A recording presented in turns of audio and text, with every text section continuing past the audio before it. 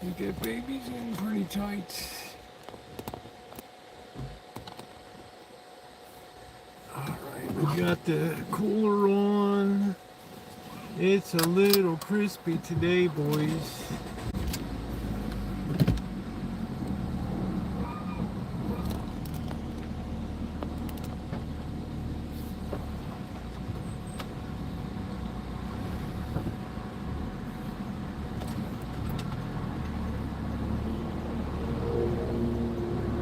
How you doing, Ronnie?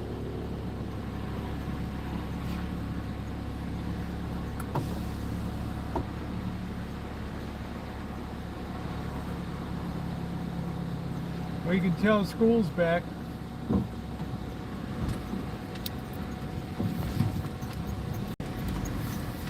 Hey, Sean. Hi, Cindy. I picked some apples tonight. I'm thinking about making a galette. That noise. I can't wait till Thursday to take the van in.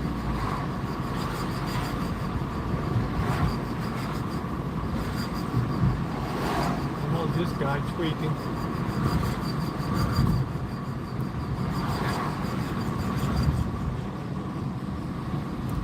School buses are running again, boys.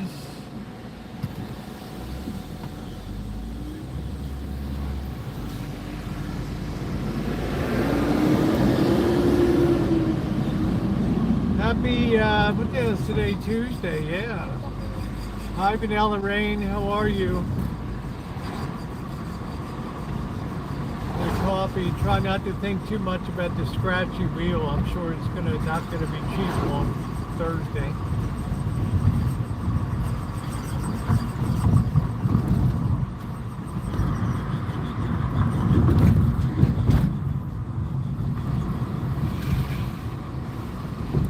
Hamjay, what's going on, man? Down in Texas. I haven't heard too much complaint about the heat.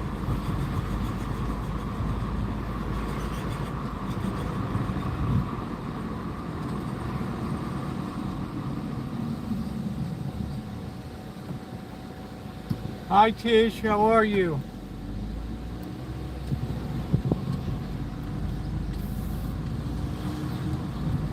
Yeah, it's the wheel.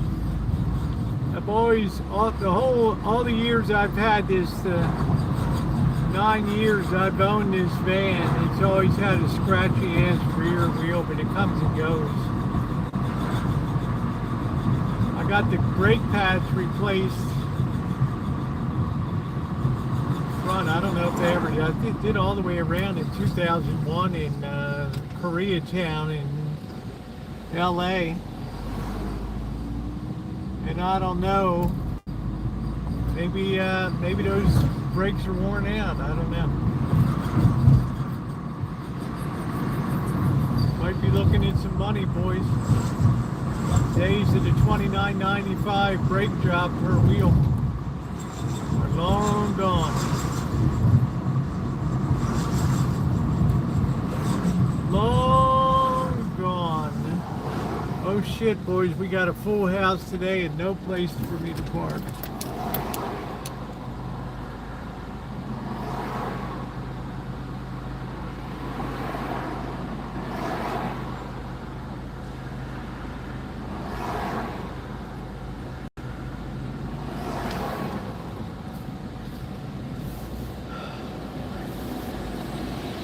Got a full house over here today. I got the cooler on, so I guess I can try to get backed into this spot.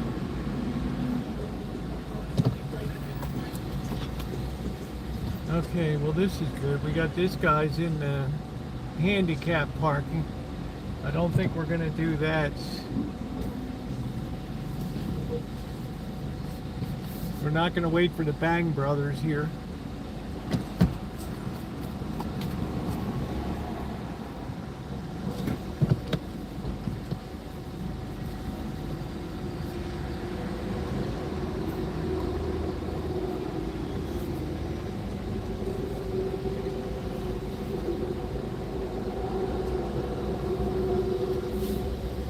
Look at this for skillful. Asheville says hello. Hello, Anna. How are you? Look at this for a skillful bit of maneuvering, boys. Just like that.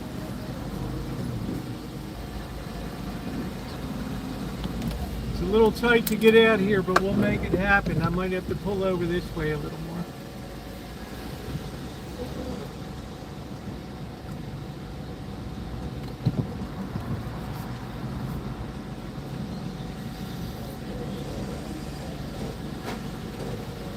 Myself a little more room, boys. How are you today? The economic did you see my video this morning, Blue? I highly suggest you see this morning's video.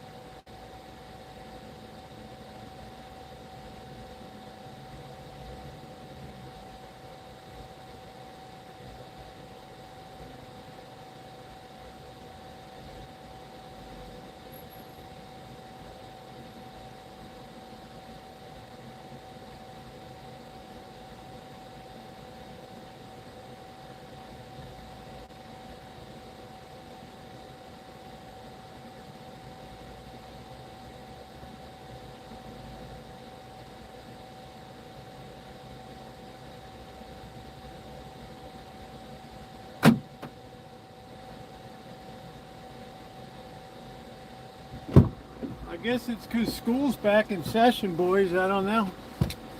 School is back in session. School is back. Well, let's see. Sean Quinn. How you doing, Sean Quinn? The girls got butt. The girls got butts. The girl can't help it. Please hit that thumbs up button, guys. We're on our way. I think I'm going to make an apple galette. Believe it or not, I found 5 apples on the apple tree, which shocked the hell out of me. So I think we're going to make a galette tonight.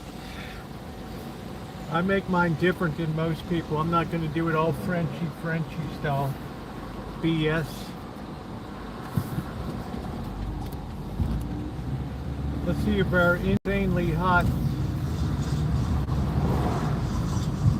flag girl is there.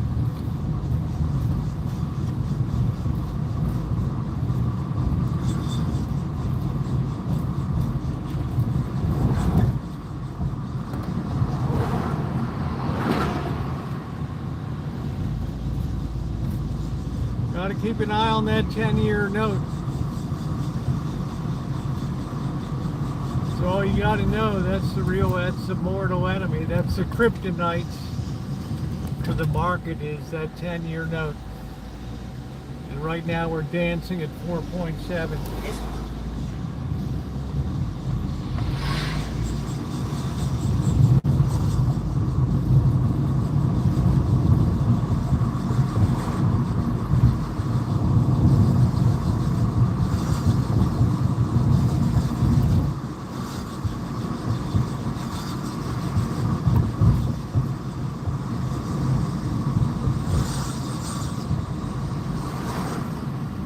Finally closed up the back of that van. I don't know if people are living in there or what the hell's going on in that van. I have no idea, boys.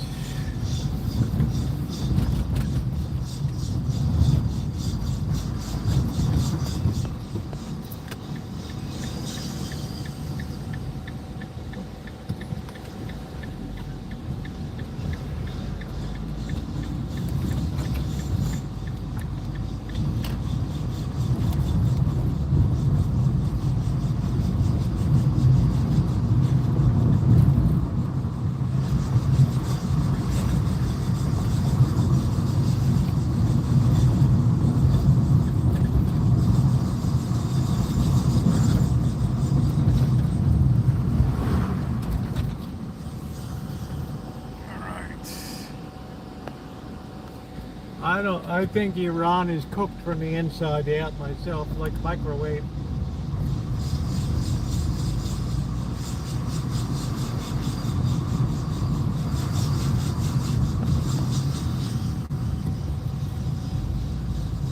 I don't know if we're going to bounce. The gig is up on AI. When the revenue chief of OpenAI quit, that told me all I needed to know about revenue. Maybe they're not working today. I see you, Mystery. Sorry about that. I see you just fine.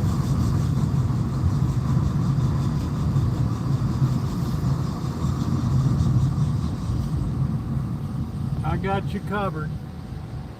They must be off for the day. Maybe not. I don't know. Shoulder closed. I don't see Flag Girl today.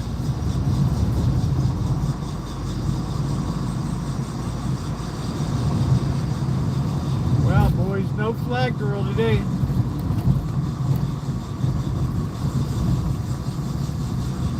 I'm doing good. It's been a good day today. I picked a lot more tomatoes. I froze the dried tomatoes, sun-dried tomatoes that I did. So I'm going to do another batch of tomatoes for drying tomorrow.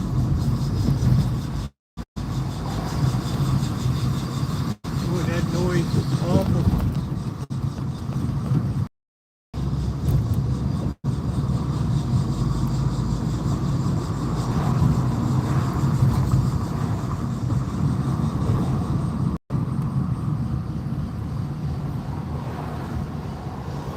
So I've been awful busy, guys. If you could please take a second and hit the thumbs up, hit the like button on the stream. It would be very, very appreciated. Very much so. I'm running a cooler. Seems to be doing a beautiful job. It's gonna affect the picture a little bit. Can't do it too high.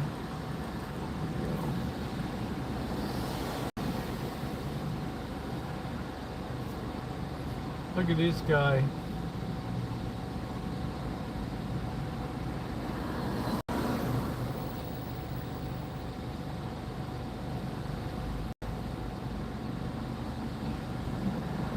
Man, what a dope.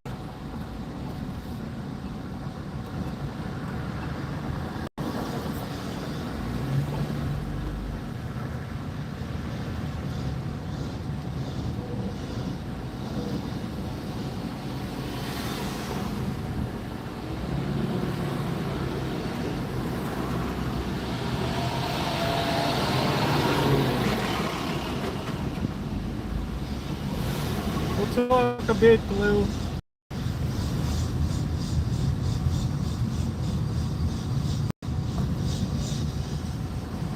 I look at personnel changes in corporations to give me a good clue as to what the reality is inside.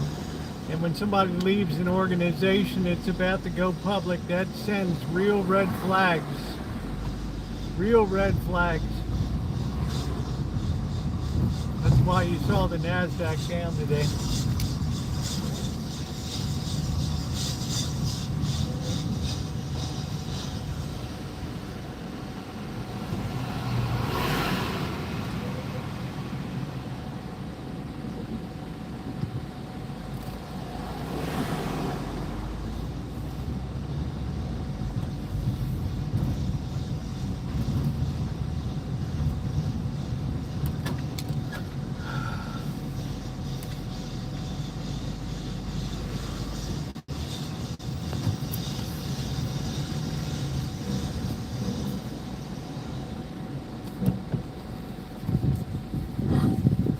Oh, that sounded bad.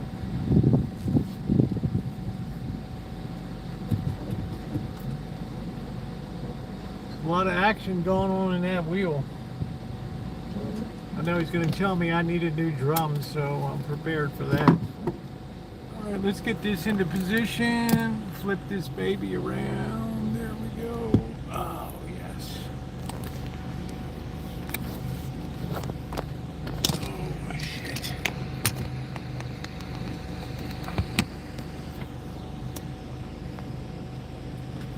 All right, yeah, please hit that thumbs up button, guys. We got 40 people and we only got 18 thumbs up today. Thank you. Let's see, double screen, 3 dots. He's only been there about a year. I'm on Android tablets.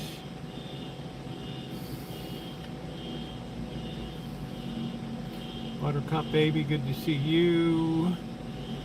We got Angus Kisses here, good to see you. I think that's pretty good right there.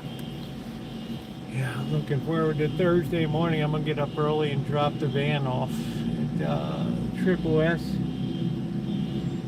Let the boys see what the hell's going on. They're probably going to tell me I need a new drum. I think it's drum brakes on the rear. I don't think they're disc brakes all the way around. So they're going to tell me my drum is all scored up. I need a new drum, blah, blah, blah.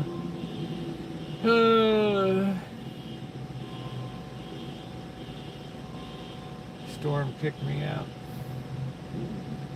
How you doing, Michael? I bought my first batch of aggro. I think it's a buy. I just think long term it's a winner. I've traded it in or out 2 or 3 times. I think it's a winner long term. Food security is going to be a big thing coming up here, I think.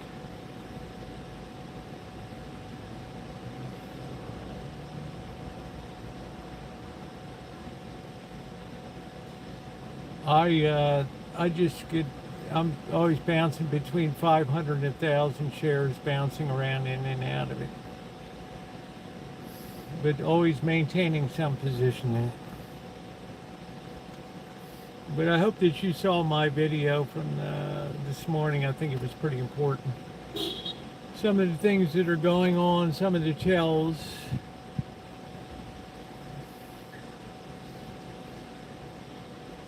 I don't know, Anna. I don't know who you are. How you doing, Trog? Good to see you today. What this woman's on?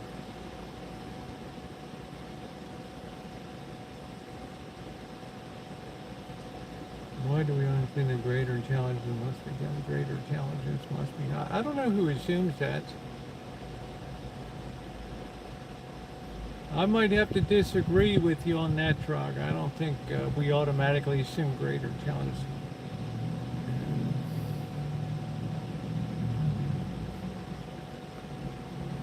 Not showing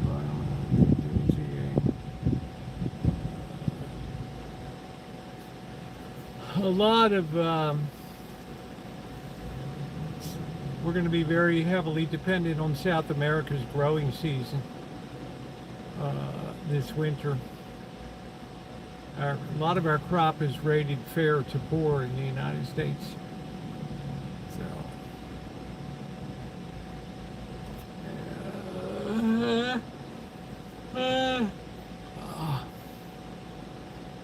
Gadzooks.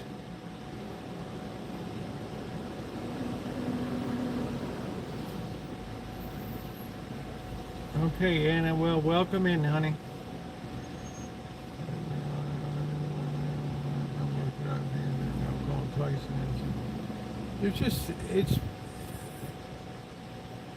There's a whole, when you're doing beef, there's a whole chain of things that have to occur. First, you have to have a calving season to have the babies, and then the baby's got to be hanging around with their mother for whatever, I don't know how long it is.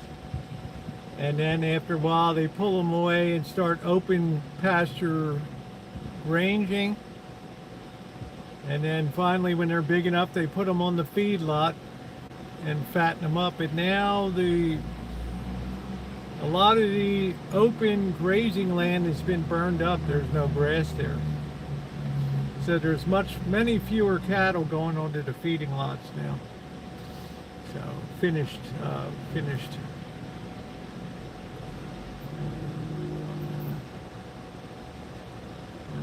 If America ever gets to where we can,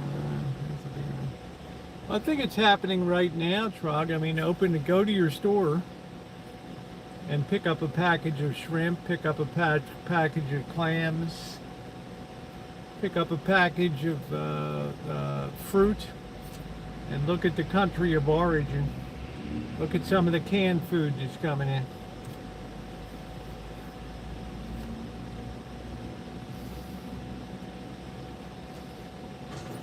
This is why Campbell's, this is why ConAgra have been under terrible pressure. Because now they're having to do what Detroit did in the 1970s and 80s. They're having to rationalize their operations to be competitive with imported food. Look at what happened with Taylor Farms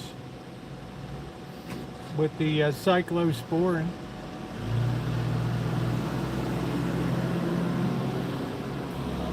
Taylor Farms built a whole Mexican division, and in Mexico they use human waste to fertilize. So that water system's going. They're all injecting also fertilizer, human waste, all over the field.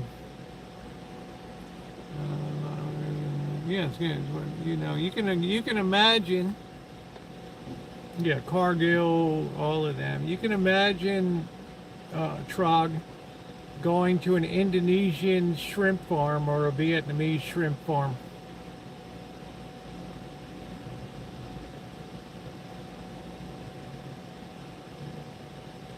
I hate to say this because some people may be eating dinner, but they could be chucking human waste in for food into that. Maybe anything goes. You have star-kissed, the bumblebees totally dominated by, it's a Filipino chicken of the sea.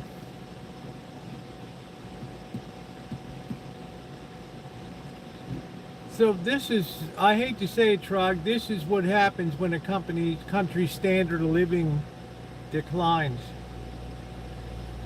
You start to have the race to the bottom of food quality and cost. And I can guarantee you in China, their food quality increases.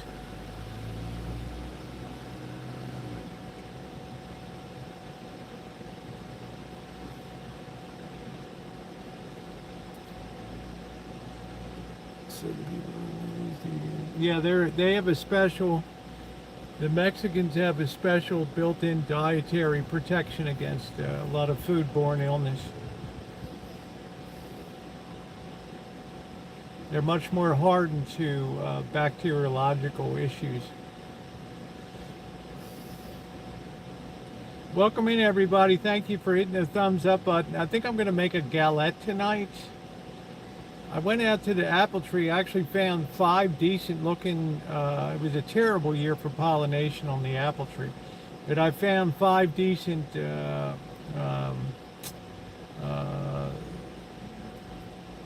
5 decent apples to use. Shrug, they're not going to tell you they are.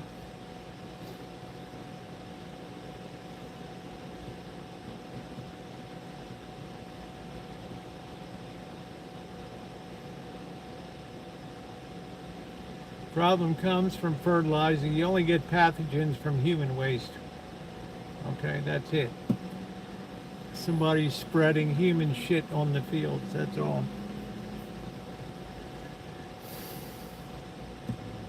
I hate to put it in delicately because I know people are eating, so.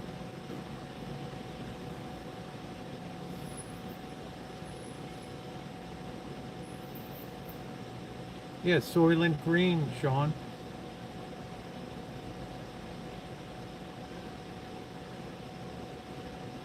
Well, look, I got people that go to Costco and pick up enormous amounts of produce and then go set it up at a farm stand. Mark it up 50%. Farm stand. I got other people that claim they're organic. They get one visit and then they're just picking up the shit in the store and taking it out and calling it organic. If you don't think that human nature is corrupt and X% of people just bypass the system, and then the other people feel it's cheating when these people are selling store produce is organic, and they start to do it too.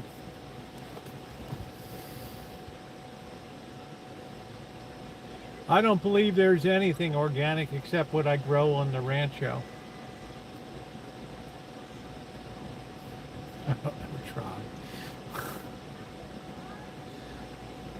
That's pretty raw, dude.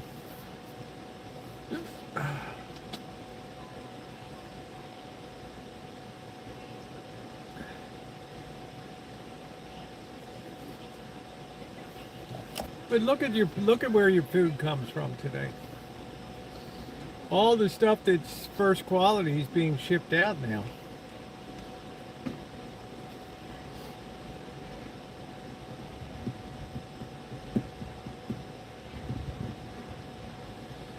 You don't see American seafood in the, rarely see American seafood in the freezer case.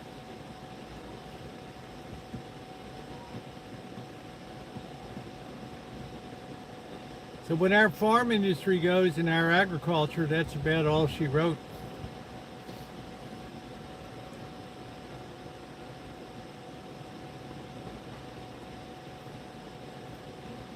Yeah, of course they do. Of course they use human waste.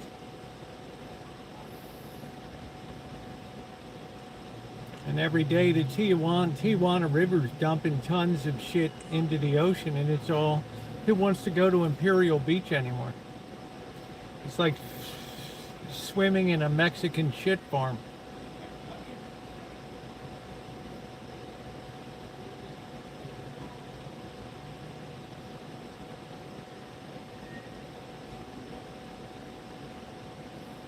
All these years, they still haven't fixed their sewage problem, which is ridiculous. Used to walk across the bridge. How you doing, Alan? Used to walk across the bridge into Tijuana, and it would be horrendous looking down below, all the garbage, trash, and baby diapers, and feminine napkins and crap floating in the, stinking like a mofo.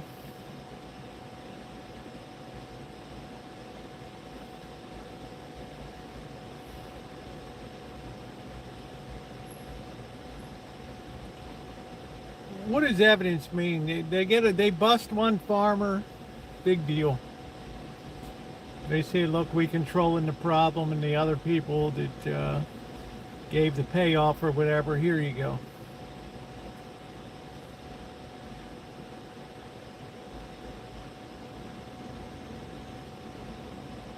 Yeah, they do that, Sean. They cheat the system. So my new operative rule is that everybody's cheating. So I'm not paying $4.99 a pound for apples. The hell's an organic apple anyway?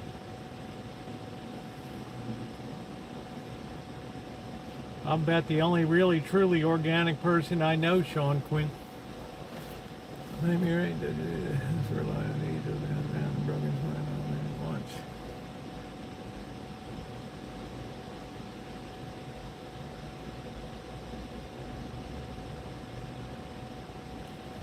I'll just put it this way, Trog. There'll be a lot of challenges. That way people won't yell at me. It's kind of dark. Now, I say there'll be a lot of challenges coming. But let me tell you one thing for sure. As the standard of living goes down, so does the quality of food that people eat and the nutritional value of the food. There's a reason that China existed on rice for thousands of years. It's predominant because you could make it, you could have a lot of it, and it could be cheap. They want a lot of meat, no dairy. Yeah, cannabis is better controlled than the food we eat. Oh, well, thank you, Sean. I'm going to be making a galette tonight, but I like to pre-cook the filling and then put it on top and cook it up. It's very easy to do. You know, it doesn't have all the beautiful fan shape going around, but I don't care.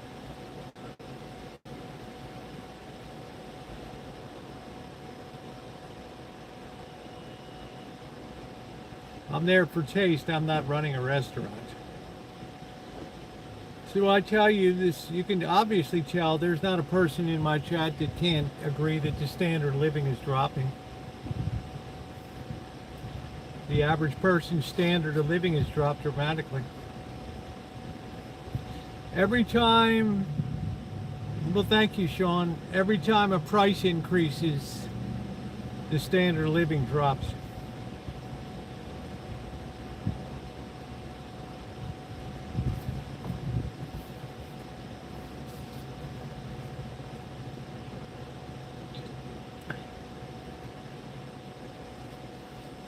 We're just not building that stuff. I said AI isn't going to turn our manufacturing around. We don't have any manufacturing. What there is defense and, you know, war industries. Some technology shit, but most of that's now manufactured overseas. So that's why you can't even, no way that this nation could fight a major war now. No way.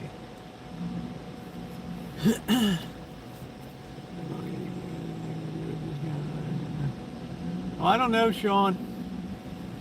I think it's a fair price that I pay for my coffee, so it's like $2.49 a cup. I could use my points. I got like 25,000 points or something crazy.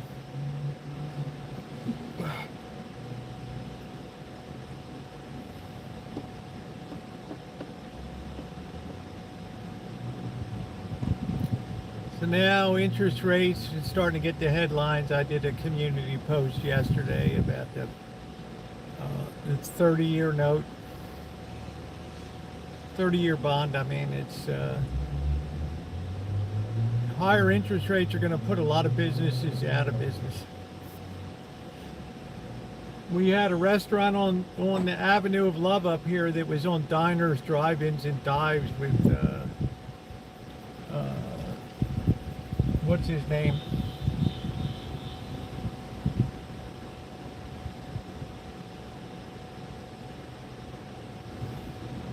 That just they've closed up. They're gone.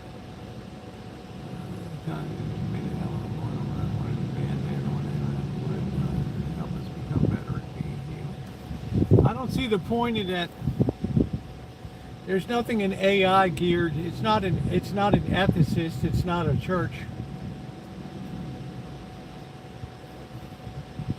Better human beings start with moral formation at a young age, and since that was stripped out of the school, it became stripped out of society, stripped out of the churches.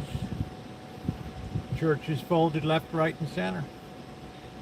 If everybody believes they're good to go, their church has no purpose at all. There's no moral formation in schools. You can't tell a kid black is black and white is white anymore. You'll be hauled into the office and put on suspension. How you doing, doctor? Chooching in the Castro. Yes, that's a good time of year in the Castro. I'd love to go down to the Castro. Man, it's been a lot of years. I'd like to go down to Chan Long restaurant in the sunset and get that garlic Dungeness crab and garlic noodle.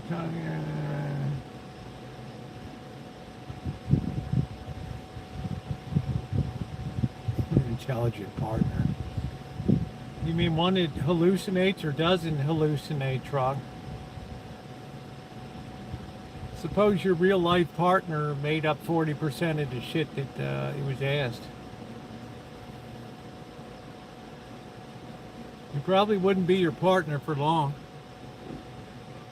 Oh, did you order those vegetables we need for next week? Yeah. Where are the vegetables? Didn't you order them? What vegetables? You said you ordered it. Oh, yeah, sorry. I lied.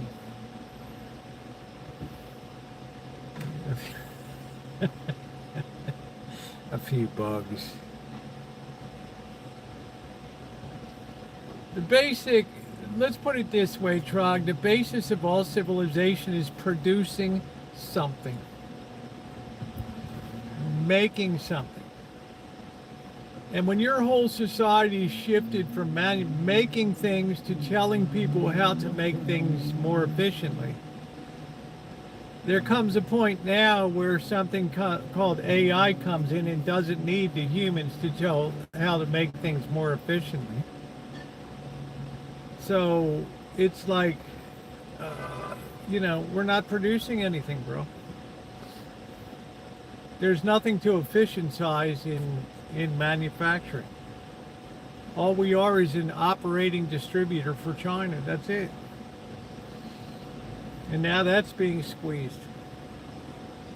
China's selling direct to consumer now. They're undermining Amazon.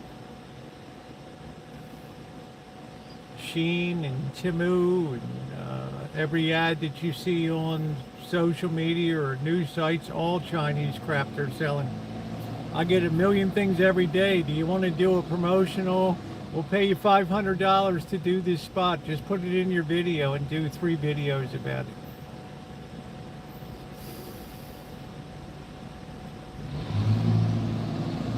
It's over.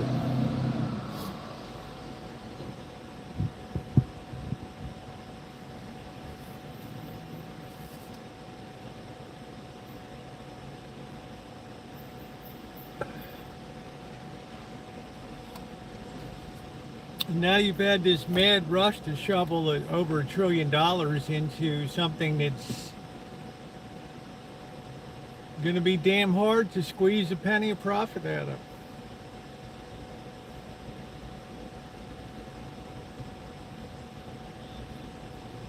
You have so many competing models of AI, of which most of them are free. Then Anthropic came out 2 days ago and said we're watermarking everything that we have writing for people or editing for people. We're going to put a watermark on it. So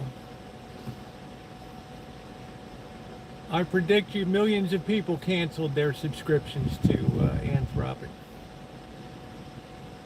I don't want an editor to put its signature on what I'm doing. You can have an opinion about it. I may or may not take your suggestion, but now you've totally negated your usefulness. That's it. Order some egg, they're not coming because China's not saying, oh well.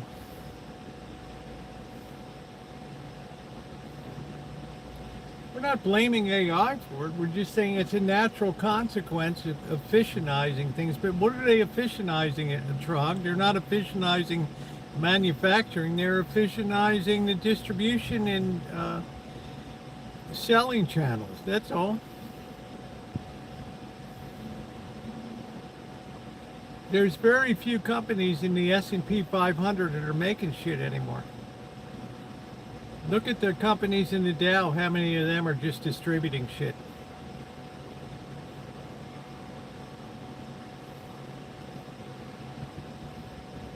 And then what they are manufacturing, tech, United Technology, right? United Technology, they're having a lot of that manufactured overseas and doing final assembly in the U.S. That's it. Well, when are you coming up, Sean?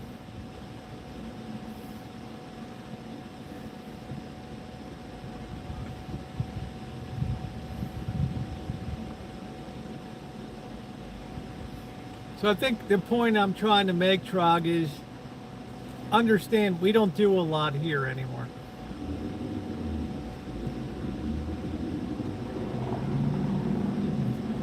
It's like Boy Blue gave me the example. He said, Rosie, it's booming around Pittsburgh. We got a battery company. And I looked it up. There's 4 other companies. That battery company, the Department of Energy spent $140,000 per position to create those jobs. Every single one of those 5 companies that's booming has government money that started them, funded them. In other words, there's nothing natural about the way that they cropped up and developed. There's no natural economic demand that created them. It was the government that said, yeah, making batteries is probably a good thing for solar or whatever, and yeah, okay.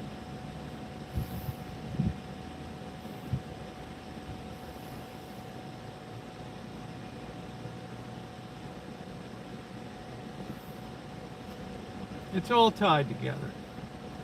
I'm working. I know you're working like a dog. I'm a traveling person.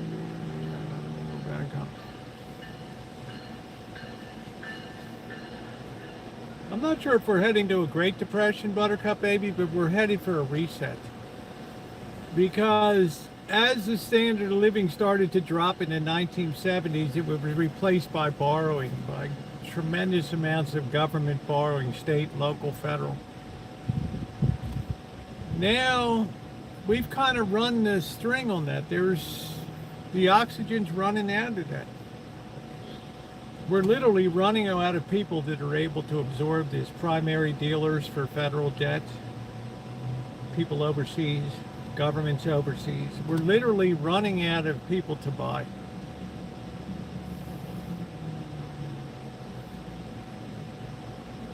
And now that that's happened, we can't rely on credit to engineer this false prosperity that's been running for the last 50 years. Because now the value of our software services is contracting. AI stepping in and rendering. Salesforce, Accenture, all these enterprise software companies, they got a big bullseye on their back now. That was a pillar of American wealth.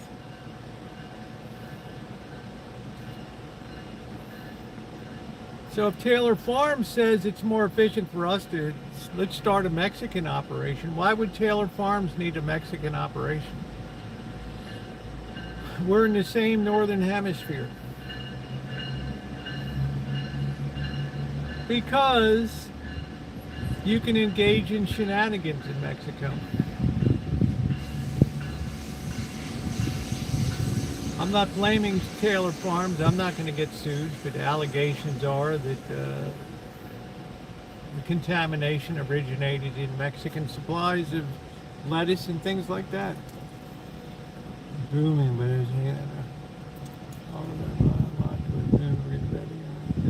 yeah, it's all about, yeah.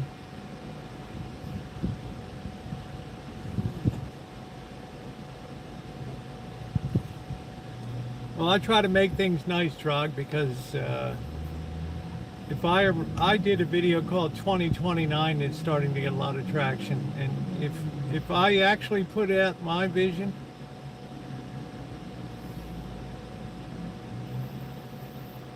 it wouldn't benefit anybody. It wouldn't. You know, I'm here to entertain, have fun, bake, cook, travel, goof around, and shit like that. So I'm not here. But I know a lot of us are going to be called on to go to extraordinary lengths to help people out in the future.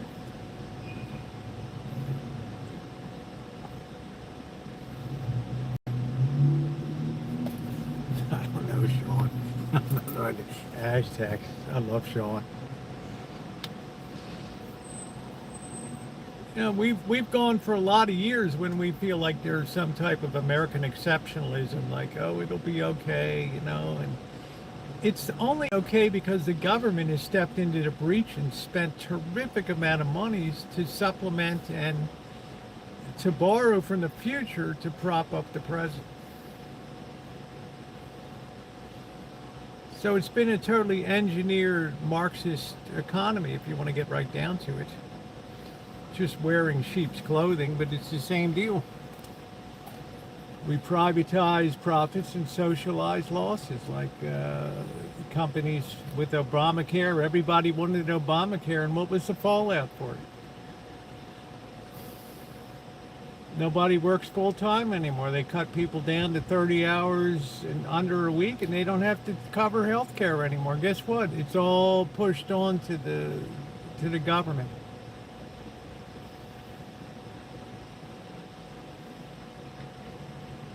It's folded right into the growing debt bubble. That's it. Walmart's happy, Starbucks is happy, they're all happy. Yeah, Mexico's great. Mommy, mama. Yes, they wanted to be on my ample bosom, Sean.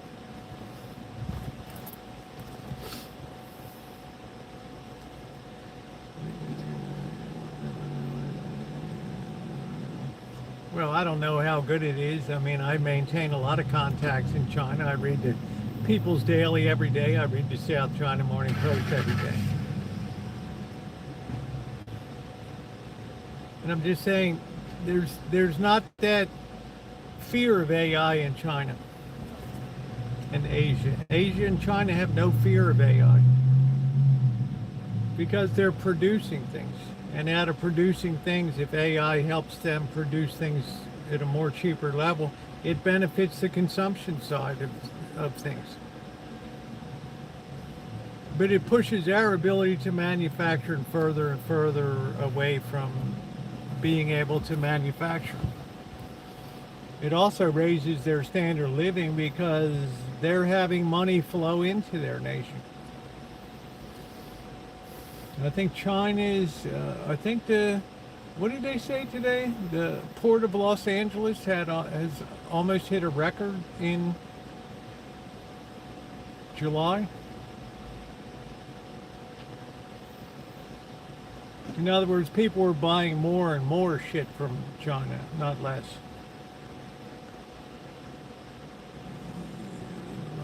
Yeah, they got a mess, but they're on their way to cleaning. Remember, Sean, you weren't even born yet probably, but Love Canal in 1968 and 72, and the Cuyahoga River catching fire, and we had pollution.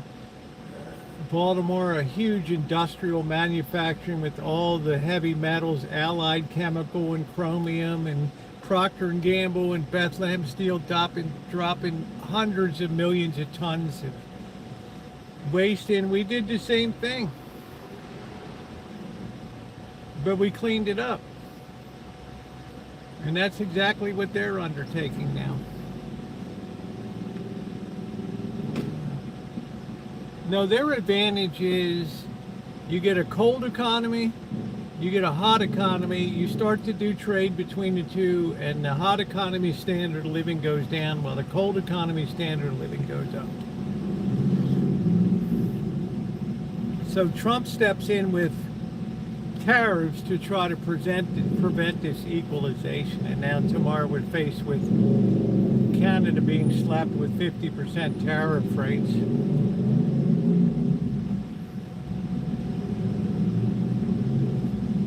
It's probably counterproductive.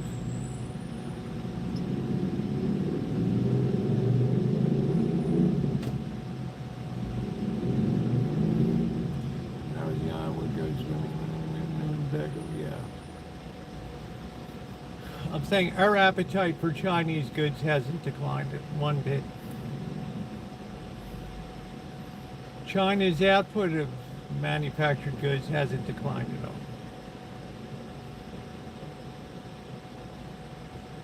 What they did was aggressively overexpand in housing, real estate, and all that, but that's gradually being consumed, off-taken.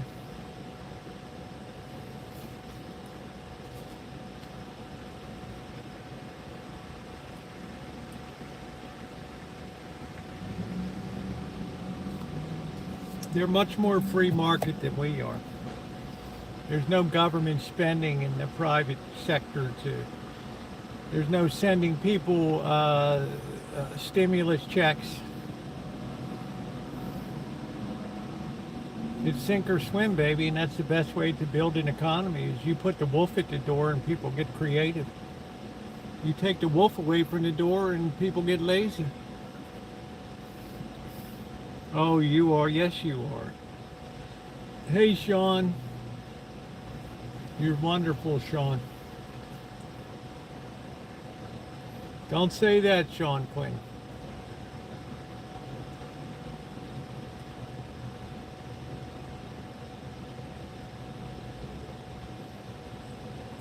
Yeah, they're not intended as right? But obviously the torch is passing. After World War I, and especially after World War II, the torch passed from Europe to the U.S. Why wouldn't the torch pass to Asia and then we become a socialist country, like following in the footsteps of England?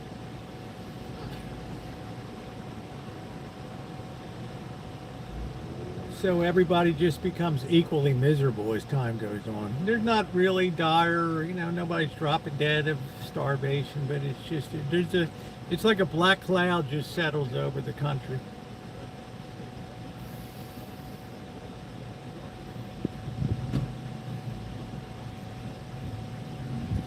It's impossible to manufacture Buttercup, baby. McCormick I was working for McCormick I remember I would go to the Inner Harbor where McCormick's had their big manufacturing operation. They had a tea room on top of the plant, and they would sit up there and serve tea and cookies to visitors.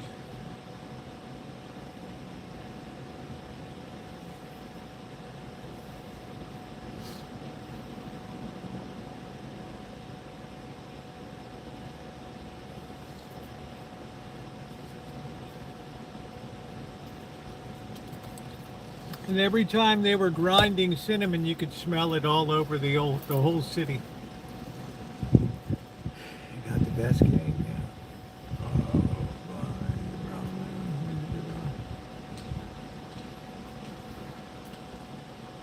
I don't know, Trog, if you saw my video the other day about the problem's not AI, the problem is our educational product today.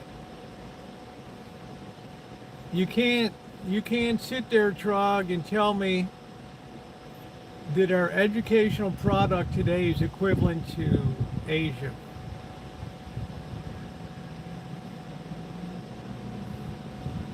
We're putting kids out of high school and shooting them into college that can't read, can't write. University of Michigan says, whoa, these kids are so mentally unstable, so unhinged now, we don't even dare give them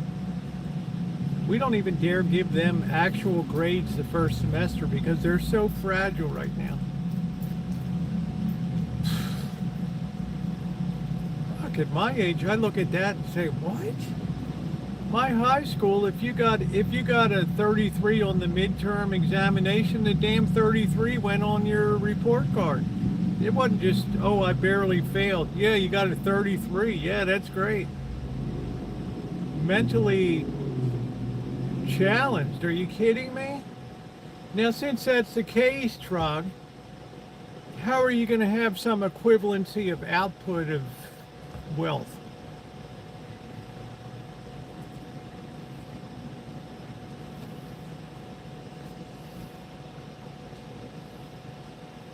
Yeah. Well, also, you're the one that brought my attention, Dr. Frankenstein, to the growth of NGOs. That's right, the fragile children. It all started in 1964, 1963.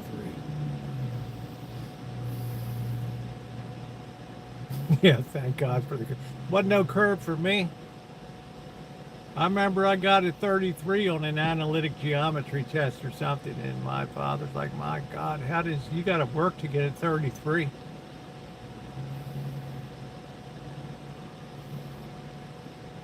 He's like, "You would think that this school would just give you an F or something. You got to see, you got to live with that." And one day, if you want to see my report cards, I got every single one of them from first grade. There wasn't any. Ooh, these kids are so fragile now. It's not good for their mental health. Make that make sense to me. It started with the removal of God from the public school system. That's where it began. You can't teach children unless there's an ethical basis for doing so. There has to be definite rights and wrongs. Things can't be relative. Once you remove that, everything else in the society slowly just rotted and corrupted. Truth became relative. Gender became relative.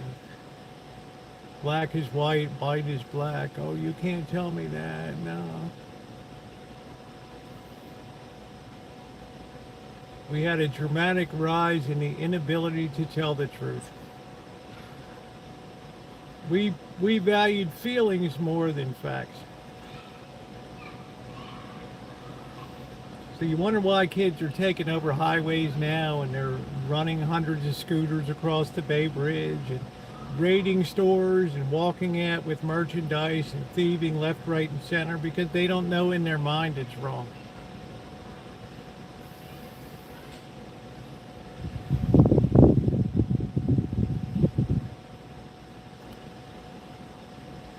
At least that's my opinion. I might be wrong.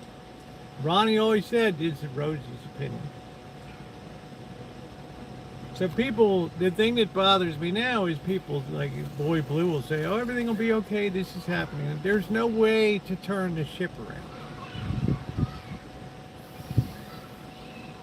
Corruption continues until it's finished the job. And then you reach Soylent Green. You reach the point where old people start to be unplugged. People end up suffocated in care homes with a pillow over their head. Because once it's okay to take a life here, it's okay to take a life everywhere. I'm going to converse with him on a college level. Didn't get the book Faust. Hey, Kellyanne, I haven't seen you for, well, these are just my opinions. I could be wrong. Your mileage may vary. A lot of people think I'm an asshole, so, I mean, it's nothing new.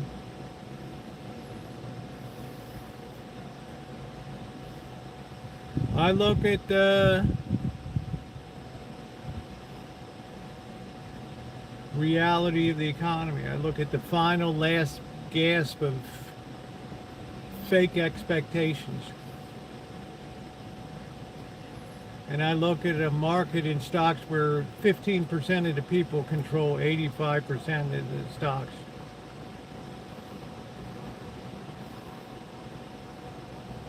And the rest of the people are floundering, struggling.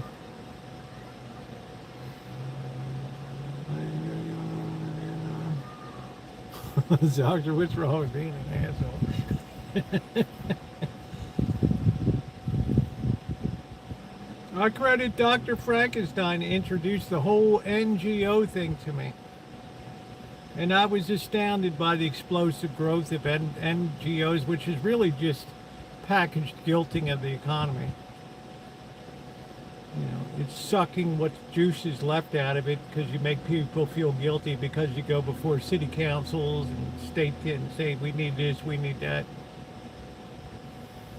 It's amazing that people survived in Charles Dickens' times where they had to bury half their children, fight off diseases, infections, lack of food, lack of adequate shelter. And somehow, without psychology and sensitivity training, they still managed to get through.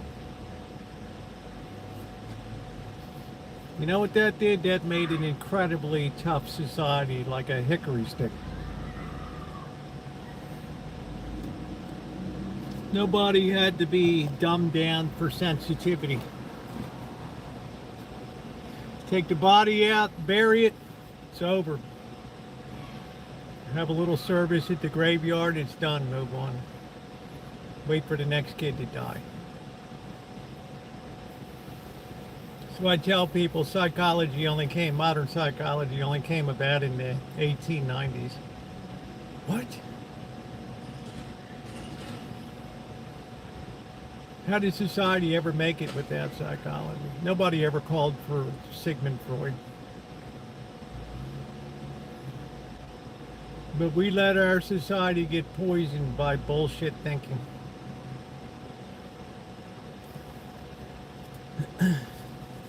I'm not sure, Dr. Frankenstein, but when I did the research, I saw the explosive growth of NGOs. I see what Redwood Empire Food Bank does here. Not only do they supply the canned goods, they also grow the market.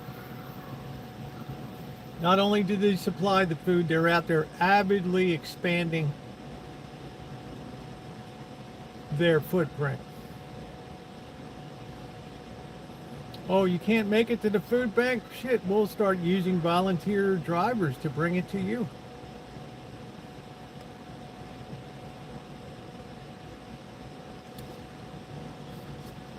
You're going to love my book then, Dr. Frankenstein. There's been no more systematic and supported dismantling of psychology that I'm putting forth. Probably going to be published in November. Dismantling of psychology. 1927, there were less than 2,000 psychologists in the United States. Population of 100 million people. Now we have 350 million people and over 300,000 psychologists and psychotherapists. Would you say our mental health has improved?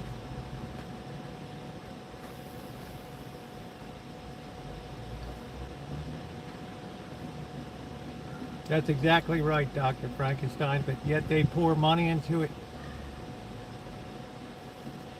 But you'll enjoy my book. I bring the proof. I don't bring conjecture. Psychotherapy is a crying need to matter in the world, to be meaningful to somebody.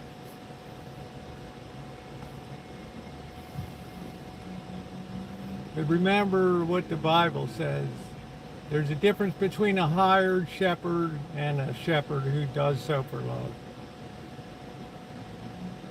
The shepherd that you hire, the first sign of the wolf coming, runs away, leaving the sheep to the wolf.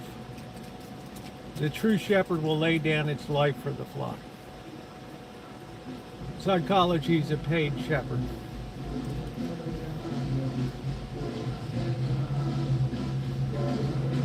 Always the next theory. You wonder why psychology can never be built upon like physics. Einstein built on Newton. Nothing builds on psychology. Nothing.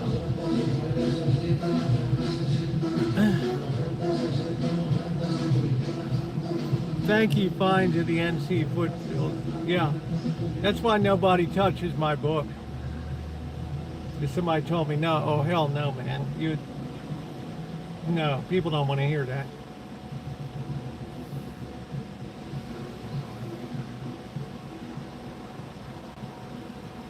I appreciate the kind words. Thank you. I know it pisses some people off.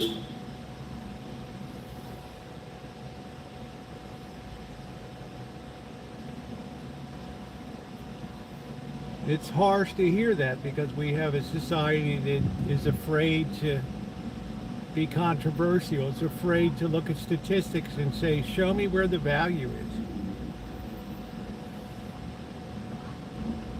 We have more mental health crises than ever before. Oh, because society's more, it's crazier, it's technologically advanced.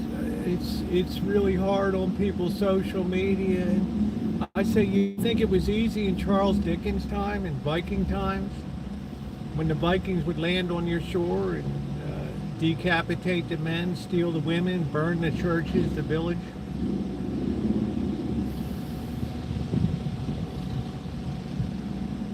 People reached down like they had a set and they got on with life.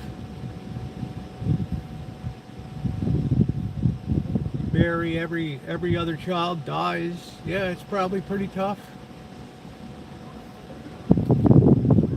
Disease.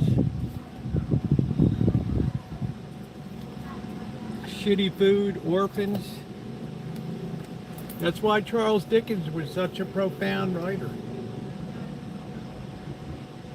Because he shed light on the human condition.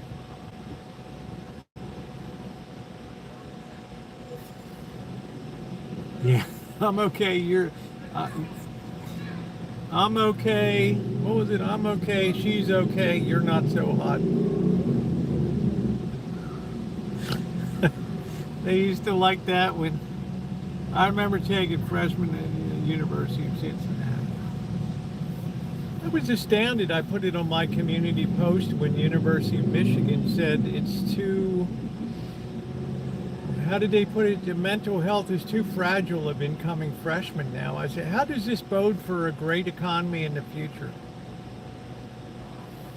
What went wrong?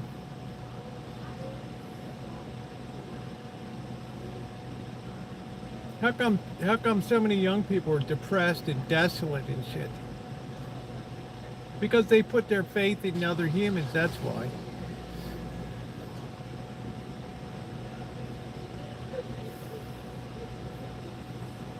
I don't know if they're coddled. I think it's a high degree of parenting selfishness. You know, the teachers will take care of it. And it's the school's problem. Fuck it. I was in schools. I had parents come in and tell me it's my fault that their kid couldn't read.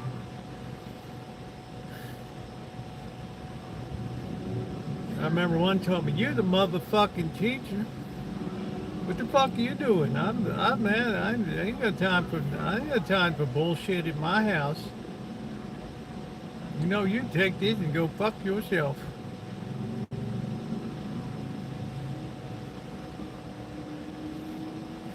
All right, have a good day, Mrs. Johnson. Thanks for coming in. Yeah, fuck that. You know what you all about, you hunky motherfucker.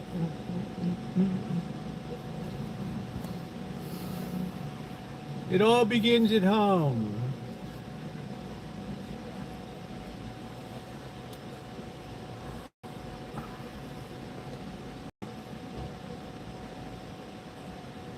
Yeah, that's what I'm saying, Dr. Frankenstein. Because you had a totally different formation. Like when people say, well, people got to work and this, you got to put 2 earner households. It's because our government deficit spent its way to lower your standard of living where you had to throw 2 people into the workforce now. You start putting round pegs in square holes. People doing jobs they're not psychologically or spiritually set up to do. And you start to get a disjointed economy where women become more masculine and men become more feminine.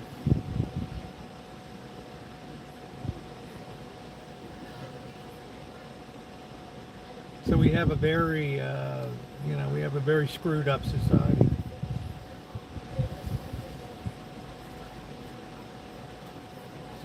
But I do remain hopeful. All right, Kellyanne.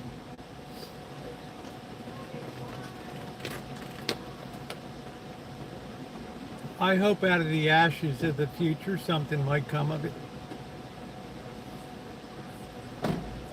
I just think we're, to be honest with you, Dr. Frankenstein, I think we're carrying way too big a population relative to production. To put it rawly, to put it in very raw terms, there's too many people eating that shouldn't be eating. And to put it in Thomas Malthusian economic terms. So because that's the case, in the long run, the invisible hands will do the great reckoning and fix things where they need to be. That might be through war. It might be through nuclear war. We don't know. Pollution, I don't know, climate change.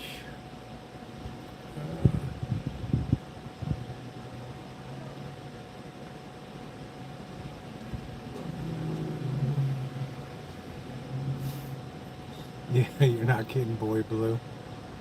The plan for the useless eaters. I mean, that's why people poo-poo Thomas Malthus, but there always has to be a balance between production and consumption. And free market economics is very blind as to whether it's a black hand, a white hand, a yellow hand, a red hand that's producing or consuming. It doesn't care. So, yeah, I'll get the hate mail tomorrow.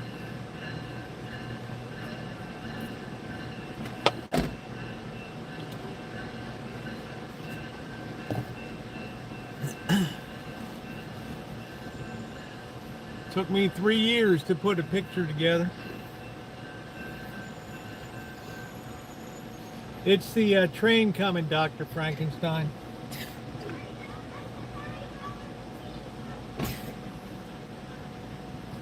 So we're called on to get each other through this. That's what separates us from animals.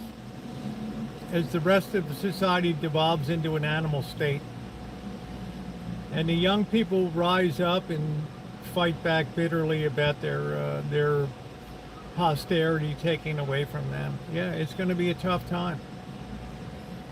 They're going to make some cruel decisions that are going to look cruel.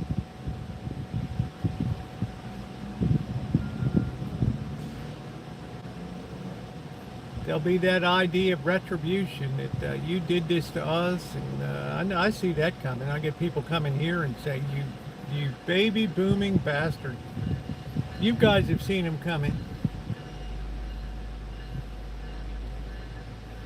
Oh yeah, fist fights were all the time. You junior high school. You'd have to be a Pollyanna to think that people that have no moral formation are going to care whether grandma's, plug gets kicked out or not.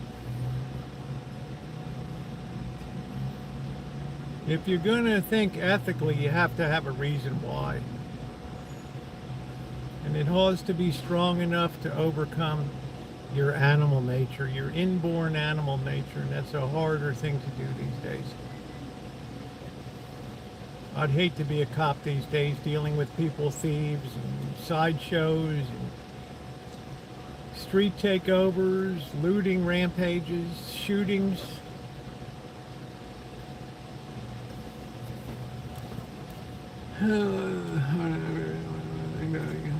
Yeah, that's good. Yeah, nobody's predicting age wars, but I am. I've seen the early fleeing past the graveyard here, Ronnie. I've seen the ghosts flit past a couple times. You look at what happens in the next 5 years, 10 years, Ronnie, when the baby boom expenses of medical care, skilled care, rise astronomically and the revenue to the federal government goes this way.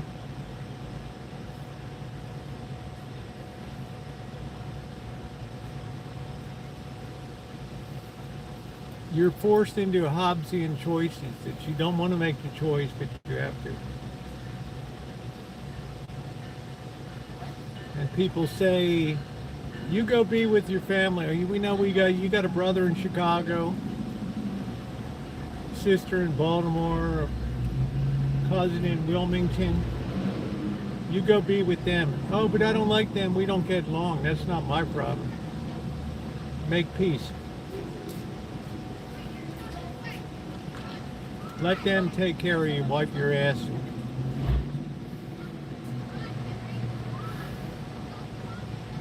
Buttercup baby. No, but they'll have enough sense to claw back a lot of benefits. You can better believe that.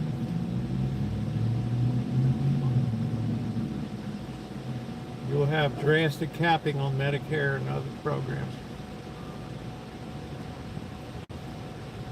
It's far different to preserve a life of a 10-year-old than a 70-year-old, 80-year-old. Put somebody on dialysis for 5, 6 years, 7 years. Hundreds of thousands of dollars a year. Who will advocate for the patients? Only the few people that still have moral formation will. The rest, I guarantee you, they'll throw them to the dogs. Just like in China.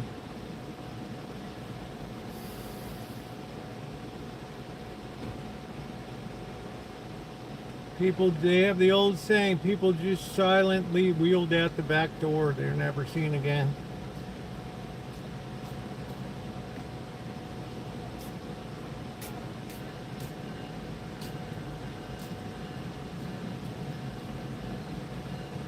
They might not have enough sense to get out of range, but they'll have enough sense to pick up a club, a gun.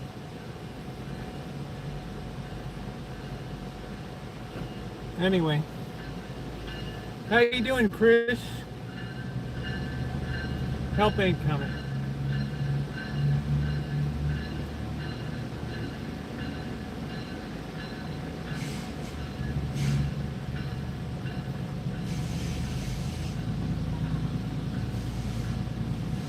So I'd say that Johnson's Great Society was the greatest disaster that ever befell our nation.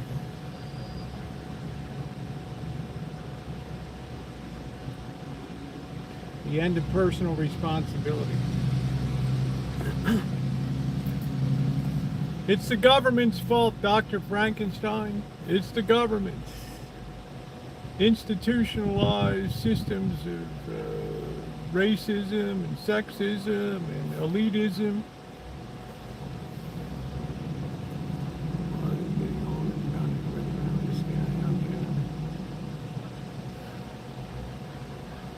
How you doing, Joni? Of course, Ronnie, we have the equivalent of the whole population of New England is on disability. Now, having said that, I don't want to be the dick that says this person doesn't deserve to be, that person doesn't be. I'm not qualified to make that decision. That's just a fact. We have a duty to take care of people.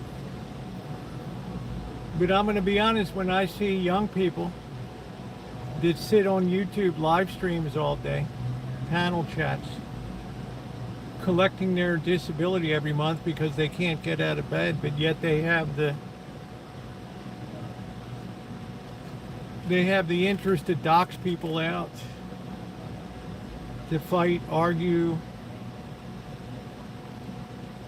fuck with each other. It makes me wonder.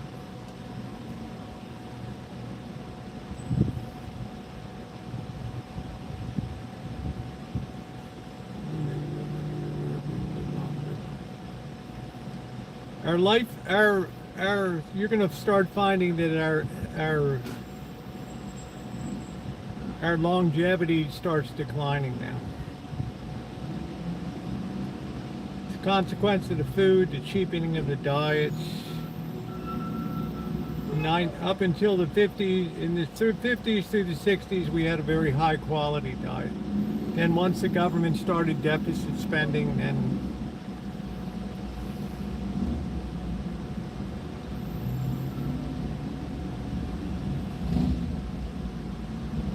there's going to be, Trog, I've said that, but there's going to be millions of people that will not have probably elder care unless it's from family members.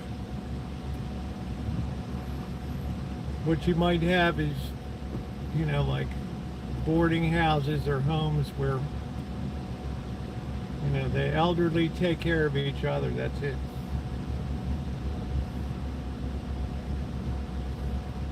And when you go, you go.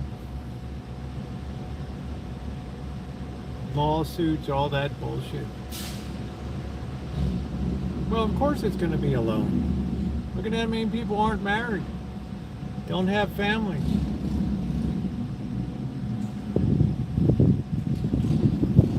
Through history, family's been the support structure, which it still is in places like Asia, where the assumption is that the elderly go live with the oldest son or the oldest daughter, and that's it.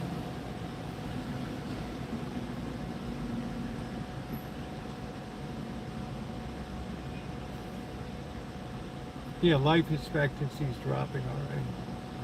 I mean, how do you pay for, you know, $120,000 a year nursing home?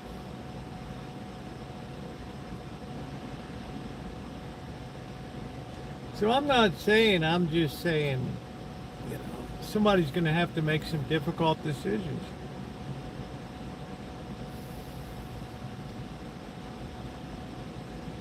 Won't be me. I suppose, yeah, well, shoot,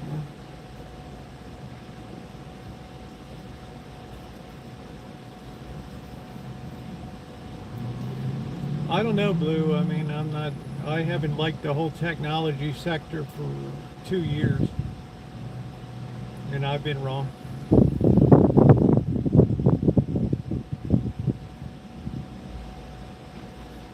Everything is about momentum.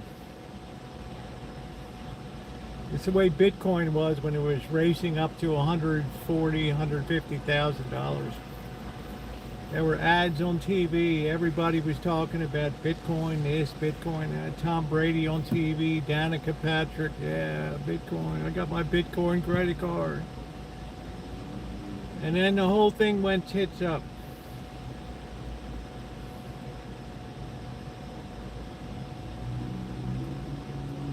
The really tragic thing, boy Blue, is that of every dollar that goes into an automatic index fund for a 401k plan,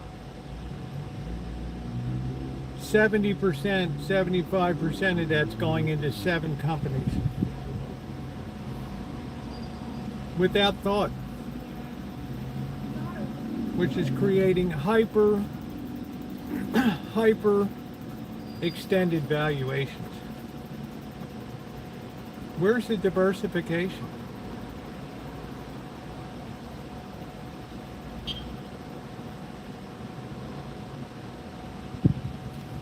And the rest of the S&P 493 just mopes along.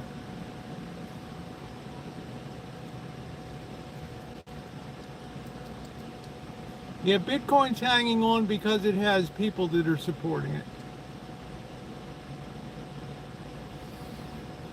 Well, what I mean by the momentum is this idea that America can never go bad, you know, God blessed America, and, you know, never sell short America, and, yeah, look at the educational product coming out today and then tell me about that.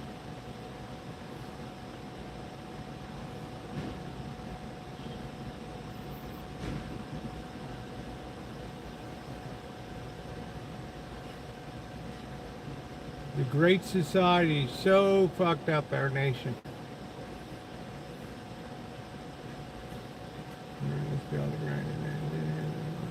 Yeah, it's exactly what it is, Blue.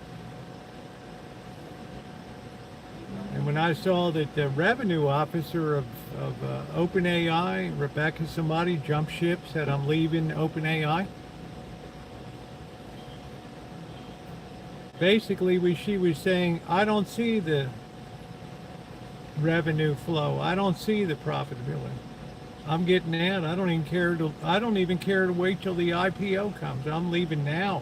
Wow. You could be like the people at SpaceX and grab the money and then watch it just go down. I mean, you could at least do that. Right? She's like, no, I can't wait. I gotta go now. I gotta go now. So, okay. People are just, they're easily fooled. They're easily flim-flammed. I look at what people do. I don't look at what they say. I look at what they do. And when Sam Altman did his SEC registration and put it under a special category that nobody could examine the financials or anything, until the roadshow 30 days before they want to bring it public, that told me a lot that they want to keep the bubble growing for a while. Now they talk about the run rate of AI and Anthropic. I guarantee you millions of people canceled their Anthropic accounts because they were using it to write and to edit. Millions of people. I used it to edit, to get feedback. I canceled mine.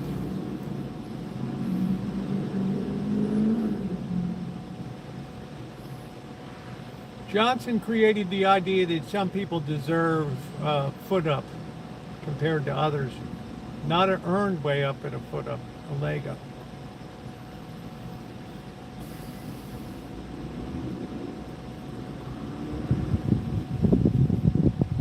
I think some liberal values are excellent for society, yeah, but they have to come naturally from people's hearts, not from legislation. Please hit the thumbs up button.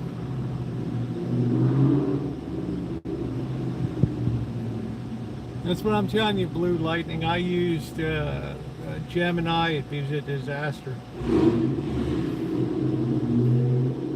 I can use Meta's Llama for free. I can use DeepSeek for free.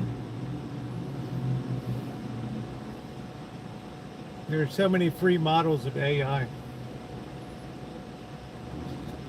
Can't ask people to pay for it if you're giving it away.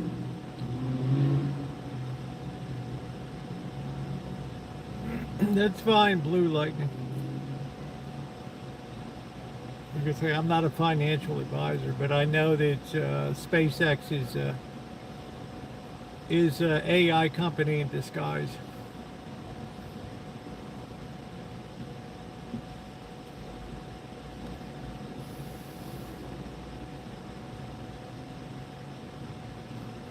Disclaimer.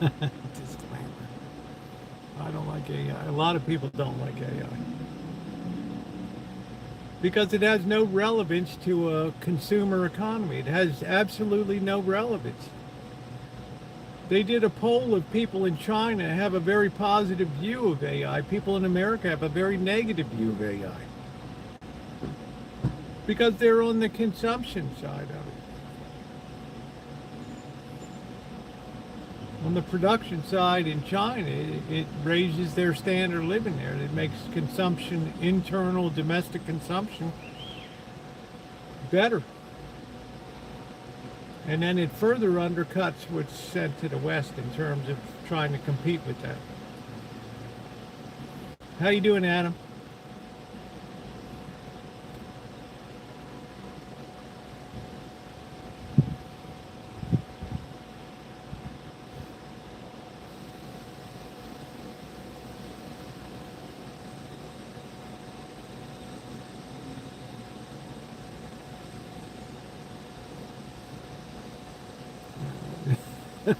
AI helps me decide what I should wear every day. That's funny.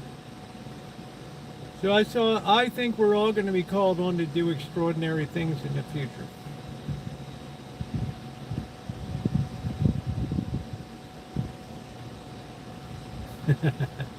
Angus Kisses says, have you used it?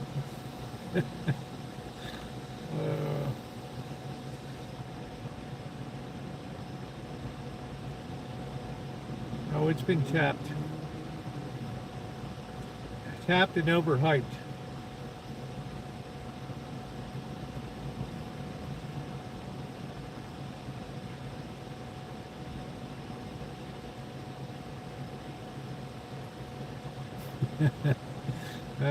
Shit.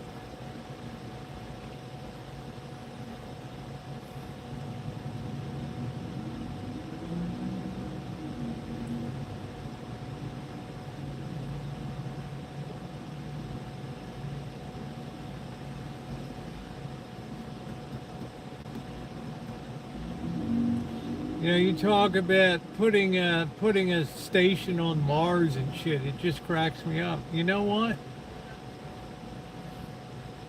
Halfway to Mars, somebody has a psychotic episode from being in space for, I don't know, whatever, a year, whatever the hell it is. And they just get up one night and they take a hammer and they just smash the console.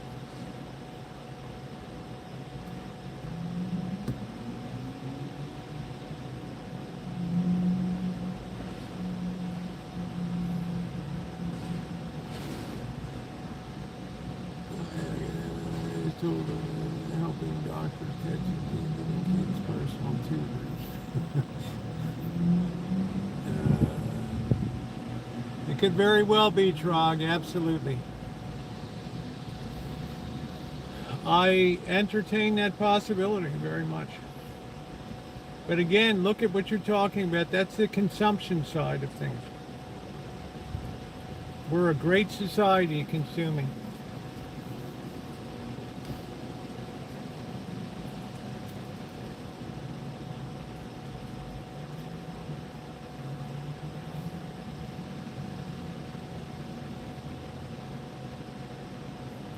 What's happening now, Trog, is that our government's reaching a point where it has to ration money out now.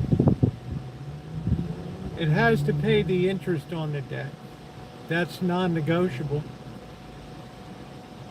It has to provide for the common defense. Beyond that, everything is up for grabs.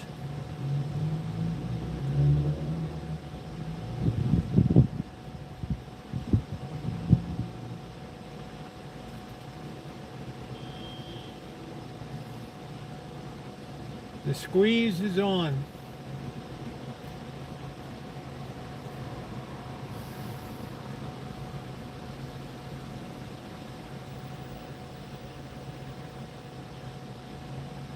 Trog, I beg you to look at the return on investment capital for the Russell 2000. AI has done nothing to help here because the technology is bleeding companies dry. Trying to bolt AI onto legacy computer systems is destroying. 800 of the 2,000 companies are not even economically viable. They're not even returning the cost of capital.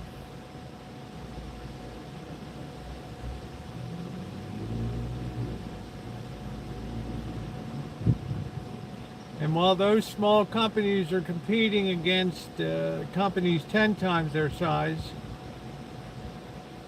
China is 100 times more advanced now in their manufacturing base, which makes it 10 times harder for an American company to compete. Whatever rationalizes here, rationalizes there.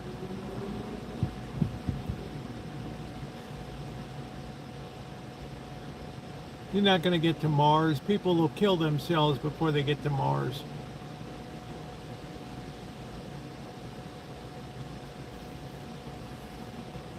Everything depends on the cost of capital, Tron. You know that. It's far different to borrow money at 2%, 3% and earn a return of 7, 8% than it is to borrow at 7% and earn a return of 6%. Look at the return on investment from 2000 to today. In the S&P 493, it's gone from 13, 14% to about 6%. Technology's not helped them one bit. They're spending billions of dollars a year to unfuck their computer systems.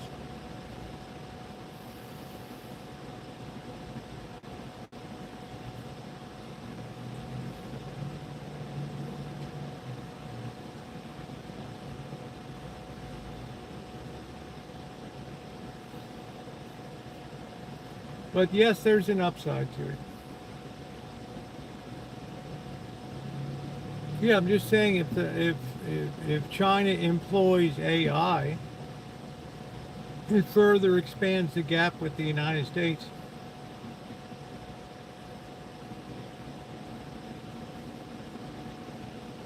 You can't you can't grow rich consuming. It's like this circular economy of technology companies. They're only selling to each other.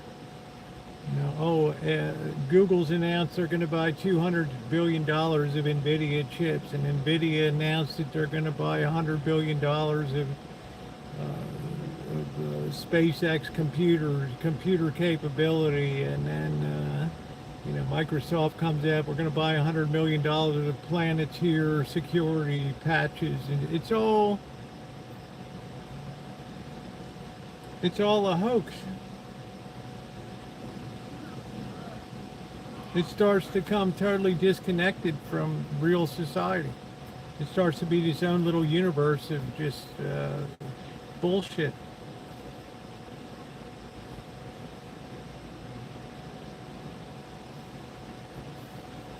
I worry Alan Gentry about the mental health of people on a trip to Mars. All it takes is one nut in there, and then you have a great sci-fi movie. Hey, how you doing, Naomi? It's just a stupid idea, Boy Blue. It's the kind of bullshit to get people to throw their money into something.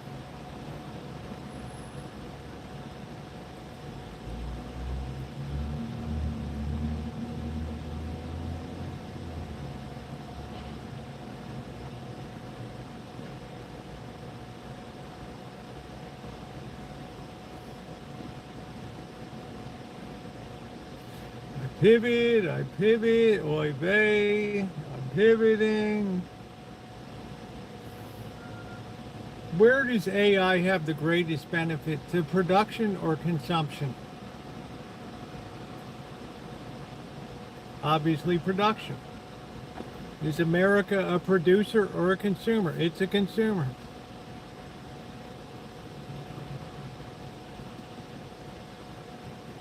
You wonder why our products are disappearing and they're not sold on the market here? Because people are willing to pay higher prices than the market will bear here. You're getting shitty shrimp from third world countries. Cat was trying to... Oh, how you doing, Buttercup baby? Yeah, I understand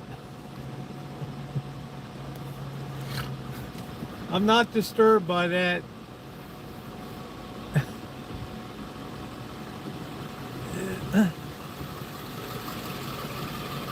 That's the proper order of things, Buttercup baby. Your roommate, you, your dinner, your stomach, your entertainment, then there's Rosie.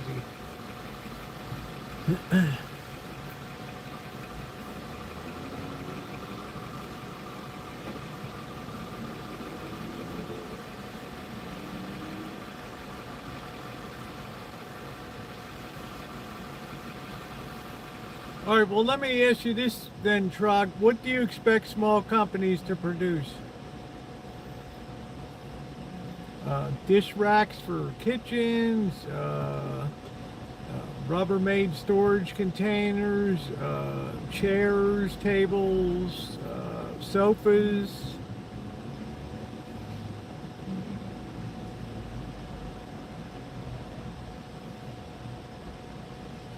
Pots and pans, TV sets, radios. Right behind China is Vietnam and India. There's no way you can build a moat around American prosperity. No way. Just like you couldn't build a moat around English prosperity. It's the way of the world.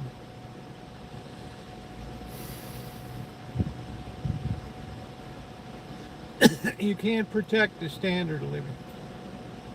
It has to always be in the hot pitch of war, fire, the crucible. Once you start putting up tariffs and trade barriers, you're just screwing yourself.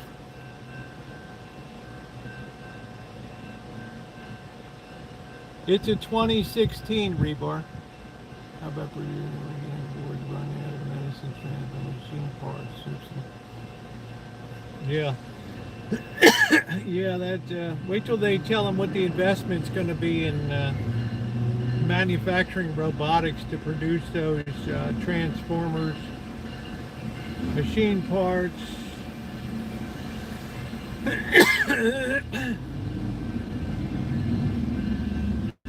You won't have a human being on the floor of the factory.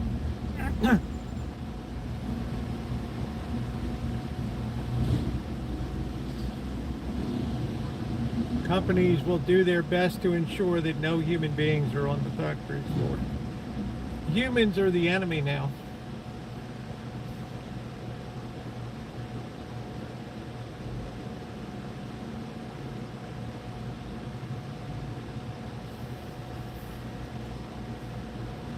It's an interesting topic. Obviously, people like to hear about it. Please hit that thumbs up button.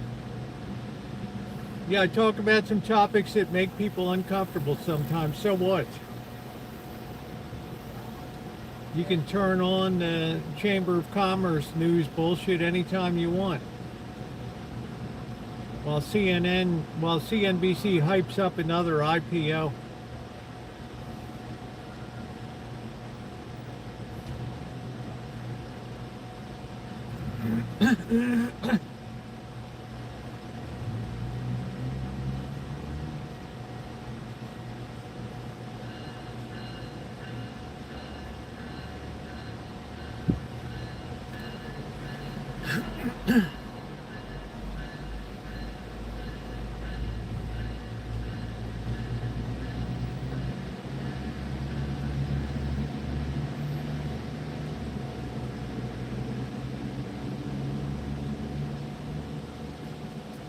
Hey, how you doing? Hey, Alex, how are you?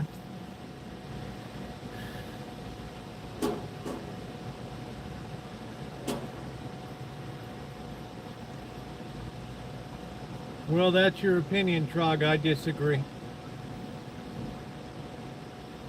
Every person that's working for a corporation has a bullseye on their back right now. Whether it's the person pulling drinks at Starbucks, and I tell you right now at Starbucks headquarters, they're working around the clock to automate with equipment to run those stores with maybe one person to sit there in the back and keep an eye on shit.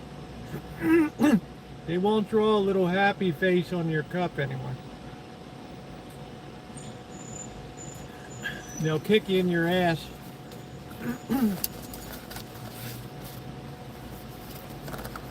They're tired. They hear the word union, they run the other way.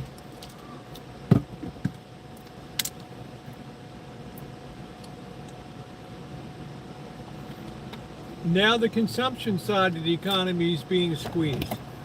You work at Whole Foods, Philadelphia, their picking rate for delivery foods went from 60 pieces an hour to 80 pieces to 100 an hour. People are running around slamming into people shopping. They're so frantic to fulfill orders. Normal? Good job? Compared to going into the Motorola or the Zenith factory or the General Motors factory or Ford or PPG and Procter & Gamble.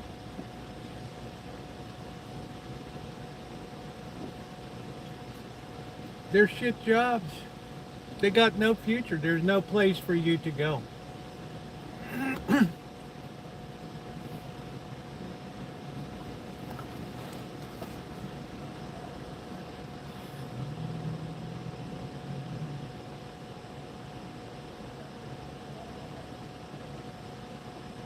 I defer to Dr. Frankenstein worked maintenance for years. Alex is a longtime friend of mine, Naomi. Production getting no. Yeah, well, something's got to give, right? You can't have it both ways, as the Chinese say. The needle can't be sharp at both ends.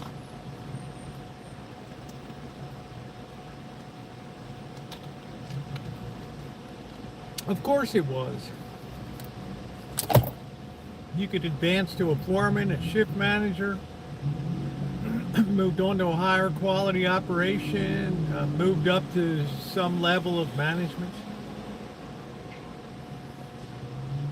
Where do you go in Starbucks?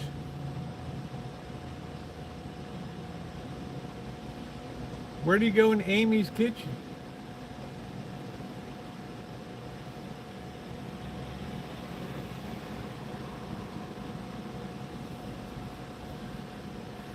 Hi, Kelly. How are you?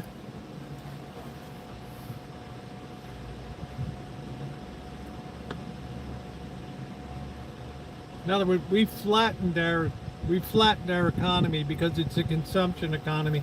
It's not a production economy. Production is not expanding.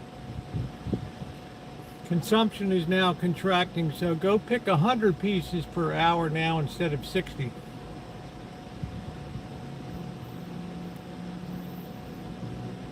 And what does a manager do? Get another $1 an hour to schedule people and have all the headaches of baristas that are pissed off?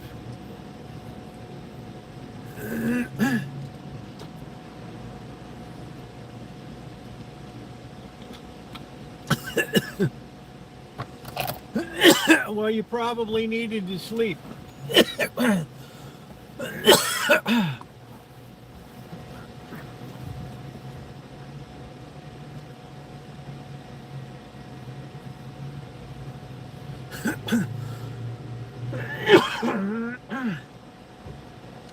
I'm not sure I'd let a high school graduate onto a factory floor these days. I'd be worried that the fragile mental health or the bad attitude.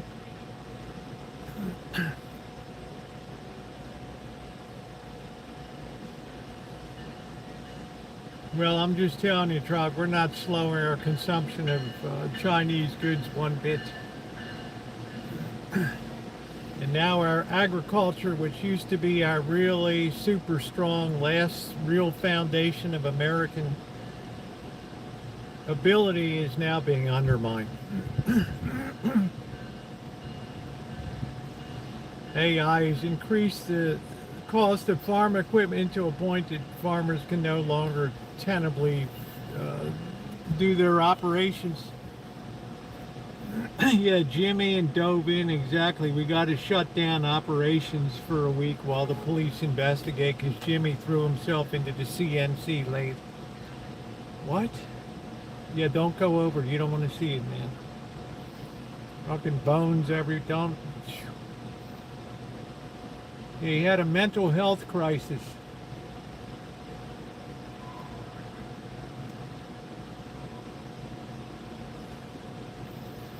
I don't know. Do you like to drink sangria?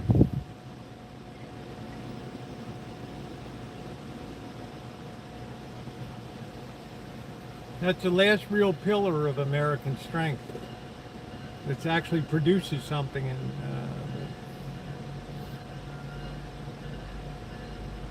now they're gutting that. Hi, Melody. Very nice to see you. Yeah, it's an interesting conversation. Like I said, I'll get the hate mail tomorrow.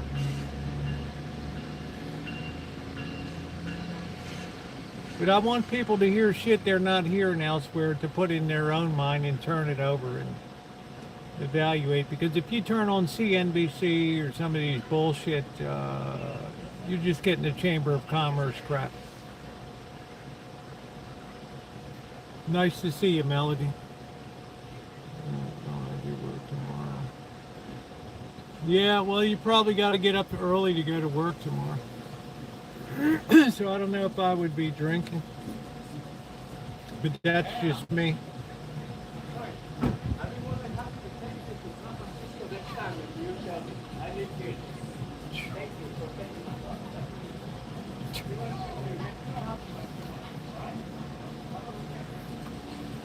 shit. Yeah, I want to be an influencer. Anything might actually do right. What's one thing that AI might actually do right?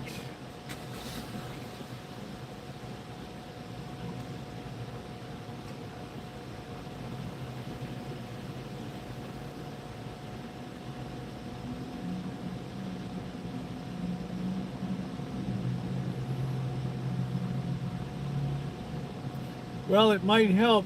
I know it's already helping agriculture be more efficient with the application of fertilizers and pesticides in fields by immediately sampling soil and finding out if what nutrients are absent in which areas of the farm. That's one thing.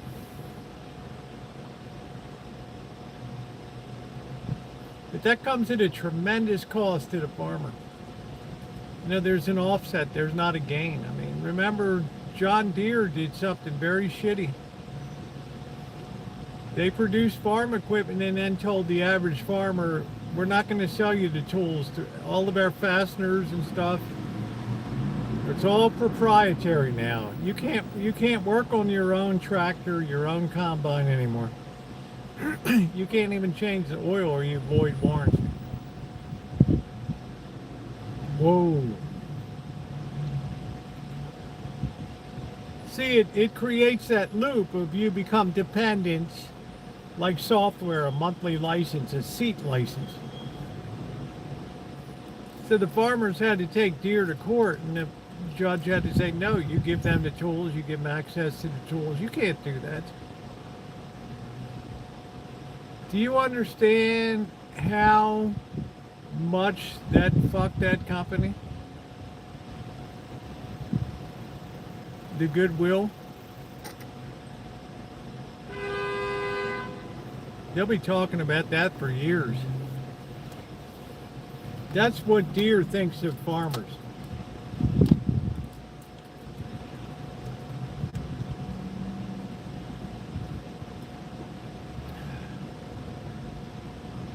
That's what Starbucks thinks of employees. That's what Amazon thinks of employees. That's what Oracle Corporation thinks of employees. That's what Accenture Corporation thinks of employees. Yeah, but the offset of that trog is the cost of that.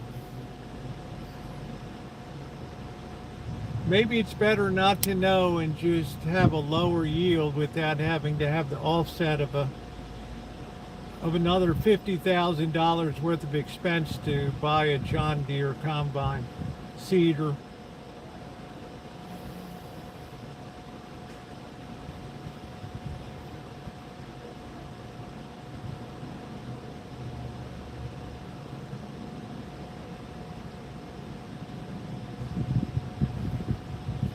You look at Caterpillar tractor, they're booming now because of site preparation work for data farms,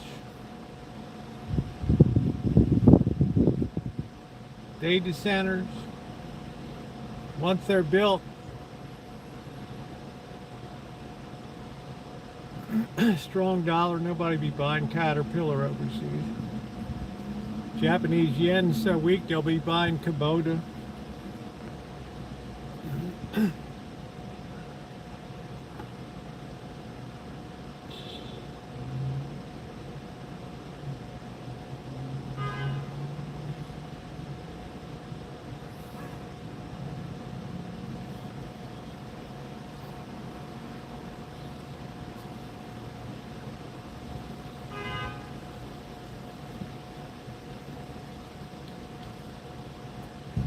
Yeah, it helps farmers diagnose what's wrong with their equipment, but they're not allowed to touch it. They don't have the proper tools.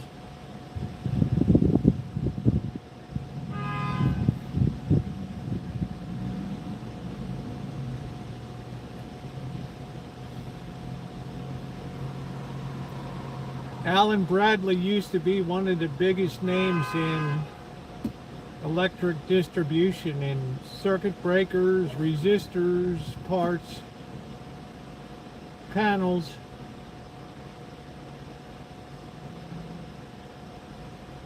Show me the day that Alan Bradley is going to be building a new manufacturing facility in the U.S.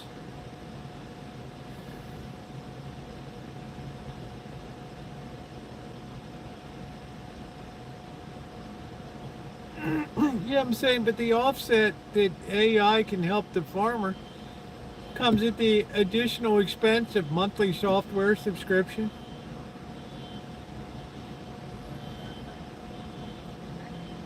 Equipment that can process it. You basically have a fancy ass computer on board. They're not going to give it to you.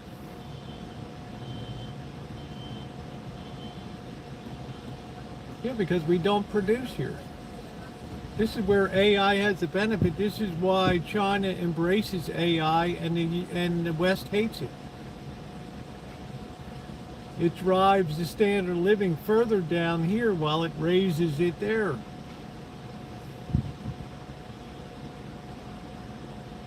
This is your automated Starbucks. Good morning. Would you like a happy face on your cup? Are you feeling particularly blue today? I will put a straight line where your mouth would be from a smile to a straight line.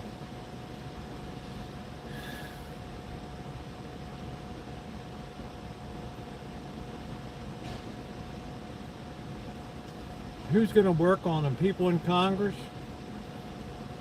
Holy shit. Let me put my seatbelt on.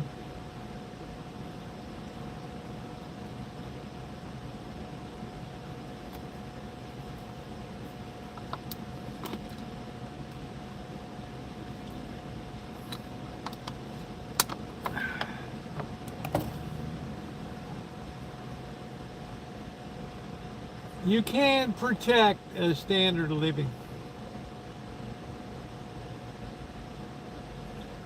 I don't know who this guy is in the wrong chats. I don't know anybody named Asha something or other. You don't have to worry.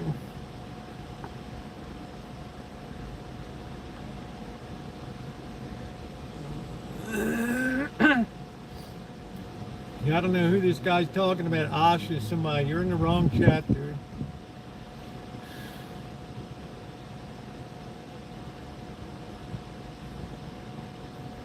Guy's talking about Wheeling, West Virginia or something. I don't know what the dude's on about.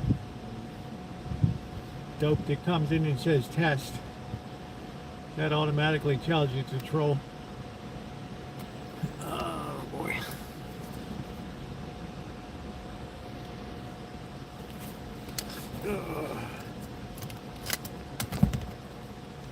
Always getting comfortable. We added a shot of Zoloft to your latte. Would you say that you're a frownless state today? Do you have a smile or do you have a frown? I will give you an extra shot of espresso. I will not charge you.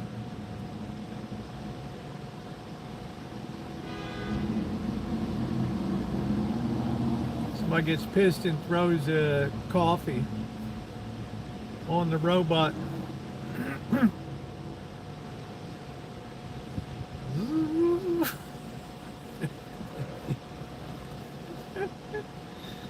I don't know about Zoloft.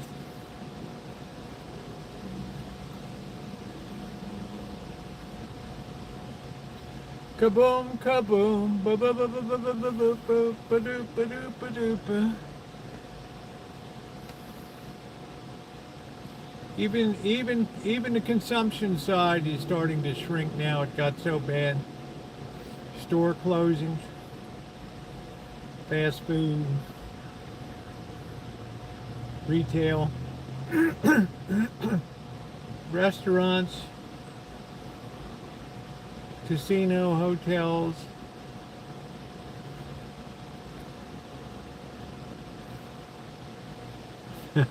I'm not expecting it to feel better. I don't go to Starbucks.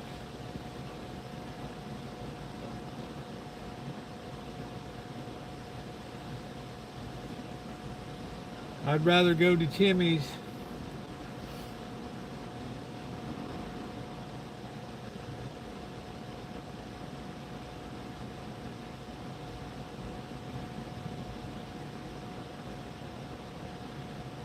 Make a Timmy's run.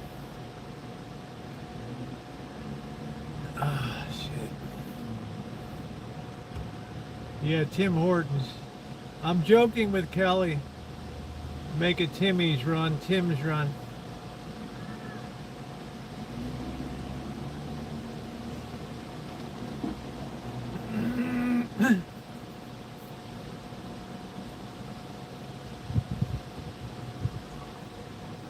People enjoy small luxuries these days. Look at that breeze is picking up now, right off the ocean.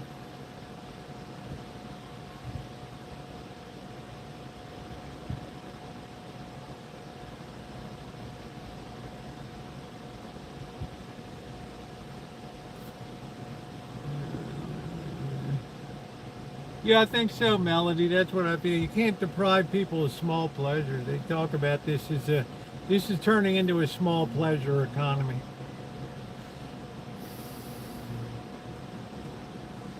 You know, a lot of young people know they're not going to have a house, they're not going to have a decent car, they're not going to have a good job. So whatever money they have, they'll spend a little bit on the pleasure economy. They'll order some food in. Makes sense.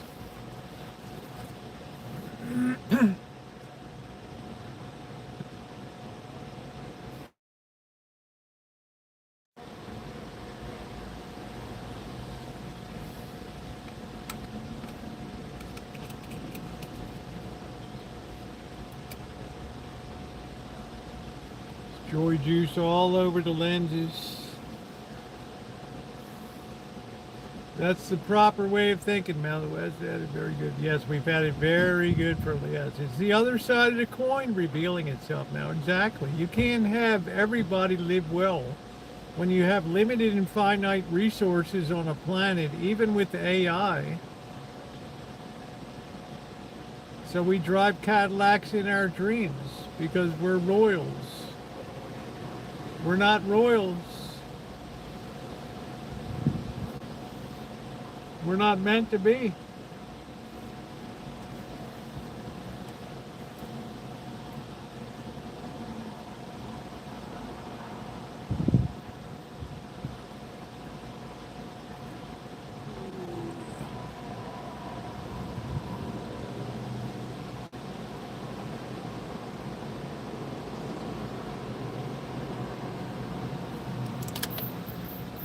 Oh, it's really comfortable now.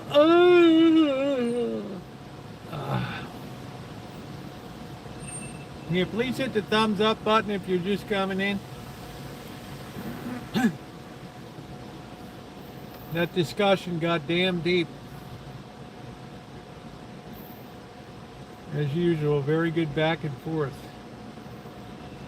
Oh, man. Hey, Glasgow.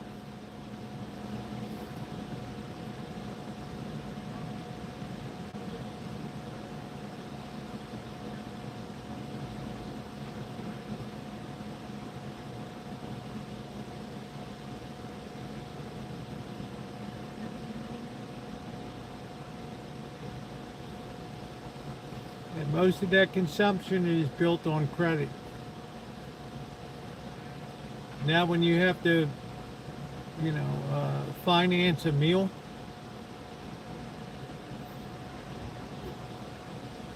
when Uber Eats started, Uber credit, dine now, pay later, what the fuck, man, are you kidding me? Wow.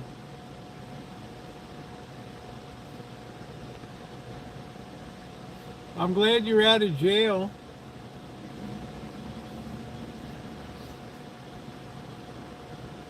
Yeah, you're doing fine, Adam.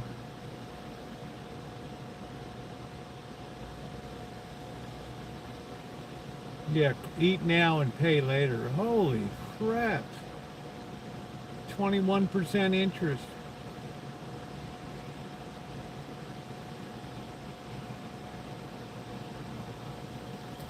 It's a double whammy. The technology kills the restaurant and the technology kills the customer. Yeah. That's the sad state of our economy today.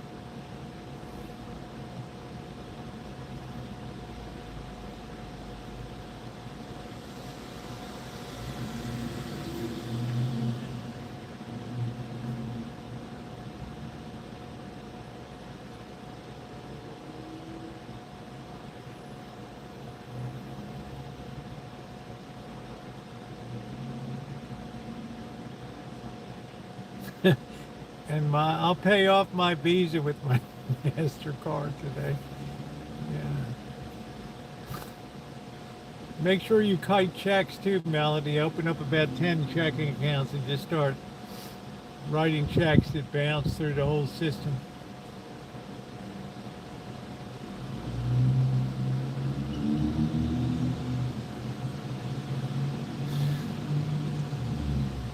This is why we have such an explosive rise in fraud today, because people have to cheat.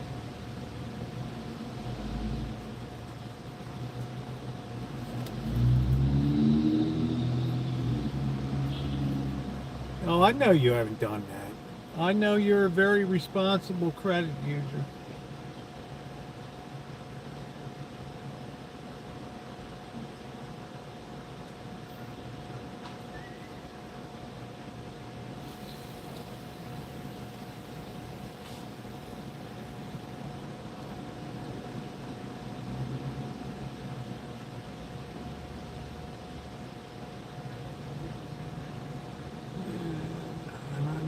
Yeah, I'm not taking. Yes, I do. I absolutely do, Trog.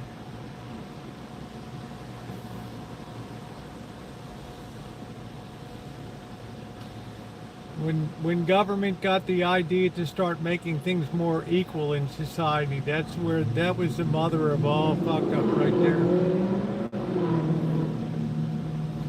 Starting to interfere with the invisible hands of the economy. And by the late 1970s, it chased a ton of manufacturing out of the U.S.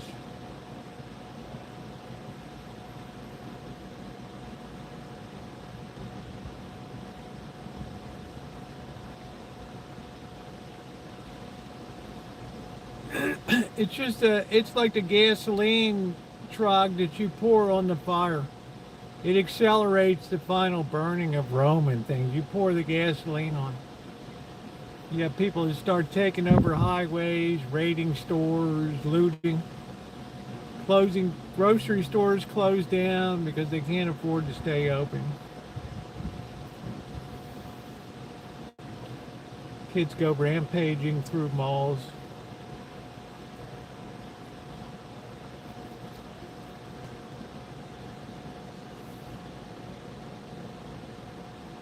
Yeah, and you're too generous. Oh my God. Poor Buttercup baby probably knows everybody at AT&T customer service on a first name basis. I don't think we need the cooler. Let's pull that off. There we go.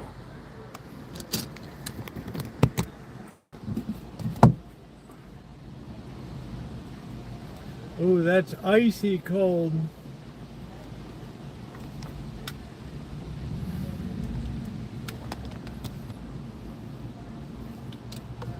Icy cold.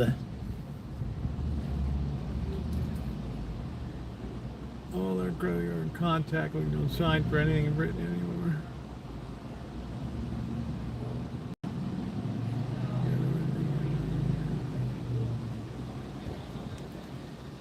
Well, I appreciate that, Drog. I piss people off. I know that.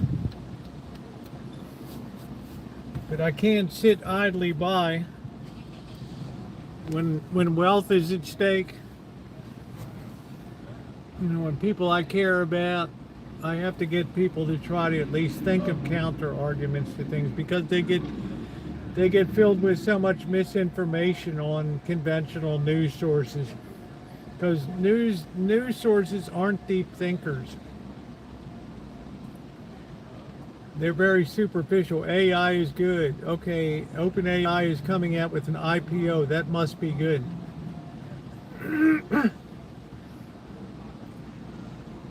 um,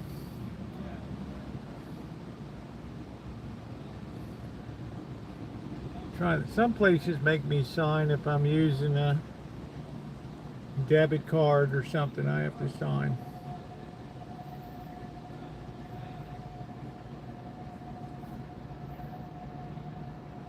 Yeah, I learn a lot, especially from the people on here.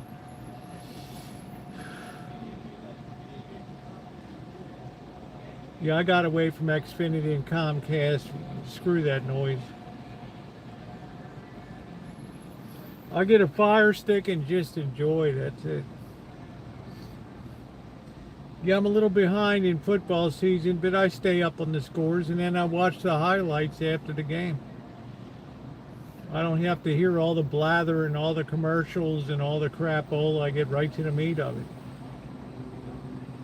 And this is going to be a great football season.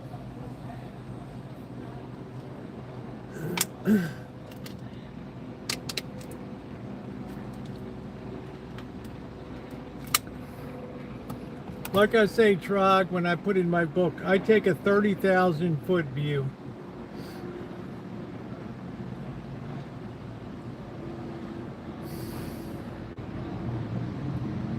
$30,000-foot view on psychology, science, economics, faith.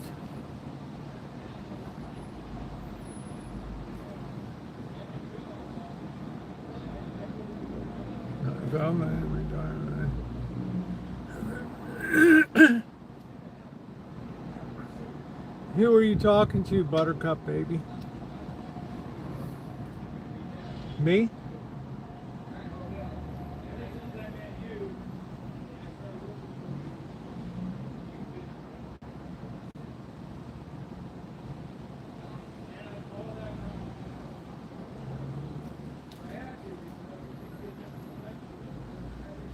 So how do I get what?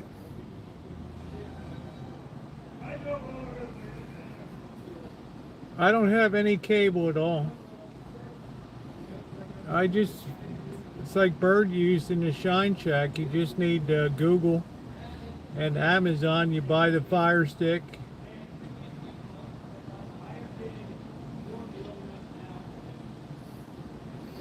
But I like to read my news. I don't want somebody sitting there reading it to me.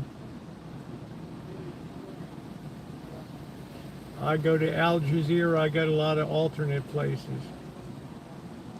Yeah, I'm not sure how he did it, Buttercup baby, but a Fire Stick, he was watching all kinds of news programs.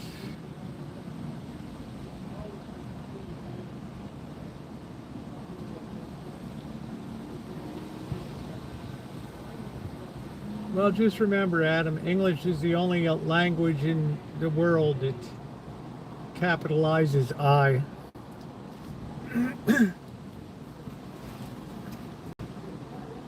Tells you a lot about Western culture.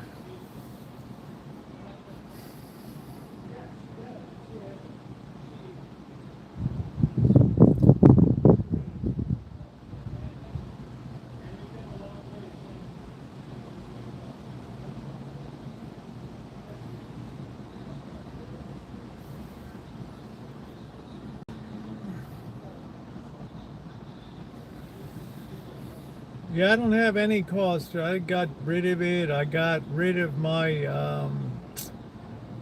I guess Blackbird's still uploading Glasgow. I got rid of my,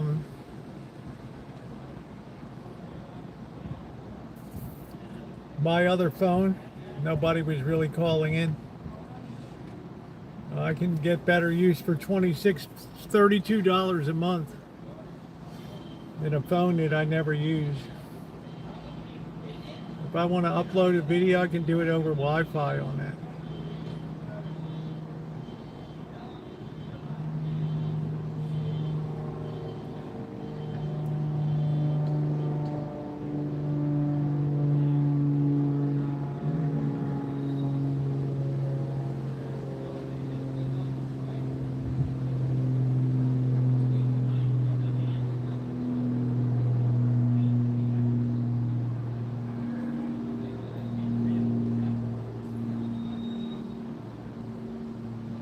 Snickers are getting smaller.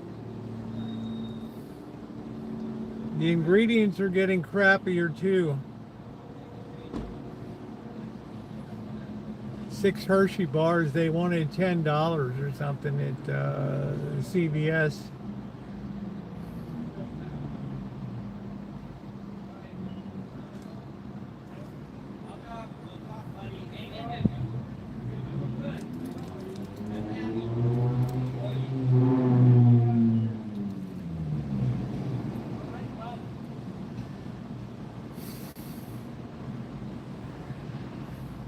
I don't know what Blackbird's doing. He's been gone for a year, so I haven't kept up with him. Here's streaming time.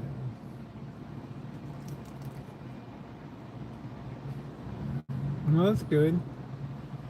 No, nobody was calling in. You know, 1 or 2 people calling. It just doesn't pay me to have it, Melody. Be better for me to set up Streamlabs and have people just come in on a link and talk. They don't have to show themselves on camera, but their voice can be heard.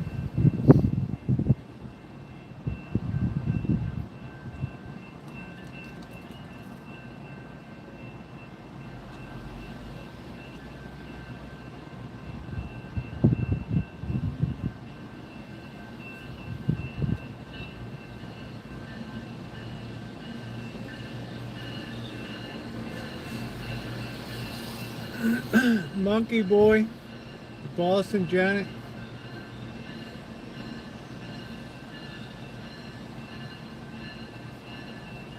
Met Naomi. I'm talking to Callie all the time. Yeah, it's a good opportunity for people, but I can't, you know, nobody was calling in.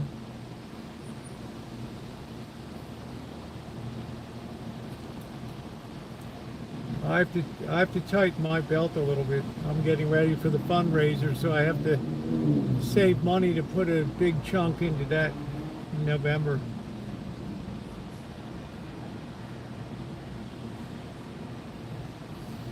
I'd like to have a really strong one this year, but you never know.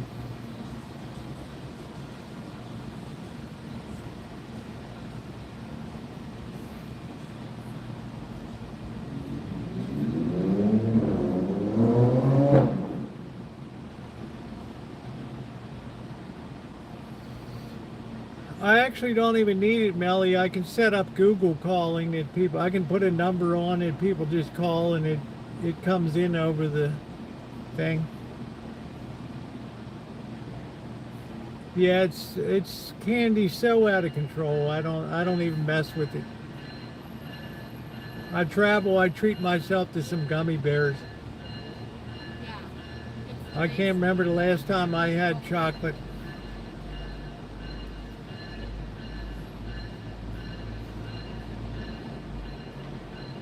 Just another evidence of a declining standard of living.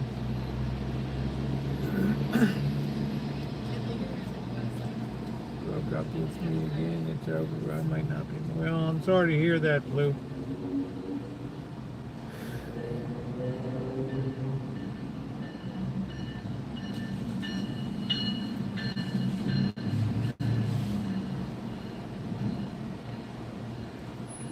So there's plenty of people that run call-in shows that they have the thing installed in their computer that just allows people to call that number. It doesn't disclose the person that's calling their number.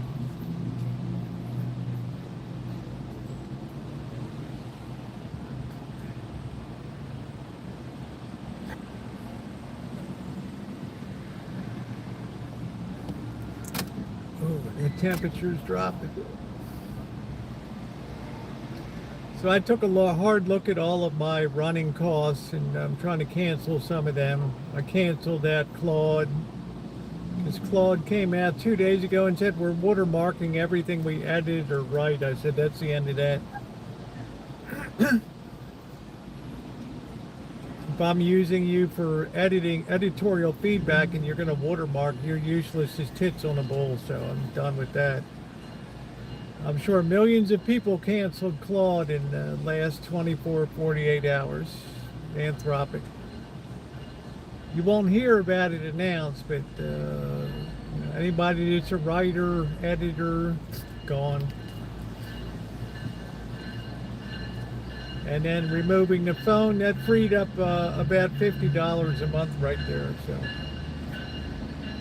for me, Johnny, she said that he did not have a light on one of these people.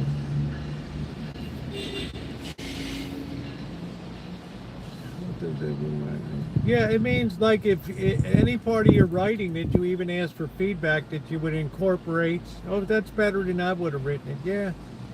It just shows up, and you might as well have a cowbell around your neck when you go to publish, and it'll say it's AI generated. Screw that.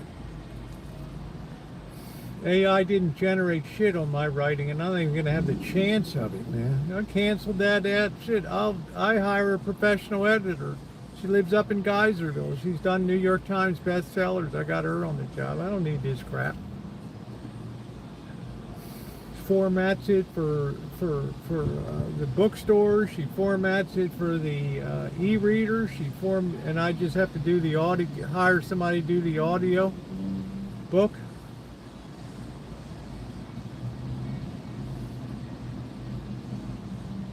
They're not saying it is, but they're having trouble with the EU. Says we want to know if it's all about plagiarism and copyright. You know what? I don't even need to be involved with it, Adam. I just shut it down.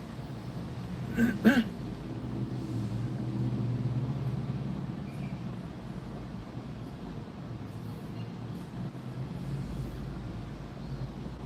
best thing I did is hire a professional editor. In September, she'll get to my book. That way, when my first book comes out, the formatting is going to be so professional, the appearance, the structuring, that it's going to read smooth as silk. It's going to piss some people off, but it'll be smooth reading. And then I'm just self-editing my memoir till I get it to a point where I'll hire a memoir editor. It strictly does memoirs, that's it.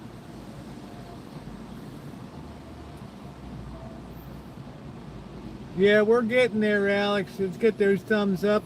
So I'm done with AI in the writing genre. I don't need it. It's useless.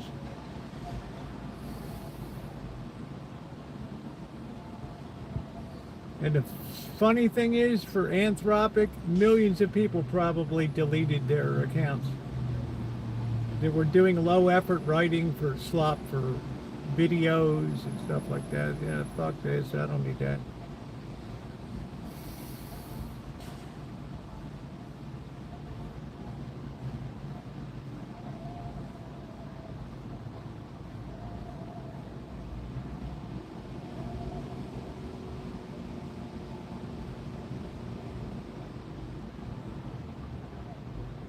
Yeah, don't underestimate yourself, Blue Lightning.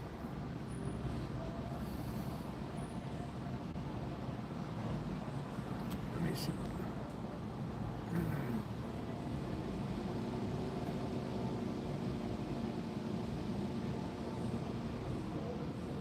A memoir is not an autobiography, Adam.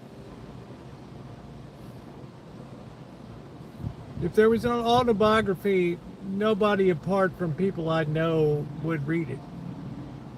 I'm nobody. A memoir traces a very specific arc of character, of being, of development.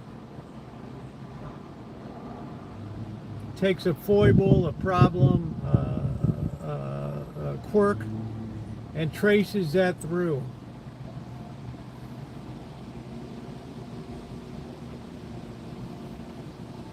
I'll be talking about the downside, the implications of being an attention-seeking person that starts as a class clown,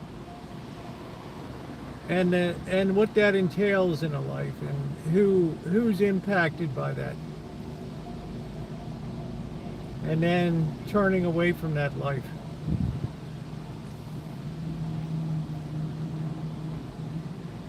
And I can tell you one thing, it's like Melody said a month ago, oh shit, I'd be more interested in reading about that than, yeah, you would. It's a hell of a book. You sit there and write for 15 minutes or edit for 20 minutes and you got tears in your eyes. I can't do anymore. It's gut-wrenching. Absolutely gut-wrenching.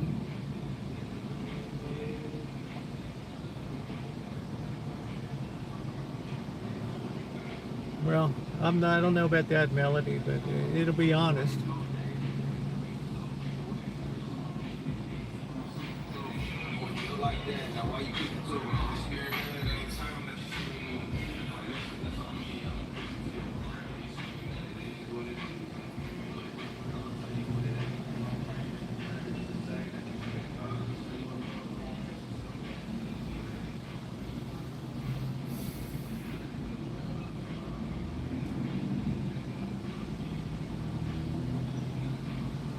Yeah, you can't, yeah, memoir is a very specific genre of writing.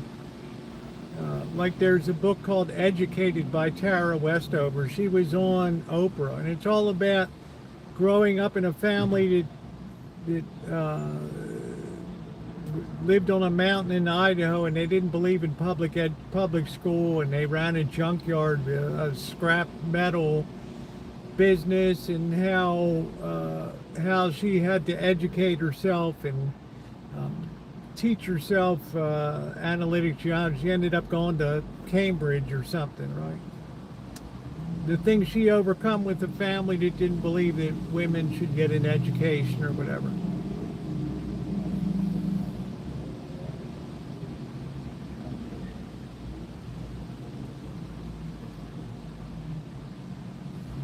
Well, I'll have my own thing set up so I can send out an autograph thing for people. You don't think I take care of people in my community?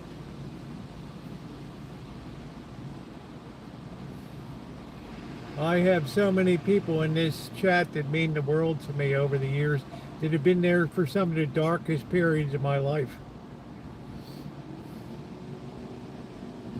People that support what I do to try to reach out and have people do things for other people, and the magnificence that people display during the November fundraiser is just people coming out of the woodwork I don't even see during the year, and they're there. No, I don't think it's gonna. Oh shit. Adam, you really cracked me up.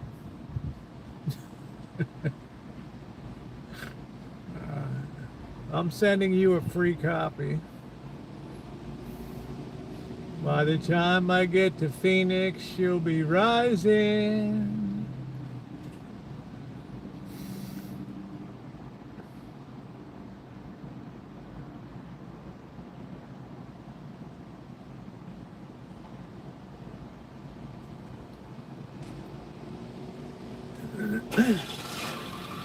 So there's a very specific arc that traces through the book. You know, it doesn't start out, you know, I was born a poor black child in Baltimore City, and you know, this happened and that happened, and you know, it's got my, you know, I mean, it's got everything in it. So Asia.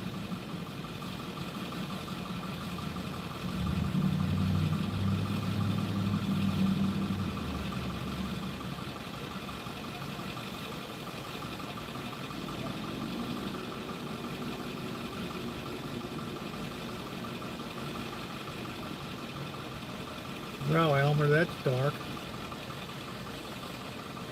Holy smokes.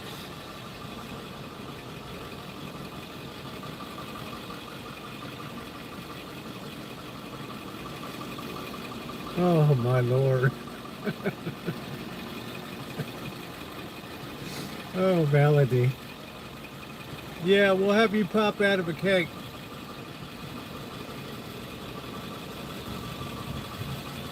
You know, my daughter said something to me a few months ago, Melody. She said there's only one thing I would change about you, Dad, and that's I wish you liked money more. Because of course my kids struck gold. I mean they're, and I said I never did. I never really cared about money.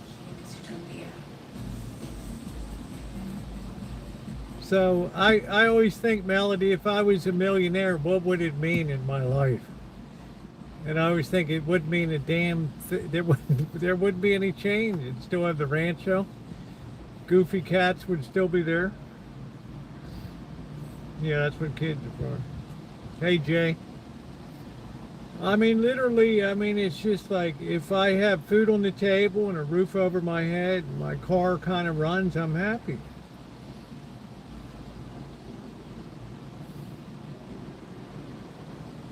What I got great joy out of now is doing things for people that are doing a tremendous amount for society. Yeah, I might eat more steaks.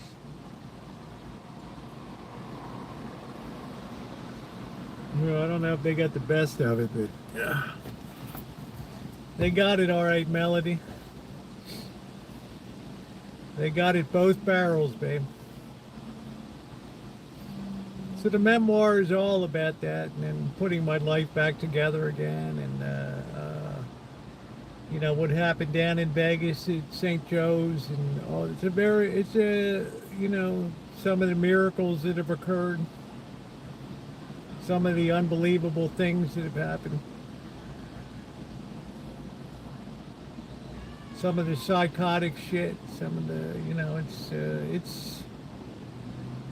I guarantee, Melody, if you read it, you would laugh a lot and you would cry a hell of a lot. And you would come away from reading it and say, wow,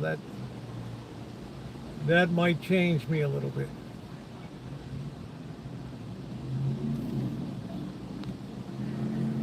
Hey, Vanilla Rain. You can't drink better hooch. That's why you're letting me get them. Oh, good man. Blue, it'll work out. What do you have you pass on from this life? Hopefully, I'll enjoy eternity in heaven, Adam. Hopefully, I won't come back this way again.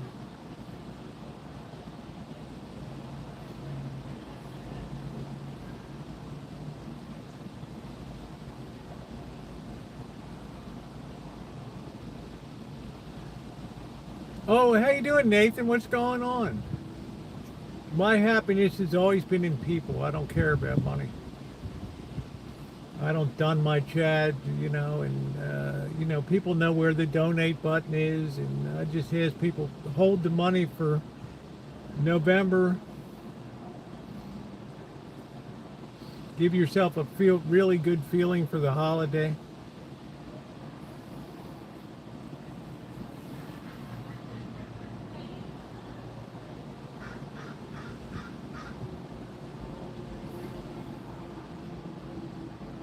Like Dr. Frankenstein said, you can't get better drink. I'm just about to go on. Oh, wow. Okay, Nathan. So you have a second condo, huh? Wake up 12 years old again. I don't think so. I don't believe in reincarnation. I don't believe in any of that.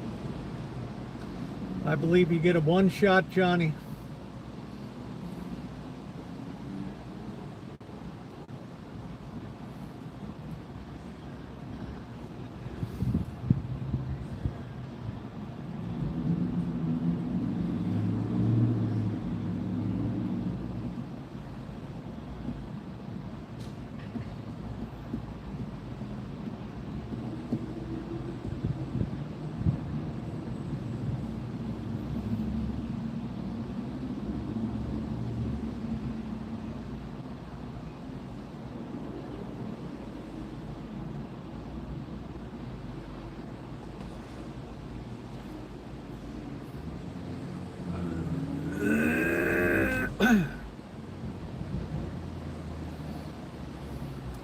The only thing that people say to me, you know, will my pets be in heaven? I can't imagine being happy without my pets. Or will this person be? I can't imagine being happy without this person. You miss the whole concept of heaven. You're so happy that you don't, that thought's not even in your mind. You're so beyond people, places, things.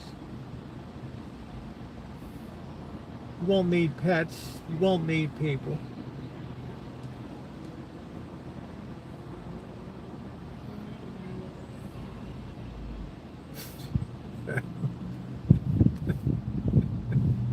Adam, you're cracking me up, man.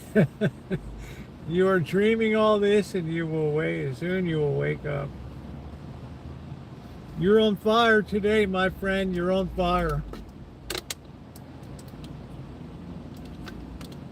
You won't have a care about pets or people.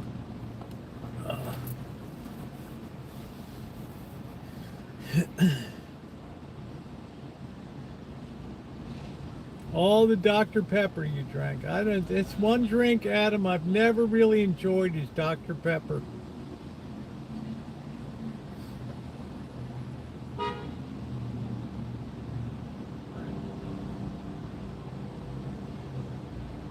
That is just something.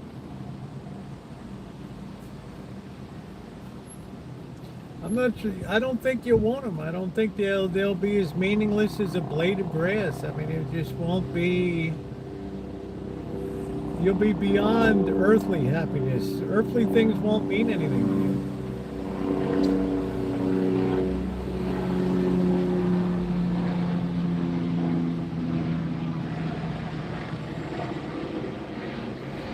It's a whole nother level of joy and happiness.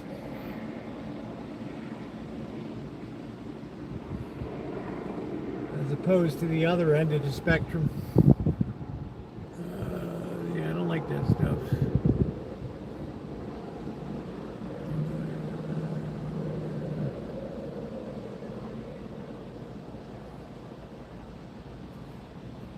No, of course not, Glasgow. Hell no. You better read Matthew 7:13-14. My good boy.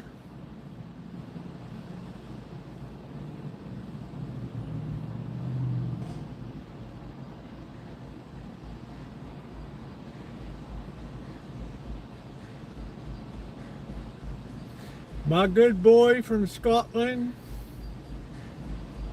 Why don't you have a little Glenfiddich this evening, Glasgow?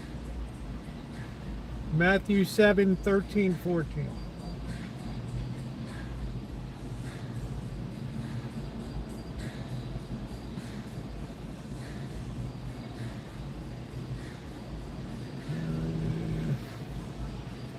I didn't believe it was Brian lived it there 9 years ago.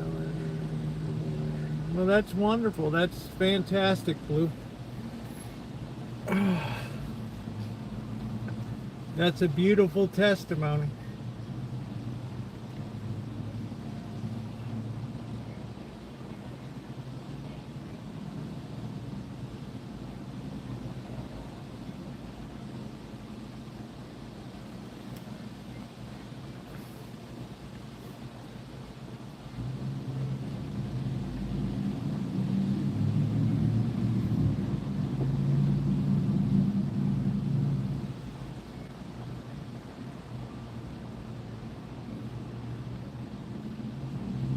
Man, there's like nobody around. It's like Tuesday night. What the hell time is it? It's almost 6. No, it's what time? It's 5:40. What kind of bike do you have, Johnny? Sports bike, motor, e-bike, regular bike.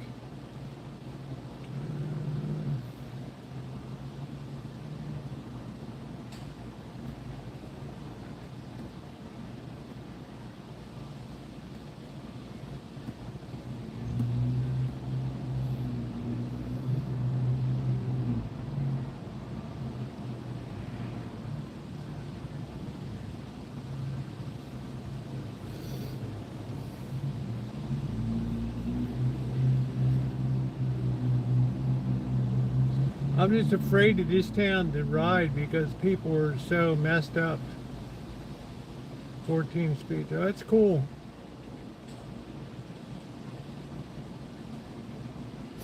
To be here on this. I don't think so, Jay.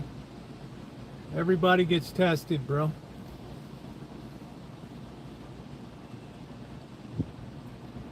As the Lord said, if you love me, take up your cross and follow me.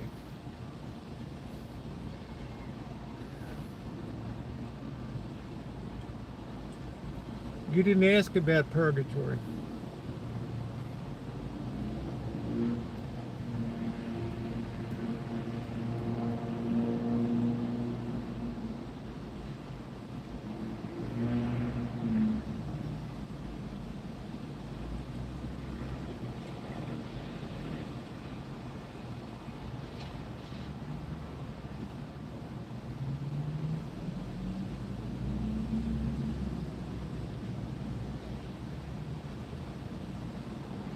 I need to find another 72. I don't know. I don't want to. It's too dangerous to ride bikes these days. These people are nuts on the streets. They will run your ass over. So I got these apples today. I want to make a galette. Purgatory was the company I retired on. I thought you had a good corporate experience, Buttercup baby. My bicycle is in the garage, Adam.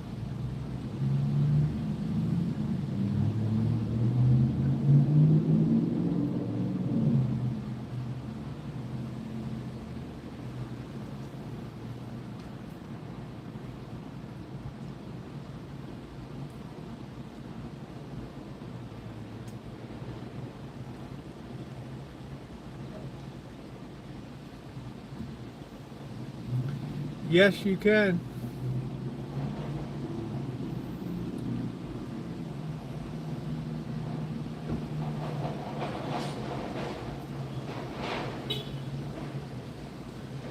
You're already here, mother of the homeland. No, I wasn't implying that. You asked me if I'm going directly to heaven.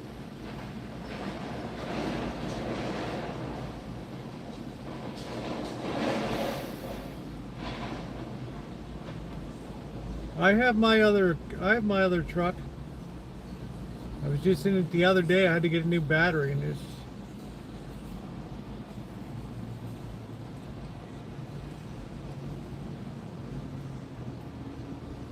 Yeah, just be careful, Alan, of fake reviews that are put up by bots from China. Just like a lot of YouTube videos have a lot of comments that are all the same bullshit.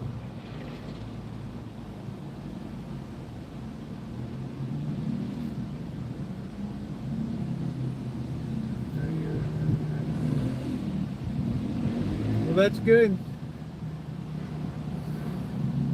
I put my 50 years in.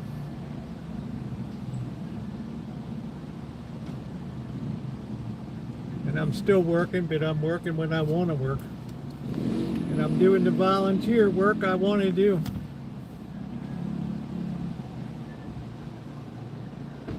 About 15 minutes, we're going to go make this galette.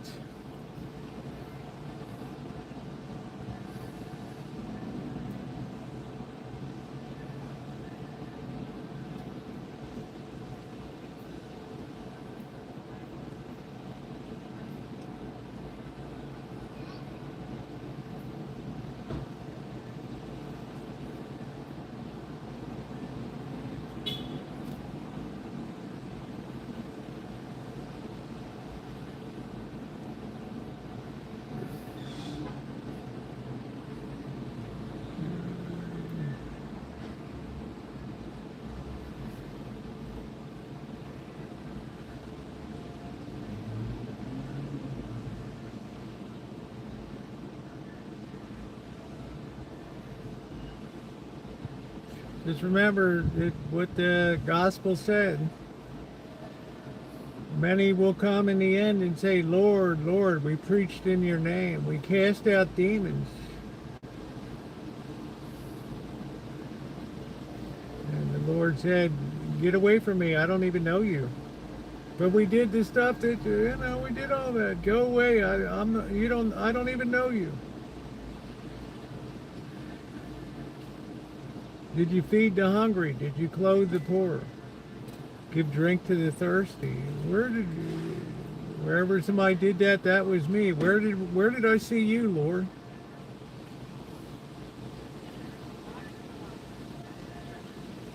And that's why my philosophy says I give to anybody that asks without reservation.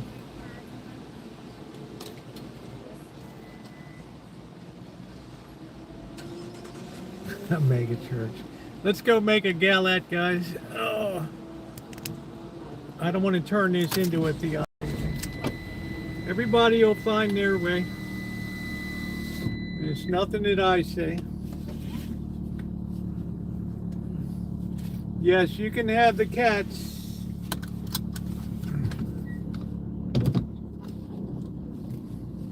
Enjoy the cats.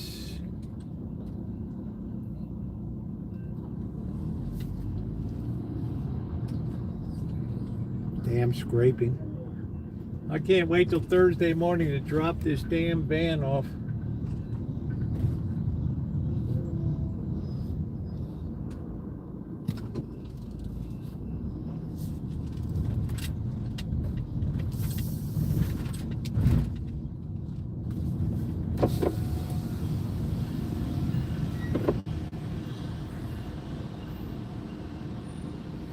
No, it's starting to get old, 155,000 miles.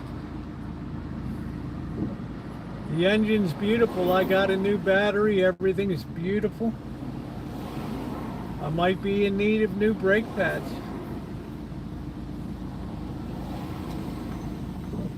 Yeah, that's it, Glasgow. Department from me, you workers of iniquity.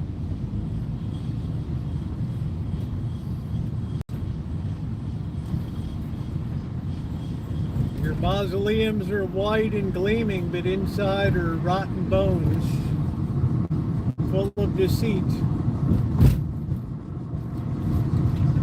Don't be a Pharisee. Don't spend your time preaching, spend your time doing.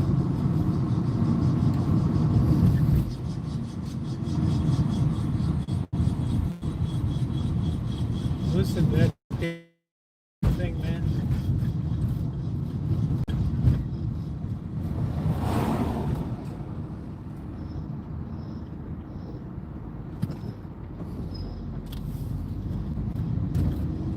Yeah, thumbs up or appreciate. Please hit the thumbs up button.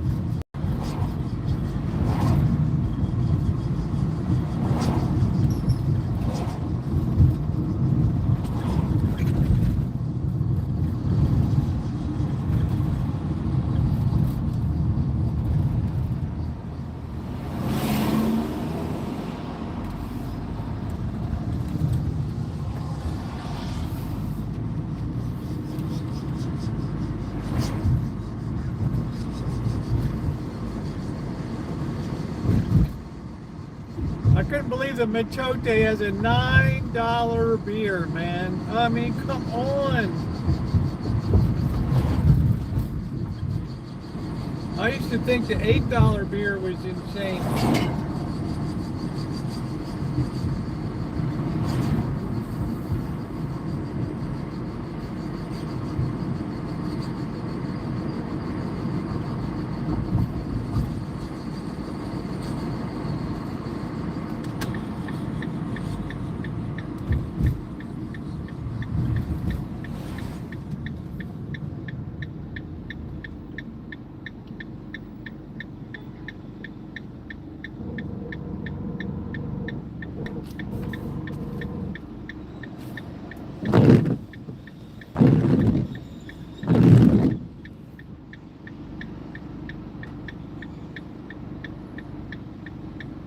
Cooled off nice, 76 degrees.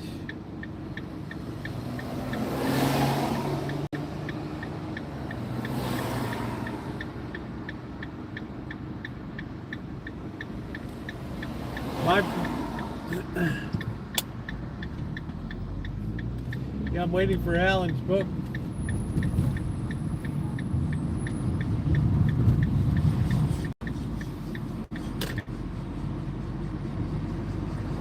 Yeah, it's crazy. I'm not going to pay it. That's why I take my own beer down to Vegas.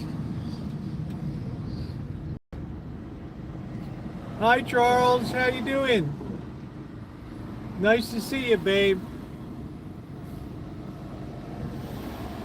Hey, Derry.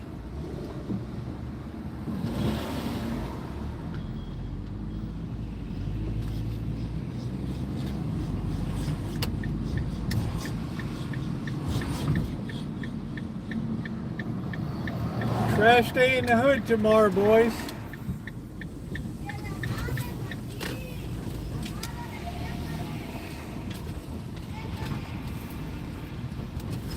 Good to hear, Charles. I've missed you. I haven't seen you around too much lately.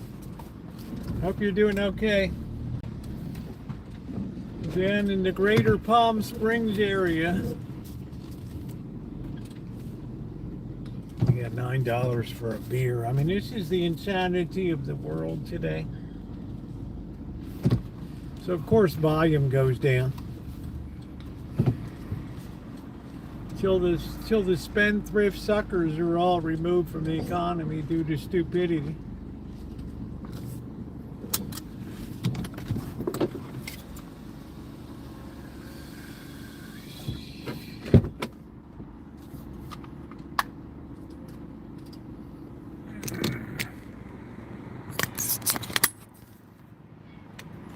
It's got another lecture on the phone. Roosevelt, you are so fine, like a fine wine.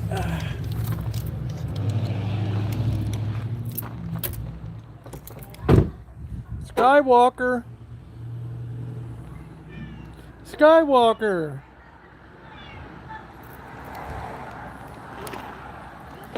Oh.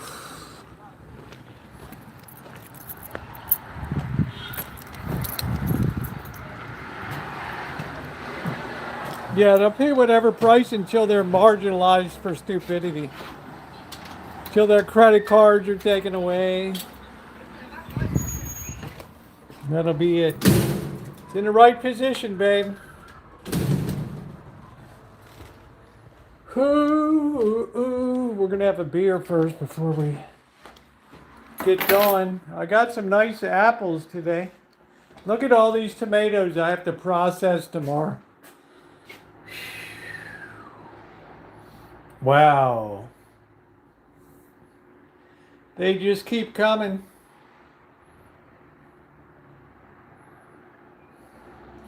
The next drying batch goes out.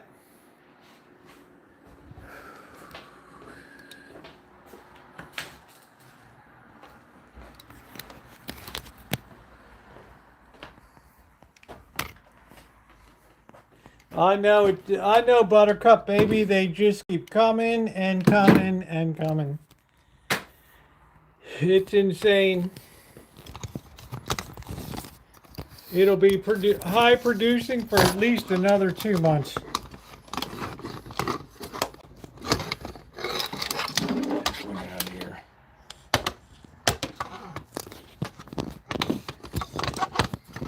Oh, I hate this selfie stick.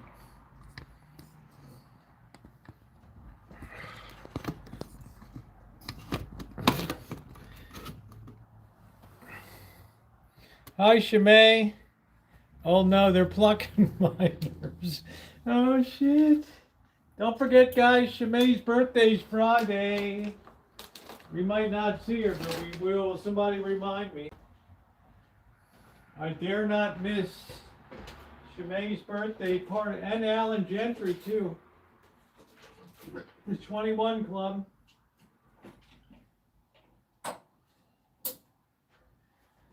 Oh.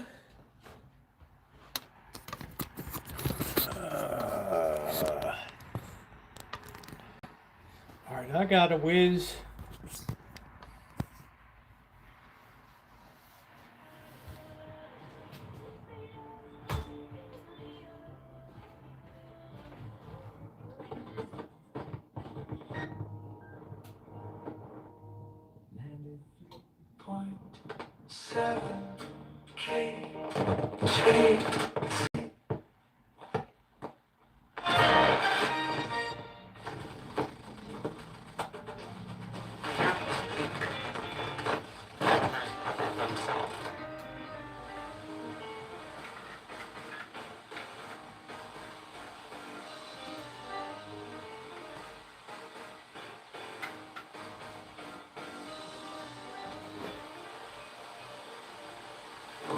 housing. Who should be our next?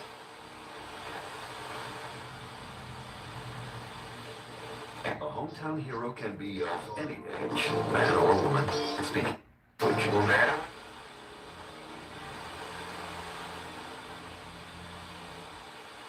The hell with it, I gotta whiz so bad.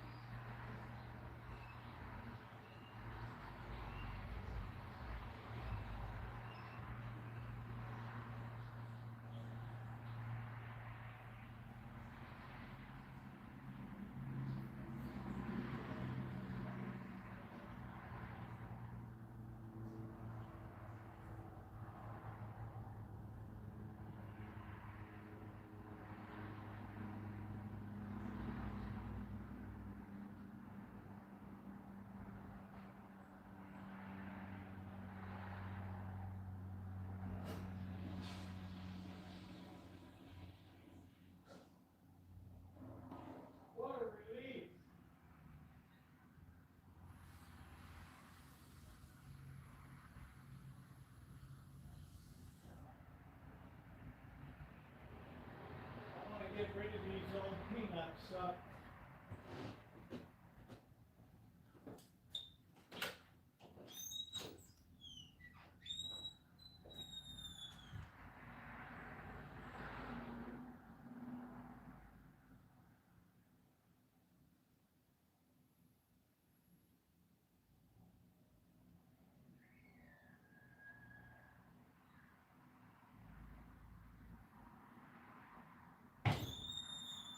I don't know how good these apples are. I don't know.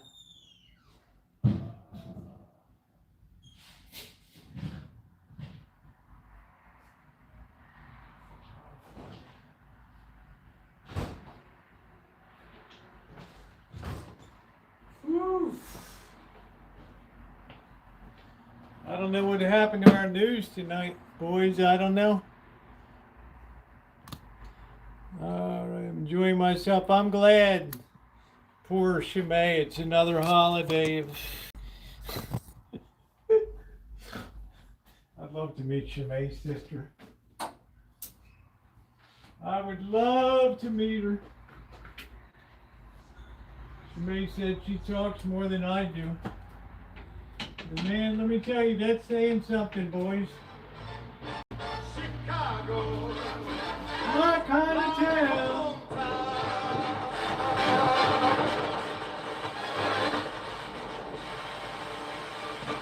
Mental health harms on our children. They knew how dangerous it was, and they lied to the public about how dangerous my kind it of was. town. Chose profits over our children, and we look forward to holding them accountable in court. More primary elections are held across the country today, as well as a special election in the former Democratic Representative Eric Swalwell. It's incredibly impactful. I will just say that APAC has poured millions upon millions of dollars in this race. We let's hit that thumbs up button. Fatal shooting in Maine by immigration agents is calling into question the account given by immigration enforcement officials. Joanna Sebastian was not the intended target of the operation, and he did not have a final order of removal. He had a pending asylum case and a valid work permit. In just the past few days, we have learned that ICE's intended target, Johann Sebastian's roommate, and the owner of the car he was driving that morning, also did not have a final removal order. These stories and more coming up. From the studios of KPFA Berkeley, this is the Pacific Evening News. Hey, inspecting graduate, how are you? It's Dennis Bernstein. U.S. President Donald Trump threatened to bomb Oman because he is unhappy the country is close to a deal with Iran to manage ship traffic to the Strait of Hormuz. That's what two regional officials said today. a day after Trump leveled the threat. The officials said the Trump administration has told I'm glad you're having a good time, Shimei, except for including the joint Iranian and Omani having your nerve strings plucked a little bit. The strait is critical to global supplies of oil and natural gas. The officials were briefed on the U.S. position and how the administration views Oman's position. Trump said the U.S. has no planned talks with Iran, but insists the Strait of Hormuz remains open. This comes after a report Just a little glare in today's the waterway, and as Iran and Oman say they're close to a deal to reopen it. Iran said the waterway will not reopen until the U.S. meets its conditions. Shipping data platform Kepler says transits fell nearly 20% through the Strait of Hormuz last week. South Korean President Thank you, Angus said Kidley. today that a solid alliance with the United States underpins national security. The statement came after President Donald Trump's I have so many substantially reduced joint tomatoes. exercises left many South Koreans baffled and concerned. Trump made the surprise announcement in a social We're gonna media get bacon post in a just couple minutes. before the U.S. and South Korean soldiers were set to begin the annual Ulchi Freedom Shield exercises, which are largely designed to sharpen readiness against North Korean threats. President Lee noted that the relationship between the U.S. and South Korea is beneficial to both nations, saying, Are you going to test, Shimei, your shellfish allergy? "A robust South Korea-U.S. alliance and the strength See if you're over it. independent defense capabilities are mutually necessary and sufficient conditions for one another.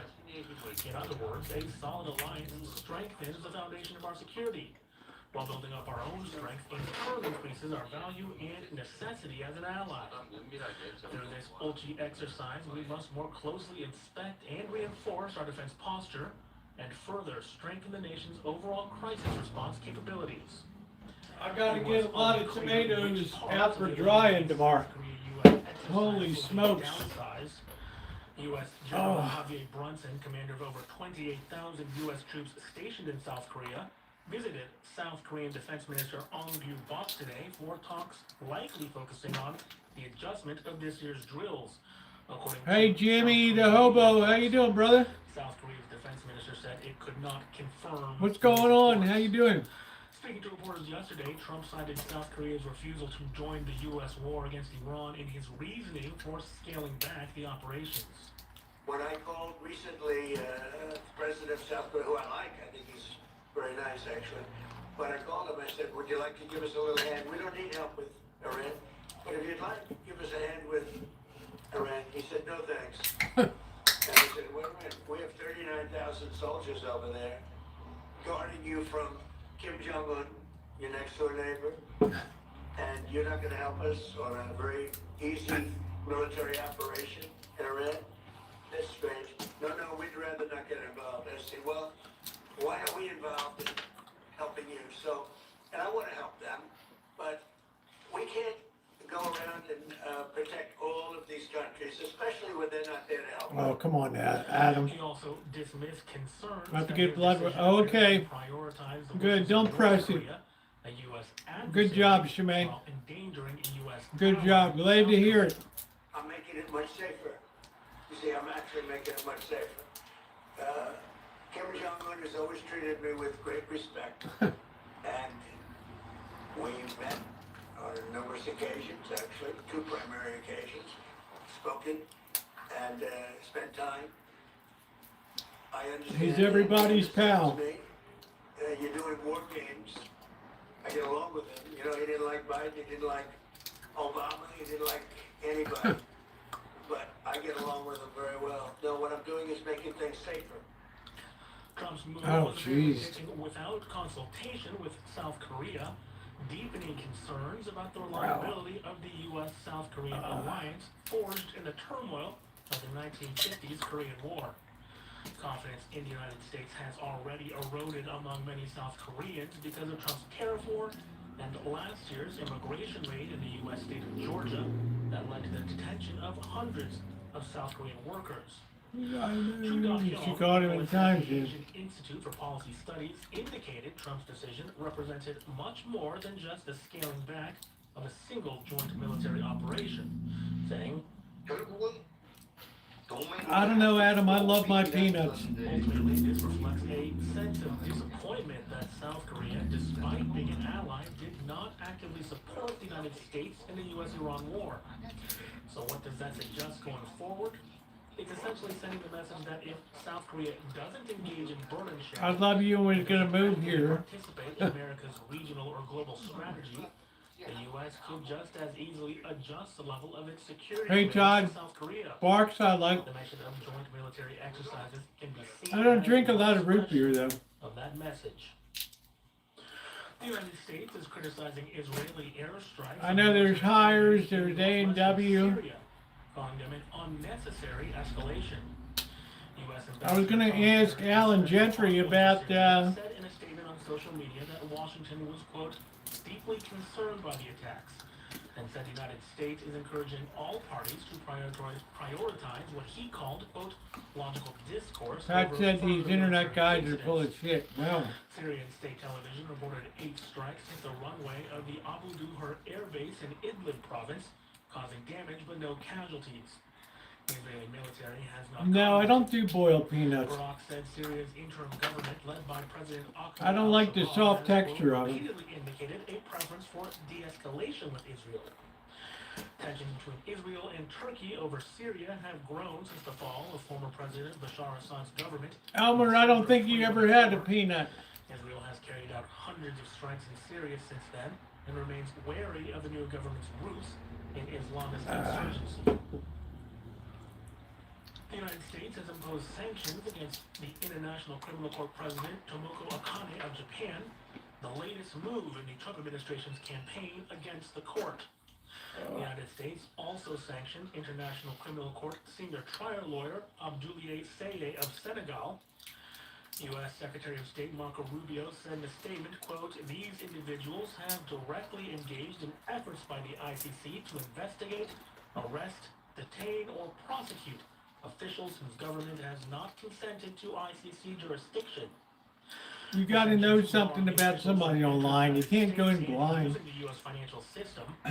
The move follows the court's 2024 arrest warrant for Israeli Prime Minister Benjamin Netanyahu over the war in Gaza. The International Criminal Court fired back, saying in a statement, quote, when judicial actors are threatened for applying the law, it is the international legal order itself that is placed at risk.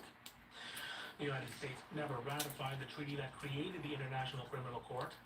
Last week, 4 human rights groups sued President Donald Trump over the sanctions campaign. Opening statements started today in a pivotal trial for Meta's platforms in a California federal court where states are seeking billions of dollars in damages for social media harms to children. Attorneys general from California, They'll settle out of court. Kentucky, and New Jersey are seeking extensive financial damages, plus changes to how the company operates Facebook and Instagram. 29 states sued the tech giant in 2023 over child safety and privacy. The other 25 will go to trial later. The company also faces lawsuits in state courts. Meta said in a statement that it believes it has a strong case. Lauren Schmidt reports. The pivotal trial Zuckerberg is a real worm. Facebook and Instagram began today in federal court in Oakland. California, Colorado, Kentucky, and New Jersey are seeking billions of dollars in damages, along with fundamental changes That's a bummer, to how Kelly. Meta operates its platforms.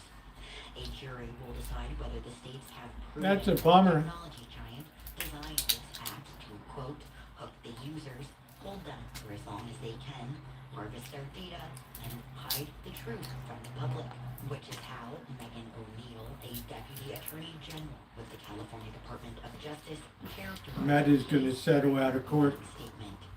The lawsuit accuses Meta of contributing to the youth mental health crisis by knowingly designing features that make its platform addictive to children, and then concealing Blame the parents, associated not the harms company. from the public.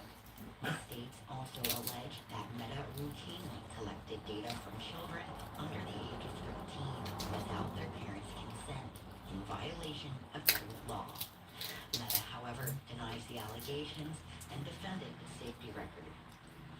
Meta did not comment publicly Zuckerberg is a worm. on the date of the trial, but California's Attorney General Rob Bonta and AGs with Colorado, Kentucky, and New Jersey held a joint press conference after today's proceeding. We are the 4 states that are part of this what we call a bellwether case. But there are 29 states, bipartisan, across the country, who are standing up for families, Damn for catfish. parents, for children. The case was filed 3 years ago, and the trial is expected to last between 5 and 7 weeks. And today, the jury heard its first witness, a former Meta executive. He testified that contrary to Meta's public No, you statements, never catch those the company's creepers. research into safety concerns was not As used long as you save yourself, you're doing pretty good. A whistleblower engineer from Meta who was in charge of child safety while there, who talked about the fact that Meta knew the harms that it was visiting upon children but failed to act. The witness, Arturo Bajar, pointed to Meta's handling of content promoting eating disorders. He said the company's engineers proposed effective ways to keep that material from reaching young users. But by the time those safety measures made it through Meta's review process, he said they had been, quote, whittled down to a little Yeah, I can't imagine why, Kelly. quote. Attorney General Rob Bonta did not place sole responsibility on the company and directed criticism to its founder, CEO Mark Zuckerberg. It's a scary issue, Mr. yeah. Zuckerberg himself chose profits over the safety of children. I know exactly why Pat said it. The choice. I'm having my beer, yeah. Telling him this will hurt kids if you do it. We think you shouldn't do it. And he overruled them and said, do it.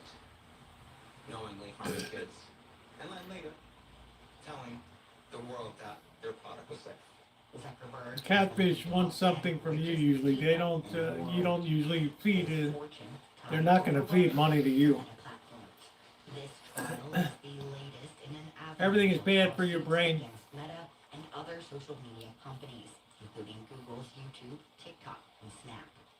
The lawsuits allege that the company's platforms harm young people, illegally collect their data, and are deliberately designed I to got so encourage many tomatoes to The process. trial began Tuesday. Child safety advocates and parents who attribute their children's deaths to social media harms gathered outside of the courthouse. Many held photographs of their children, and several parents held a banner listing the names and ages of children who died in incidents they say were connected to social media, like Mary Rhodey, who's 15. I guess she said it because she's a nut job. After being sextorted on Facebook Messenger. The banner she held had 39 names on it. Among the parents demanding That would be my best guess. a mother and social media safety advocate who spoke to KPFA this year. Schott described her daughter, Anna Lee, as a cowgirl from eastern Colorado who loved animals, but noticed a change when she began spending more time on her phone. Her Instagram account and those things were tied with anxiety and depression. Yeah, I'm thinking of beer. Nobody loves me. Don't believe the parents. But and, look, when you know, Melody it said is. she's So trying to, even what is she, so, what like, is it to you? They engineered it by design. They engineered what my daughter saw. What does it benefit to you? You don't have a They were harming children. catfish Kids person. are dying. And honestly, it's been 6 years, and I am so sick of adding other families into the same club of children that were harmed by social media platforms, that we could stop this. Colorado, Annalee's home state, is one of the 4 leading the trial. Colorado Attorney General Phil Weiser said the effects of Meta's business practices are widespread among the nation's youth. There are now a generation of kids who have lost sleep because of notifications and alerts all hours of the night, who performed less well in school because they were distracted and tired, and even kids like Anna, who died by suicide. This social media fueled youth mental health crisis demands action. Oh, Roosevelt, you From both are so parties fine. in court in the case that will provide I see you on the internet.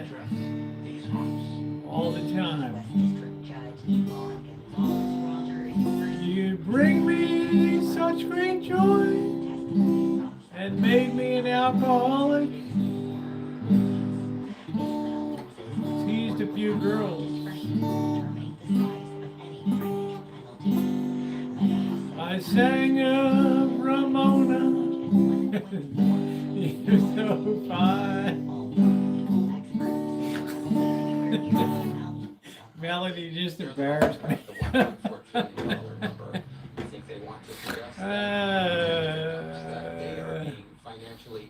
I already got rid of my G-strings. That is the perpetrator. For KPFA News, I'm It's made a corporation.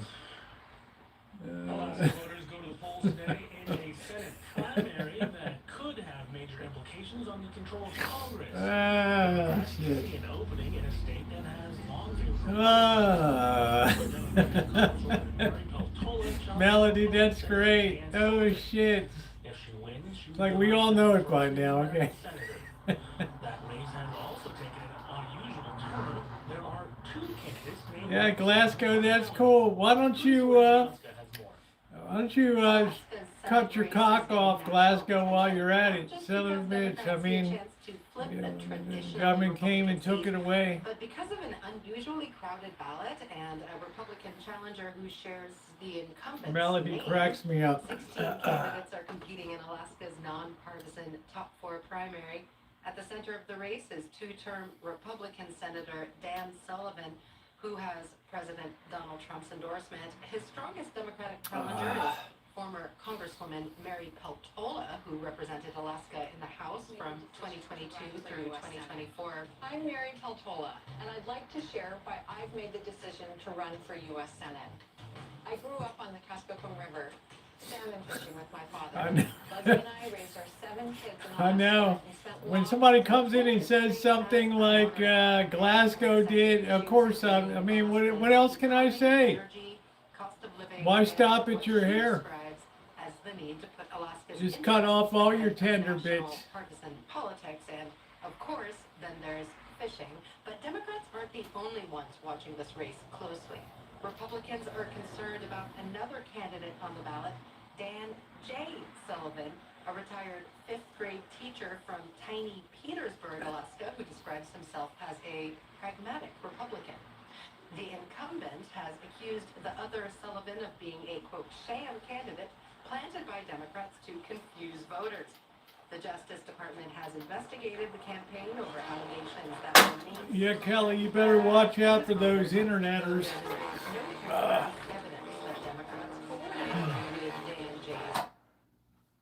All right, boys, let's go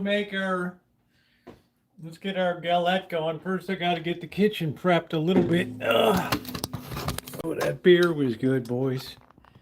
That beer was good. We'll feed the cats later. It's way too early. Oh, all of those damn tomatoes, man.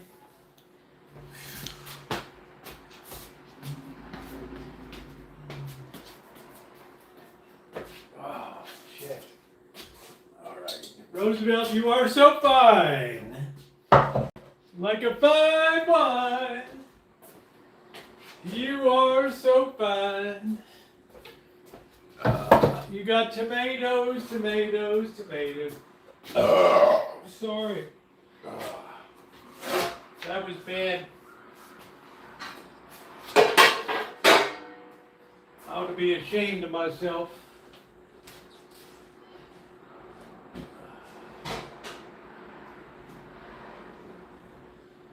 All right, we're getting this gradually clear.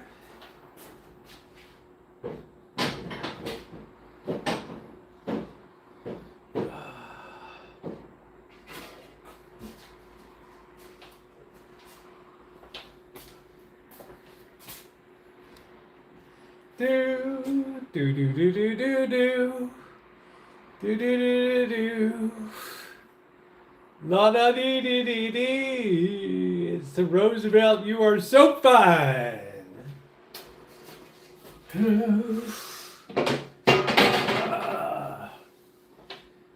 All right, guys, we gotta make a really nice. These apples might be rotten. I don't know. picked them. We need a bowl.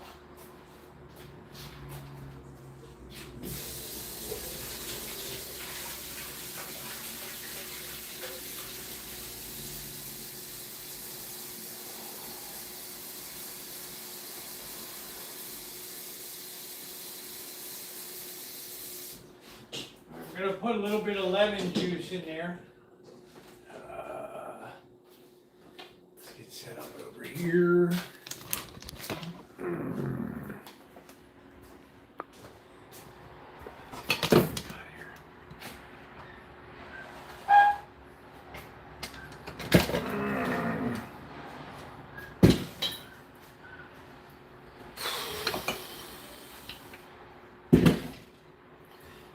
Tomatoes. I'm sick of looking at tomatoes.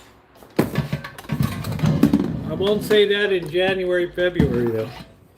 I also have my first bag of dried tomatoes in the freezer now. Beautiful.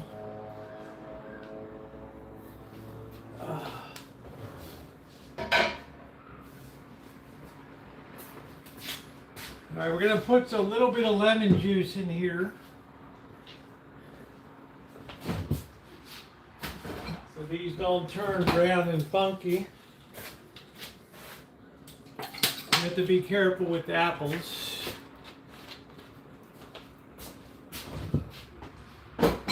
These came off of the tree. Beautiful Gravensteins. Didn't get many this year, boys. Did not get many. Let's get our cutting board in here. Out you pixies!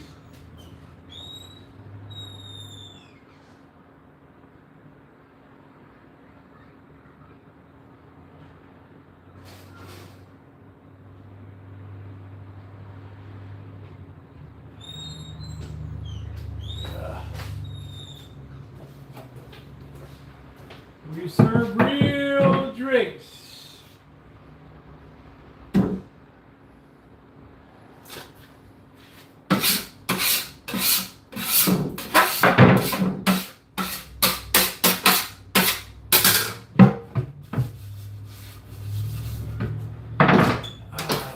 gotta have a good surface.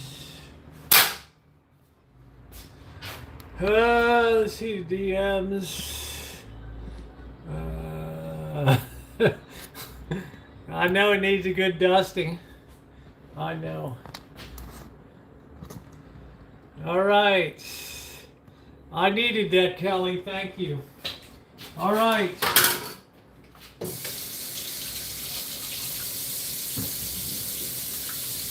Came right off of our rotten apple tree in the back.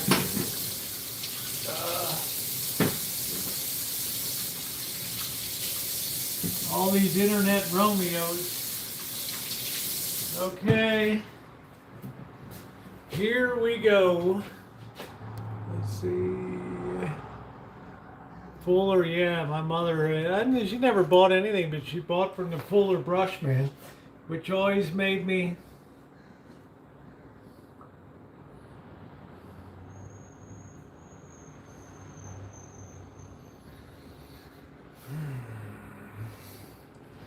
but it was above my pay grade.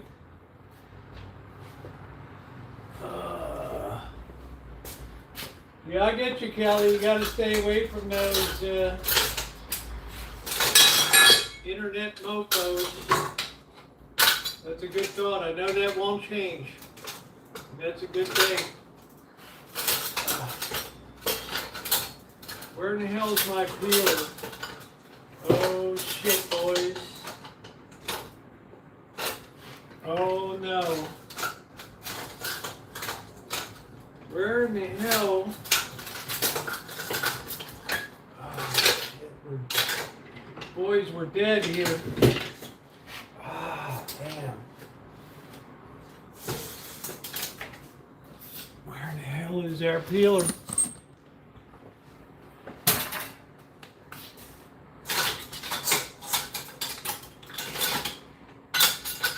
Man, this this whole rancho should just be burned to the ground.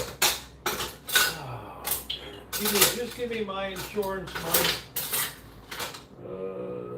Where the hell is it?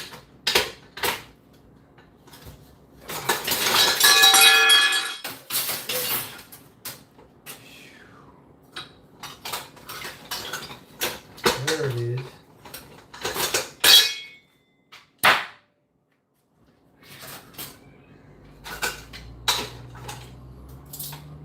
Make me lose my shit.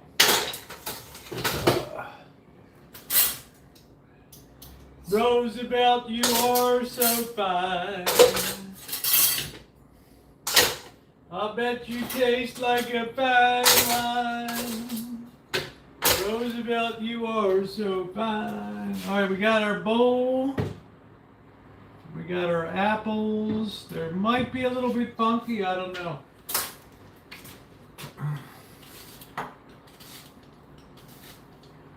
See that rotten part? We got to go all the way through that. Ravensteins are so sensitive, if they fall on the ground, they immediately get bruised. They never shipped well. They had to be turned into juice or applesauce right here in Sebastopol. They don't look bad. Oh shit, you guys can't even see? There you go.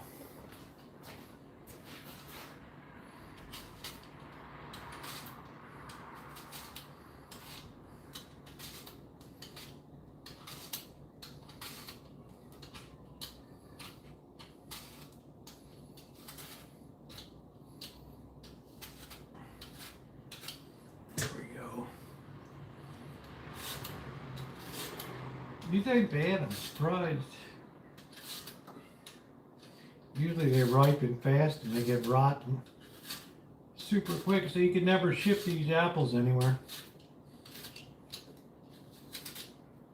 That's why it's a heritage variety now.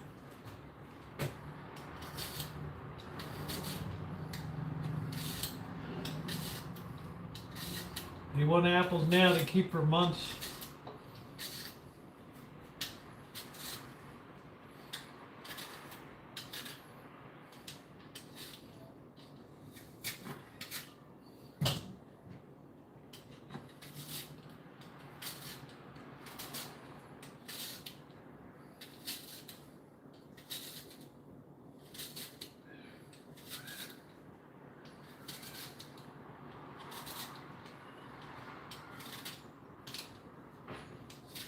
Alright, that was fast. Get rid of this. Oh, I gotta get a trash bag. I'm gonna take this. Let me get a bag set up. Oh.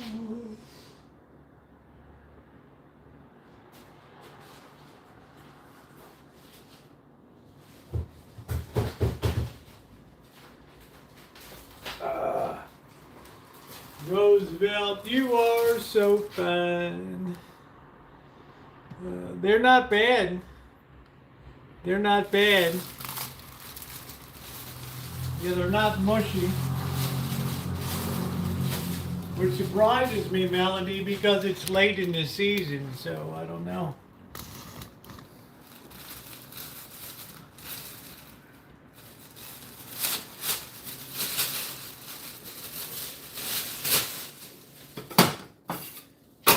I've gotten emails. I've inspired people to bake, which is nice.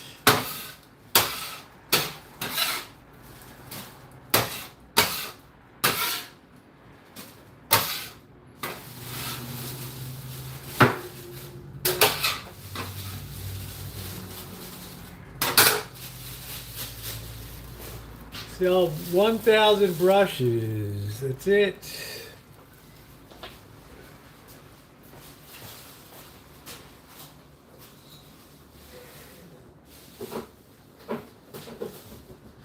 I'm thinking this is going to be enough for a galette. Okay, so we're going to leave that in there. Okay, we got all of our apples.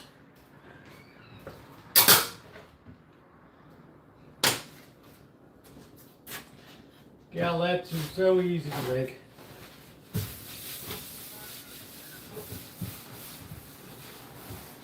First, I didn't like my daughter gave me this cutting board because it was so big. Now I'm glad I got it.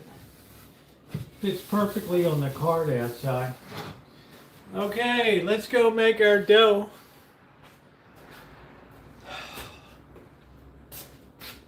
Let's get another bowl out. We're going to get some flour.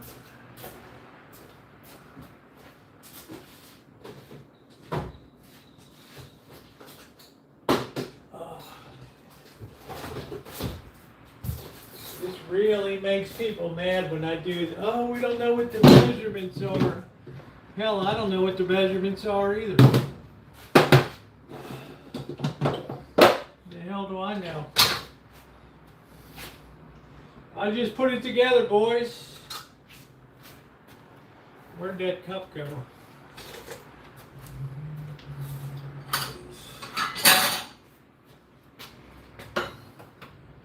You reach a point in your baking career, you just stop measuring.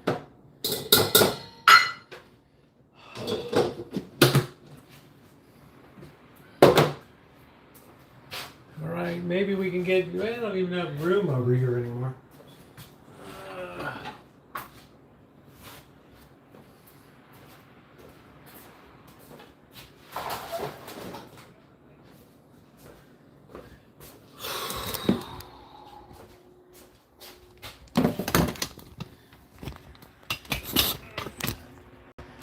That's pretty good. Here we go.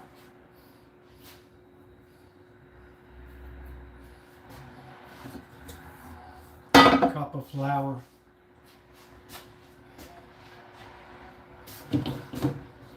Sugar.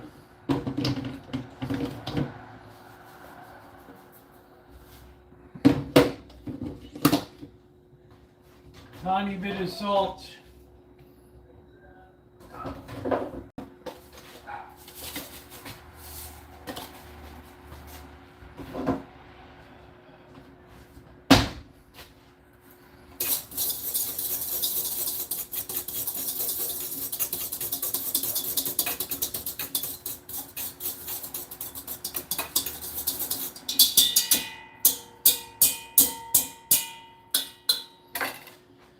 Get some shortening. Mama's little baby loves shortening. Oh, man. Mama's little baby loves shortening bread.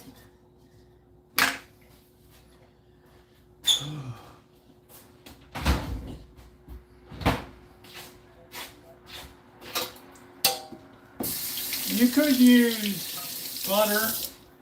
Butter does not perform as well in the summertime. We're going to turn our oven on to 500 degrees. We're going to grab our baking stone from outside. Out you pixies!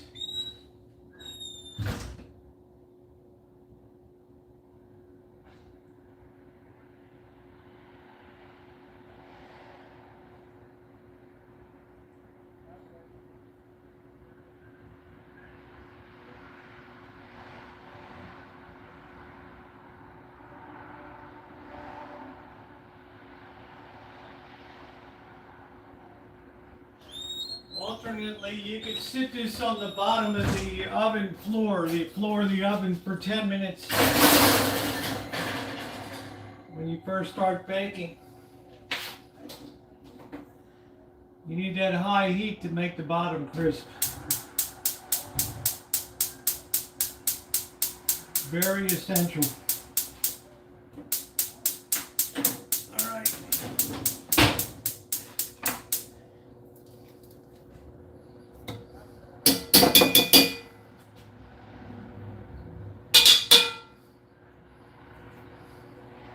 Okay. A little bit of shortening.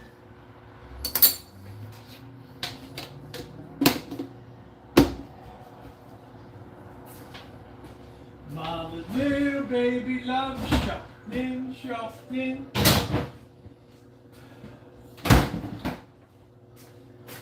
Put a little bit of flour mix on top of that.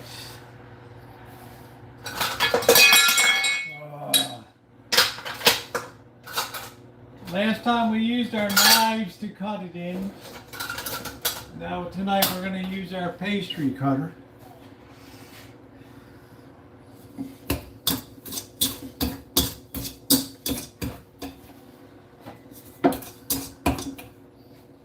I'll need two.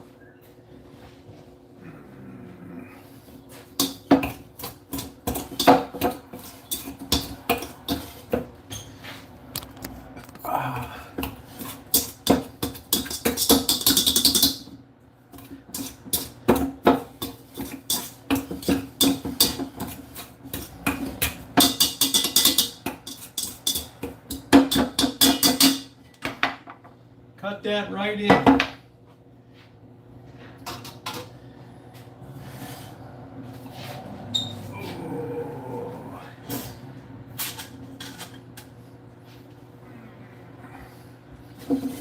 There's our galette pan.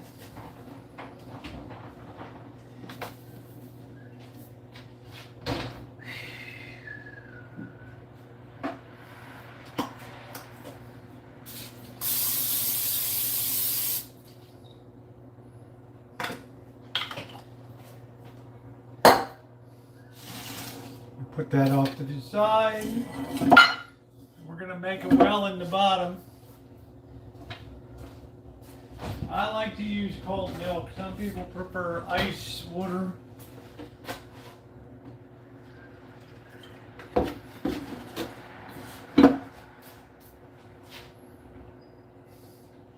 Pick your poison.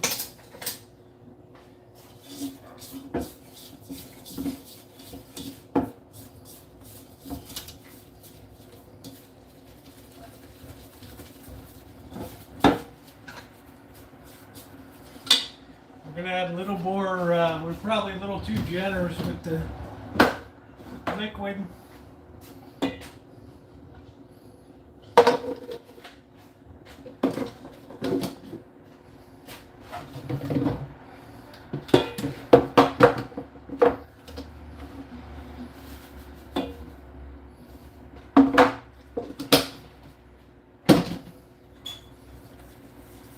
Oh yeah, that's better. That's immediately better right there. That's exactly the way that should look. Pull off the side. Get it all incorporated. Make sure your fingers are clean.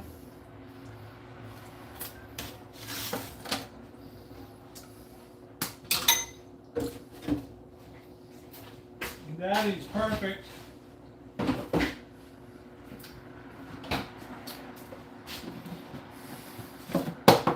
Flour your surface a little bit.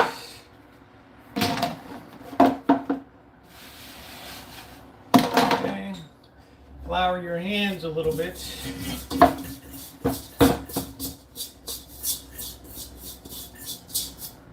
There we go.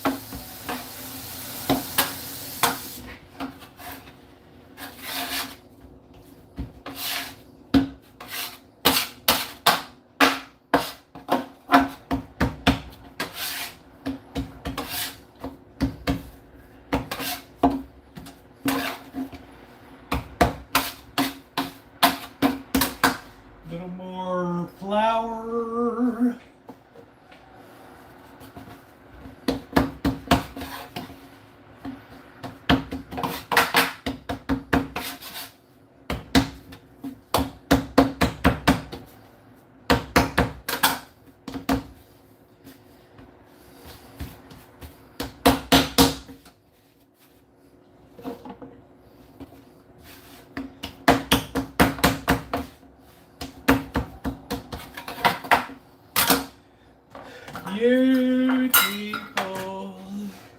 You're so beautiful to me. You're so beautiful.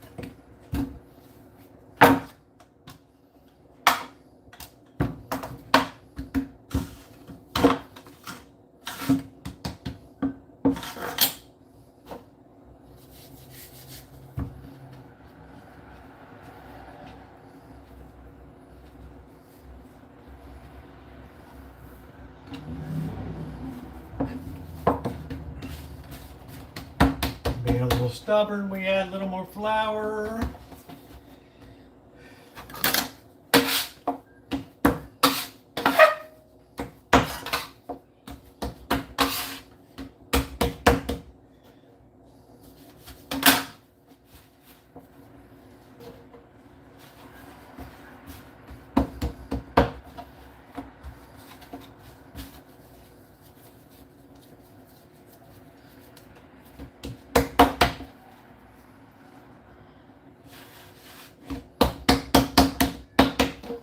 A little less sticky.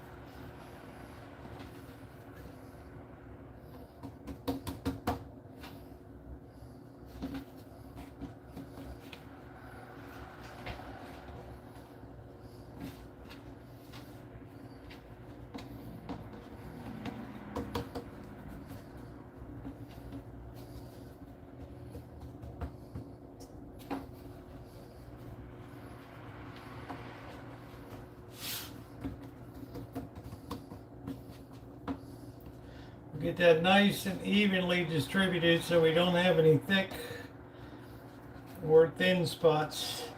Summertime's a bad time to be baking without a cool piece of granite.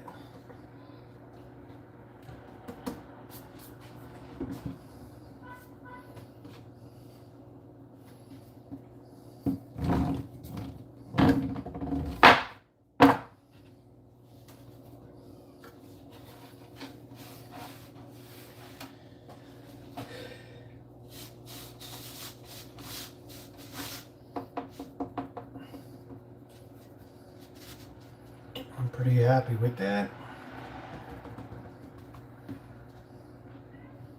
Okay. And into the freezer she goes.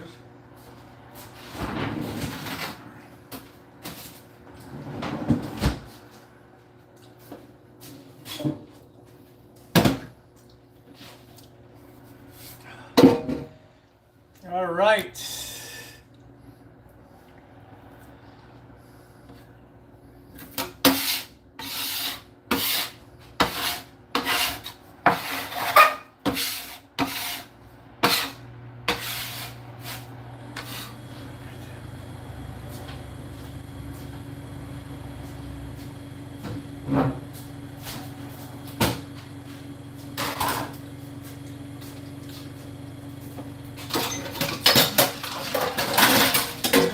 Pot here.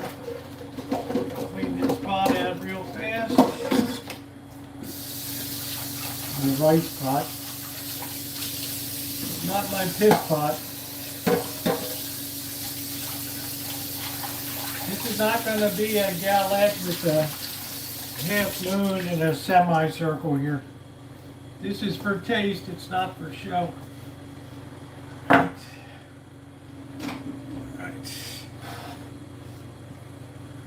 Brown sugar.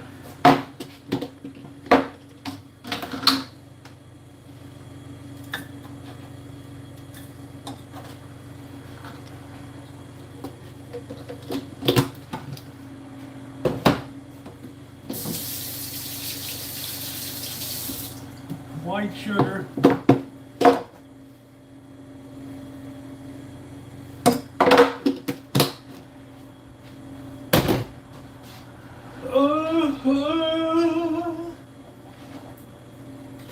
Shake of cayenne.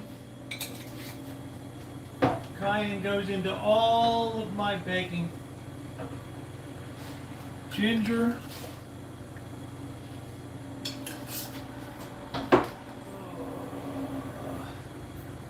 Let's see. I think Jamaica in the moonlight. Little ground nutmeg. And I mean very little.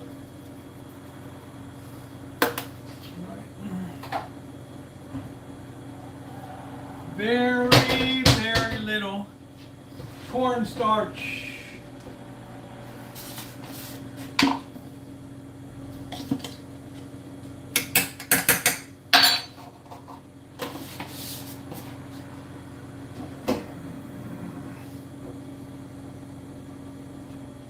Where are you hiding? I know you're in here, mofo.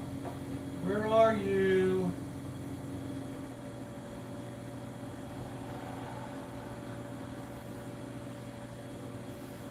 I don't know, boys. The vanilla's hiding out, but we'll go without it.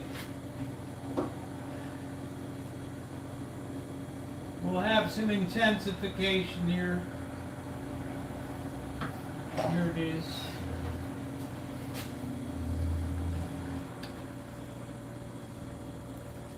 Got to be real careful with that stuff. All right, let's mix this all together. Hit that thumbs up, please.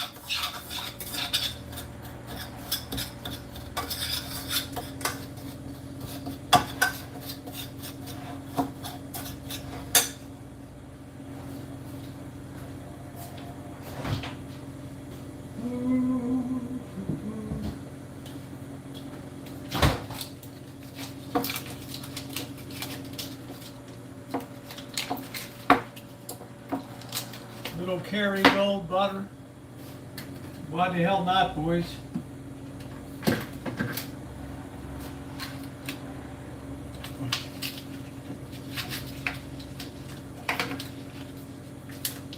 Why the hell not?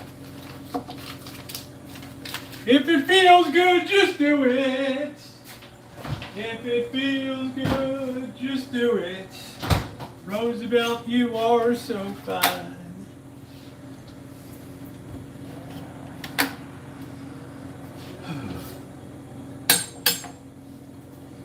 This one got a little, must have hit the ground. I don't know. We're going to take that off.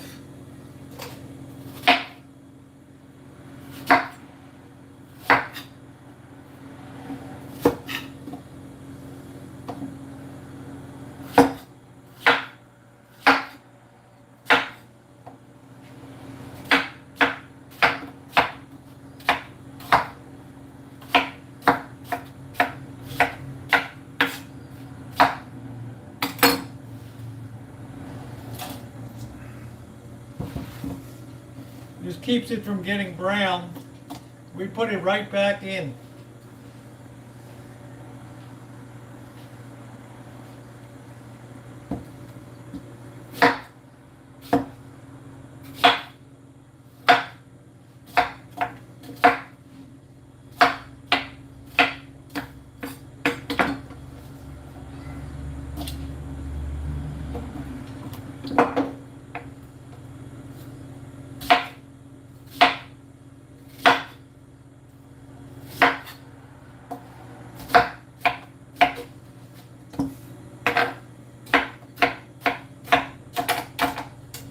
I want this to kind of be chunky.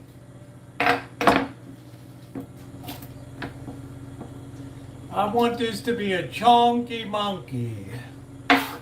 Elmer's like, I want strudel.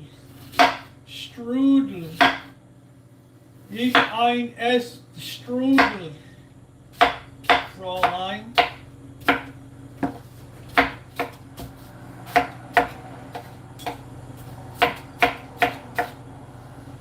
Ich ein Ess Strudel.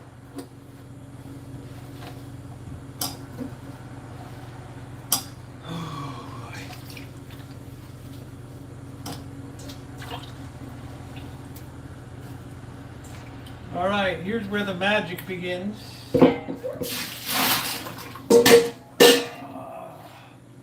Get her over to the heat, boys. Here we go.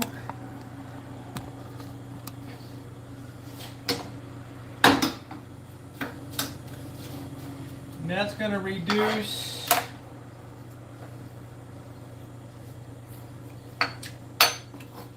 to something beautiful.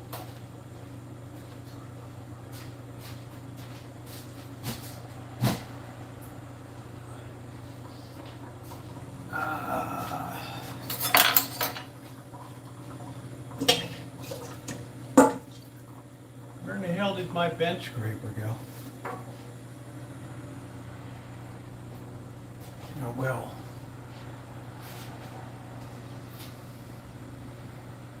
Where are all my spoons and stuff, boys?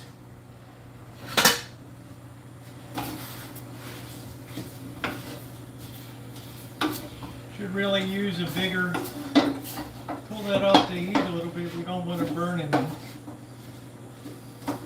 Those apples will start to release a lot of joy juice.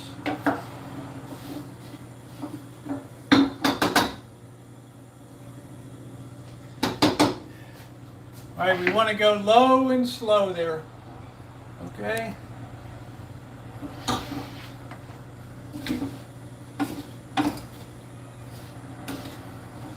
They're already starting to get caramelized. Shit. Damn. Right out of the side. Son of a... Into the pot you go, boys.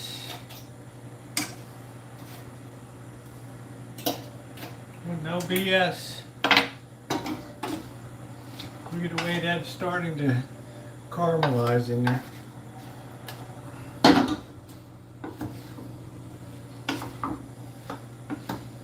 This pre-cooking is essential because it gives you a translucent dessert instead of a opaque when it looks leathery and papery. That is important. It's working up really, really well.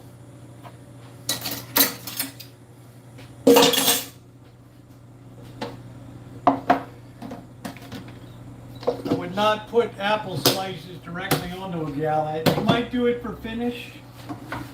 I'm too lazy for that. I got butter in here.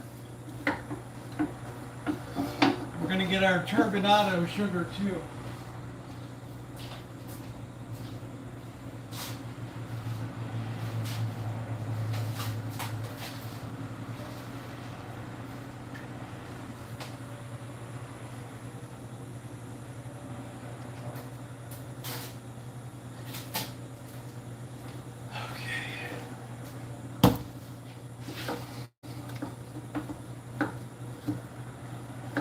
We want this to get slightly set. That cornstarch will give a soft set here. Okay? That's what we want. We want to get up to that up to temperature where we get a soft set.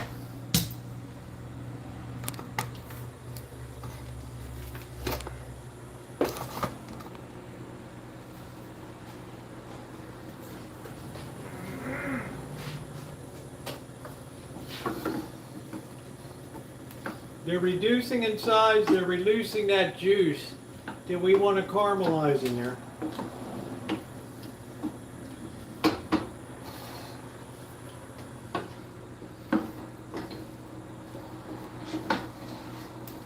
And that's what we want to put into the galette. Okay.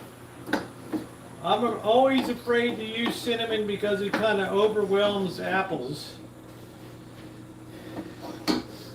But if you enjoy it, that's great.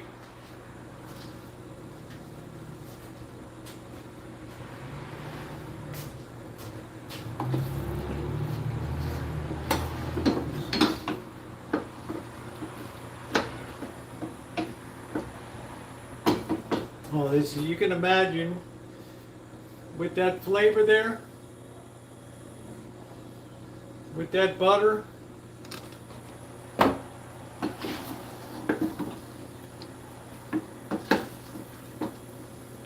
just starting to get a little bit thick.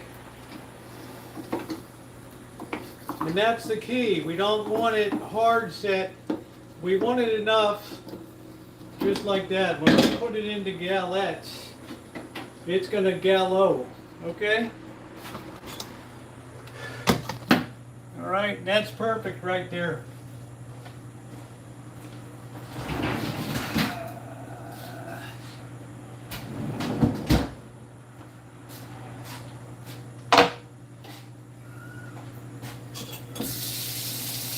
Don't burn yourself here, please. All right.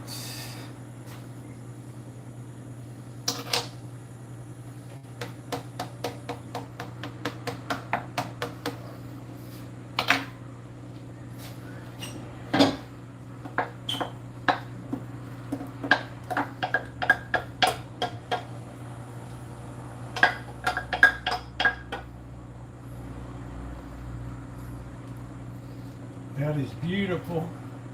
Beautiful. Right.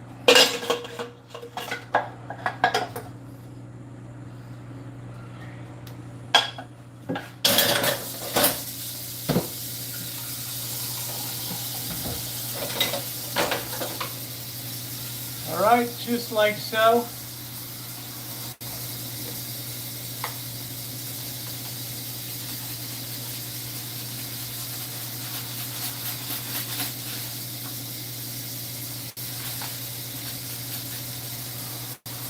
Turbinado sugar right on top.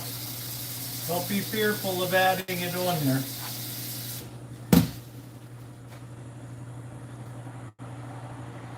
All the crystalline sugar and all that and all the syrup, okay?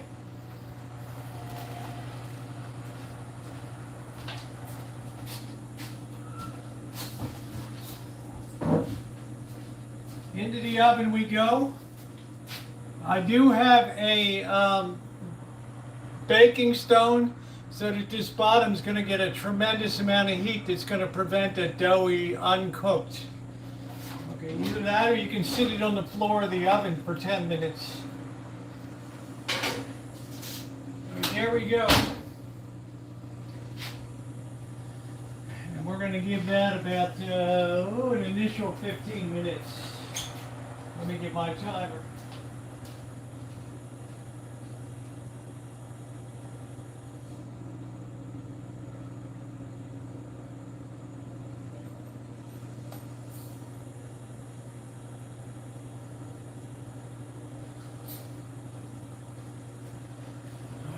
I'm going to clean up a few things here. Put you guys back over here.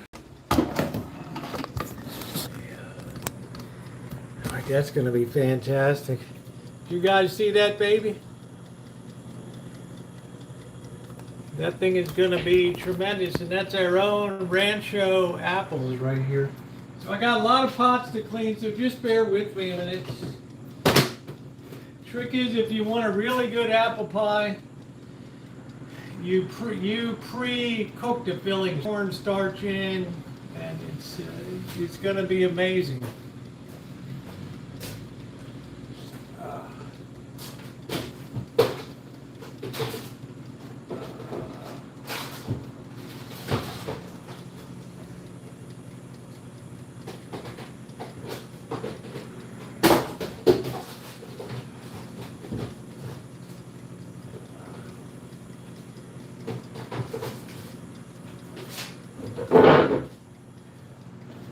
It's a nice seasonal thing as we move towards apple harvest season. It's a nice thing to have. It's a very nice thing to have. I don't like a sink full of dirty dishes when I'm done.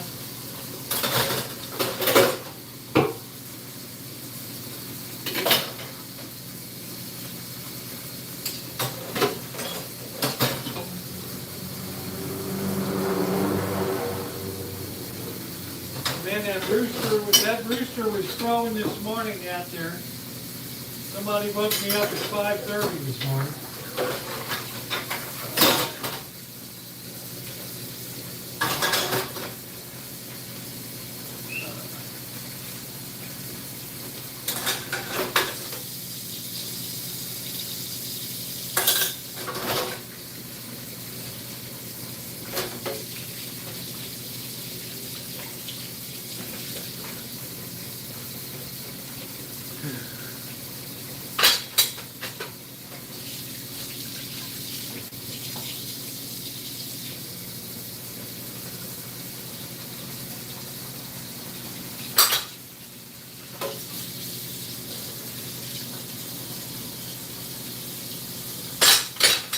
One thing I enjoy doing is baking.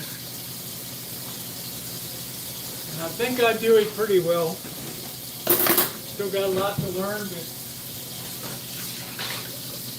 I can make stuff on the fly now.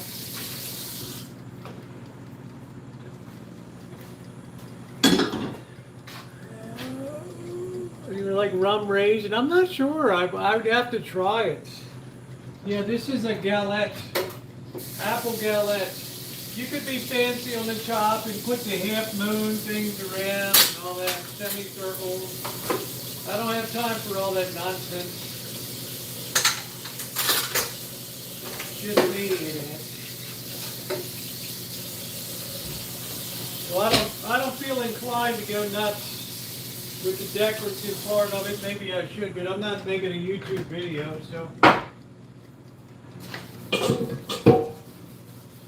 Roosevelt, you are so fun. And I want that thing to be well done. I want that to be, I'd like to see a little burn on that.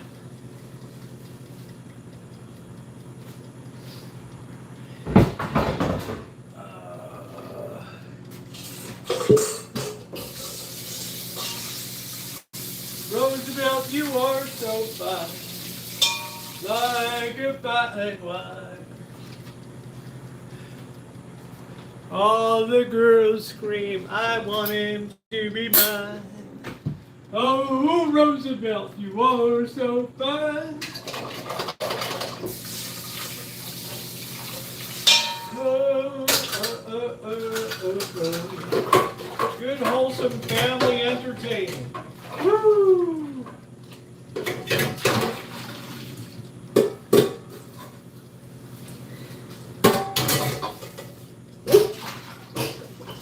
Just like that, folks, we are done cleaning up. I've never had any kind of foodborne illness. It's stuff I made my own. You guys know I only had one in Mexico City because of that beach in Acapulco. It's a rotten ceviche. That was my downfall, boy. That was my downfall.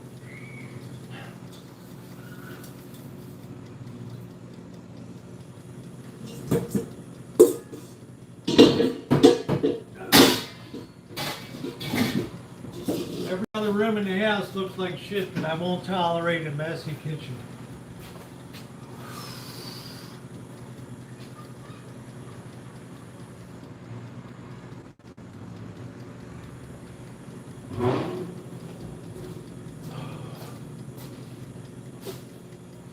Roosevelt, you are so fine. You got the ladies turned on like a dime.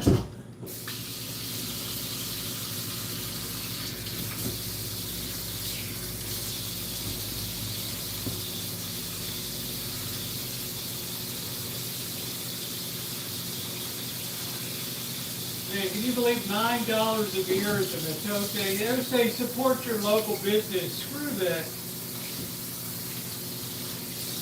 I mean, are you kidding me? $9?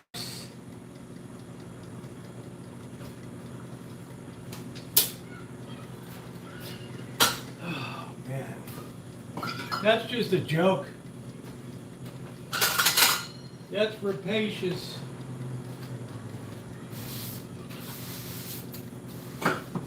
That is absolutely rapacious. I don't think I need any more sauce, boys.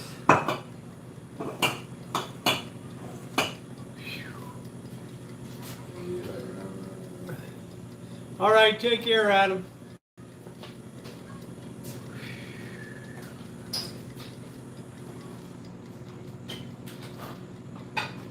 That is rapacious, boys.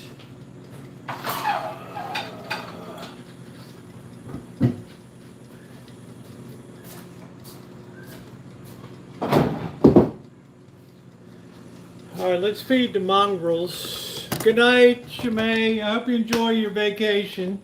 Try to endure the best you can. Out, you pixies. Oh, man. Oh, brother.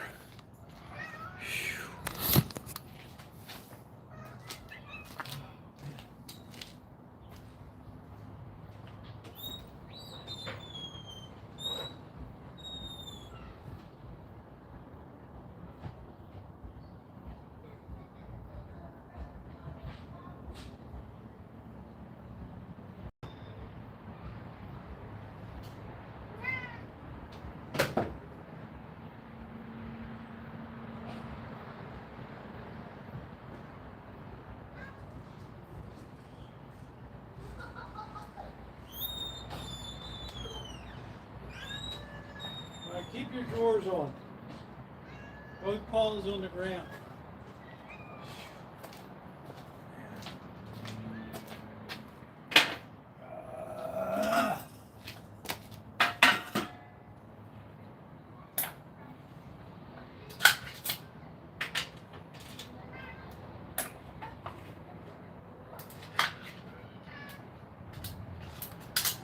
Take a lesson from Skywalker. He sits like a regal English gentleman waiting.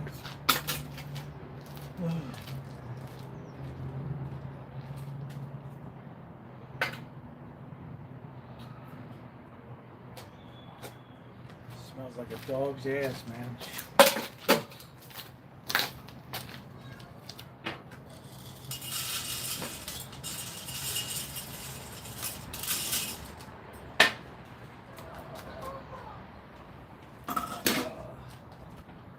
They said nice you clean up the patio all the time, I know.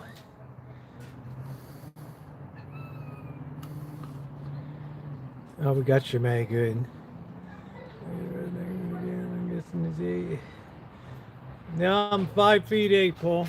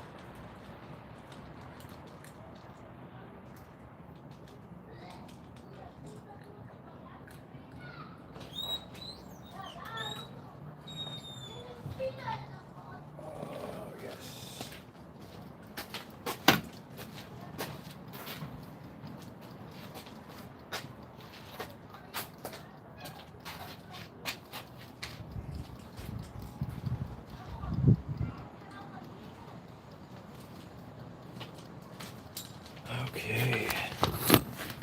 Oh boy. Yeah, let's get those likes up. There we go. Thank you, Alex.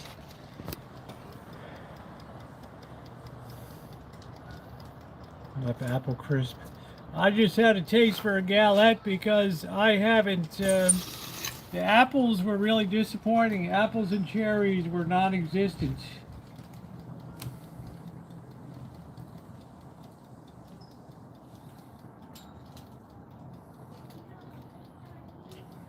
Lucky I went back today and I saw some on the tree. I'm like, all right, that's all right. That'd be all right. Yeah, Shemai's birthday's Friday.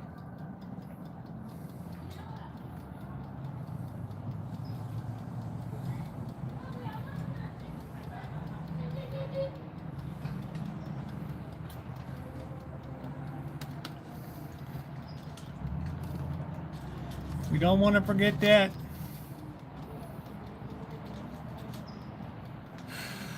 No sense sweeping the back deck because these redwood needles will all be falling down.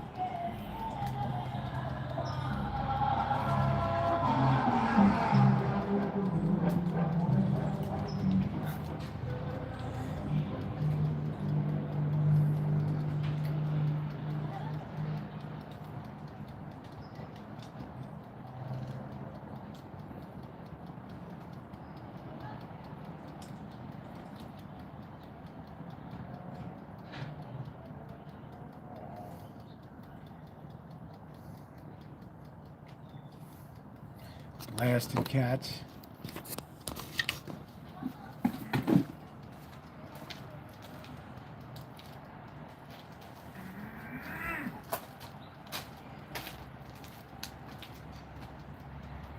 Look at this lump.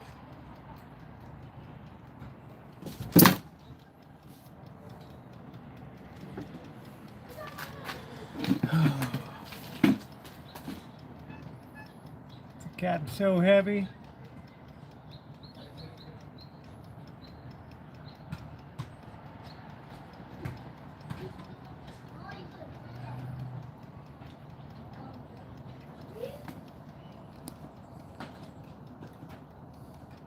Hey Jerry Jones, how you doing? Ooh.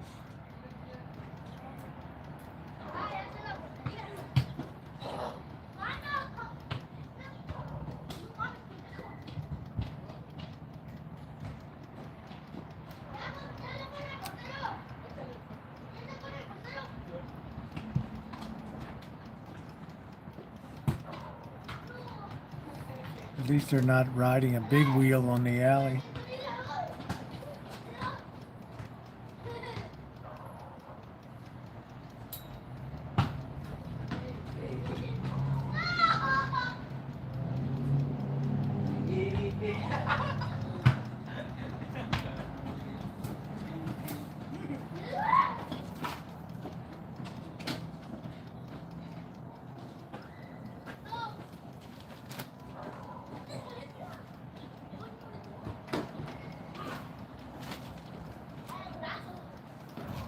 Street soccer.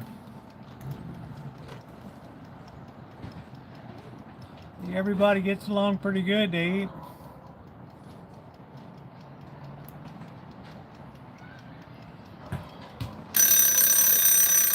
Go take a look.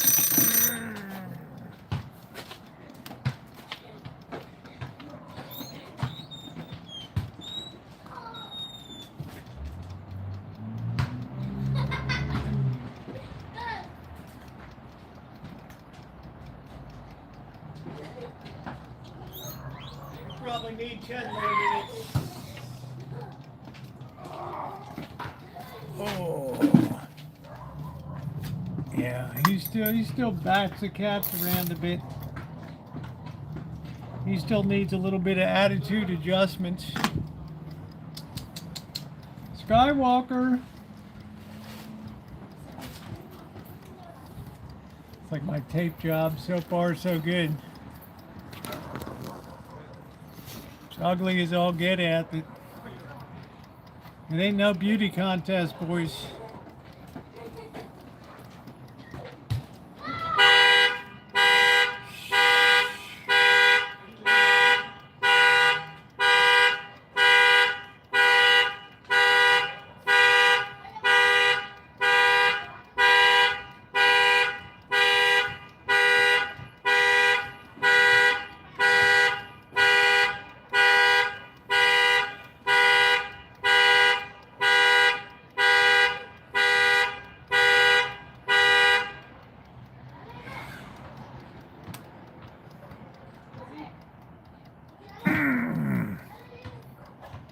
bad enough we got the rooster across the street.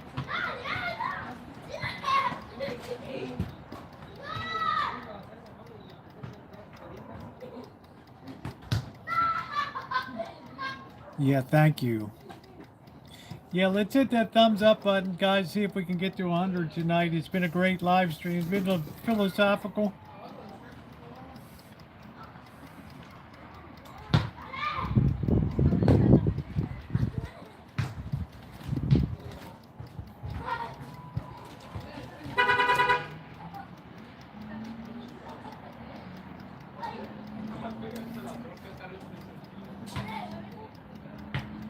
Simba's fine. You know, Simba does great. 3 legs, 4 legs. What's the diff? Yeah, thank you guys. Please hit those thumbs up.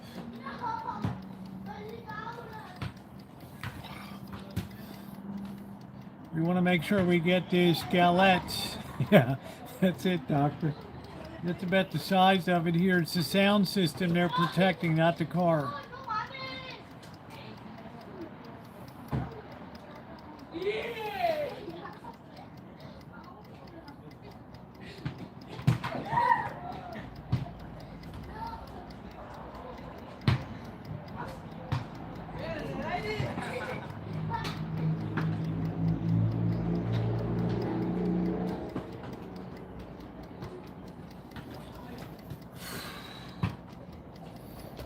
It's gonna look good. And we're just gonna make sure this thing gets really well done. The worst thing you can do is underbake crap.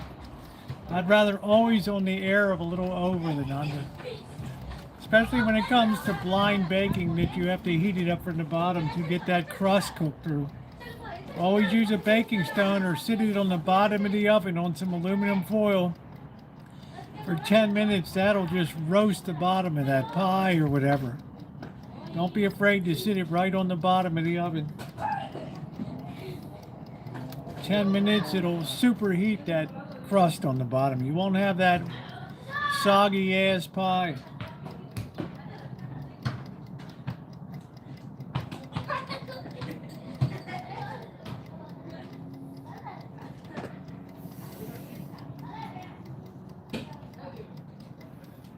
Yeah, Simba's okay. He never goes far from here. Nor does Goliath and Chairman Meow. They always hang around. And then Skywalker, more or less. Those 4. The other 4 just split.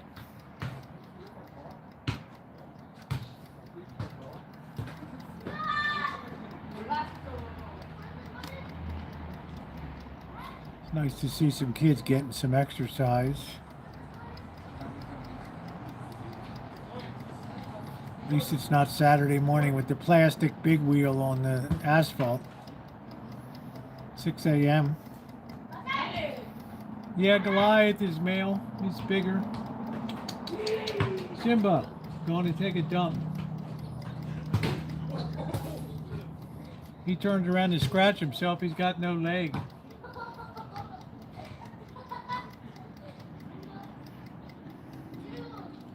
How am I going to get rid of the cats?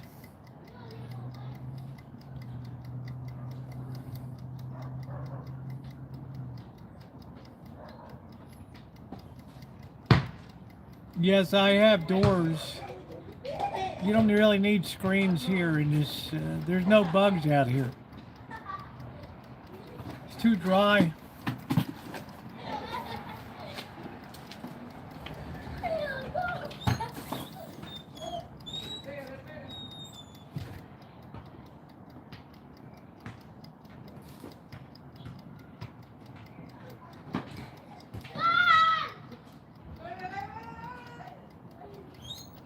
This is looking good. I want to make sure it's really crispy. Really crispy. You can do it in the barbecue grill. Well, they live, to tell you the truth, Tish, they live all over the neighborhood, actually.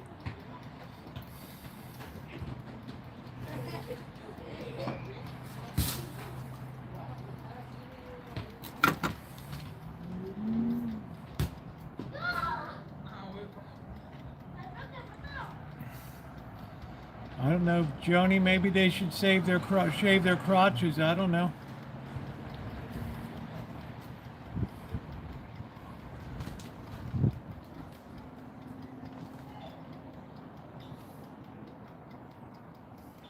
Can't believe the sun is dipping. What time is it?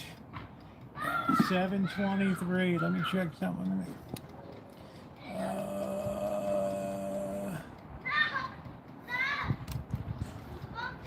Well, they live all over the neighborhood. Some of them don't stay here at night.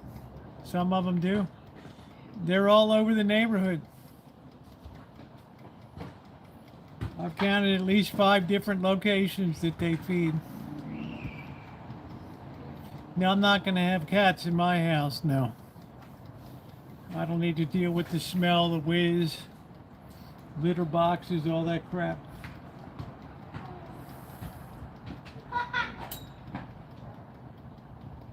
No, no, no. Oh, thank you, Nao.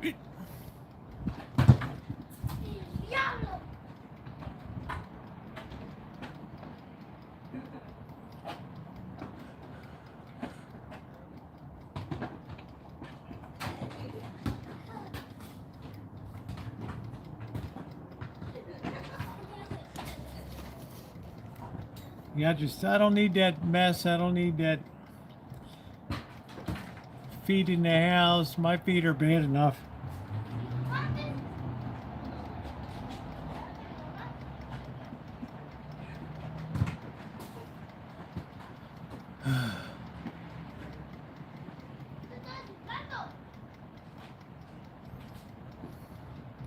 About 3 more minutes, we should be good to go.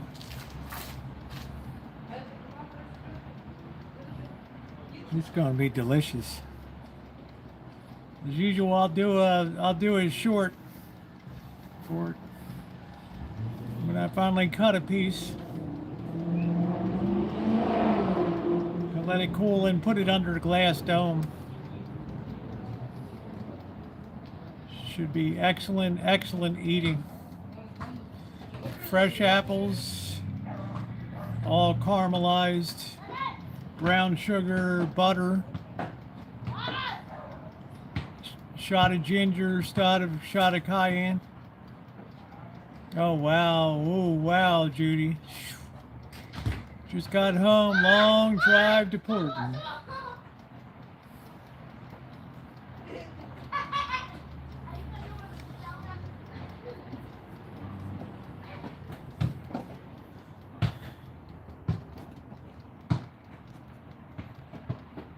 Yeah, cat paradise. Well, and I don't have any new ones. That's the good news. There's no kittens this year.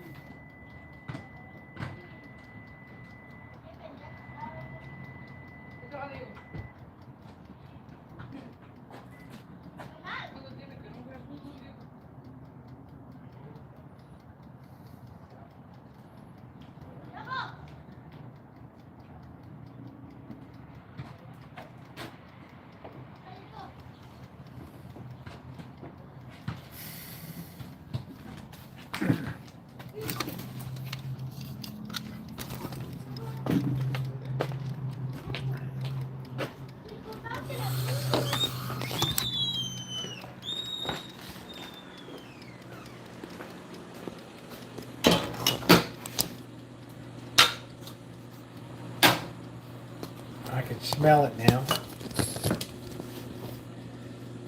All right.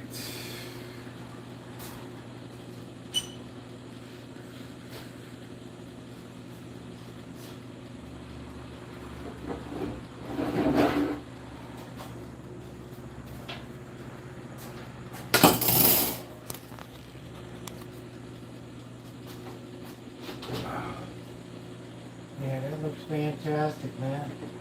That looks beyond belief. Let's be very careful with this. The chances of burning with this thing is very, very high.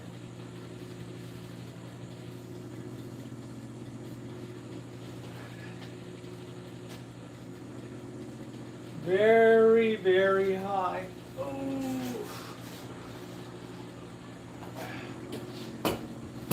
There it is. Oh, yeah.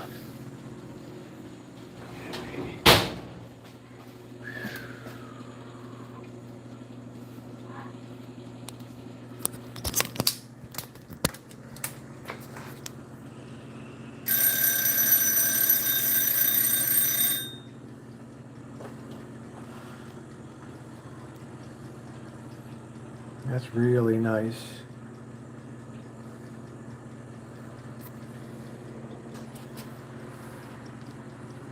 So easy to make. How long did it take? 15 minutes? All that delicious filling set up. It has a shine to it because of the turbinado sugar. You don't want dull looking apples. Shemai's like, send it. Send it.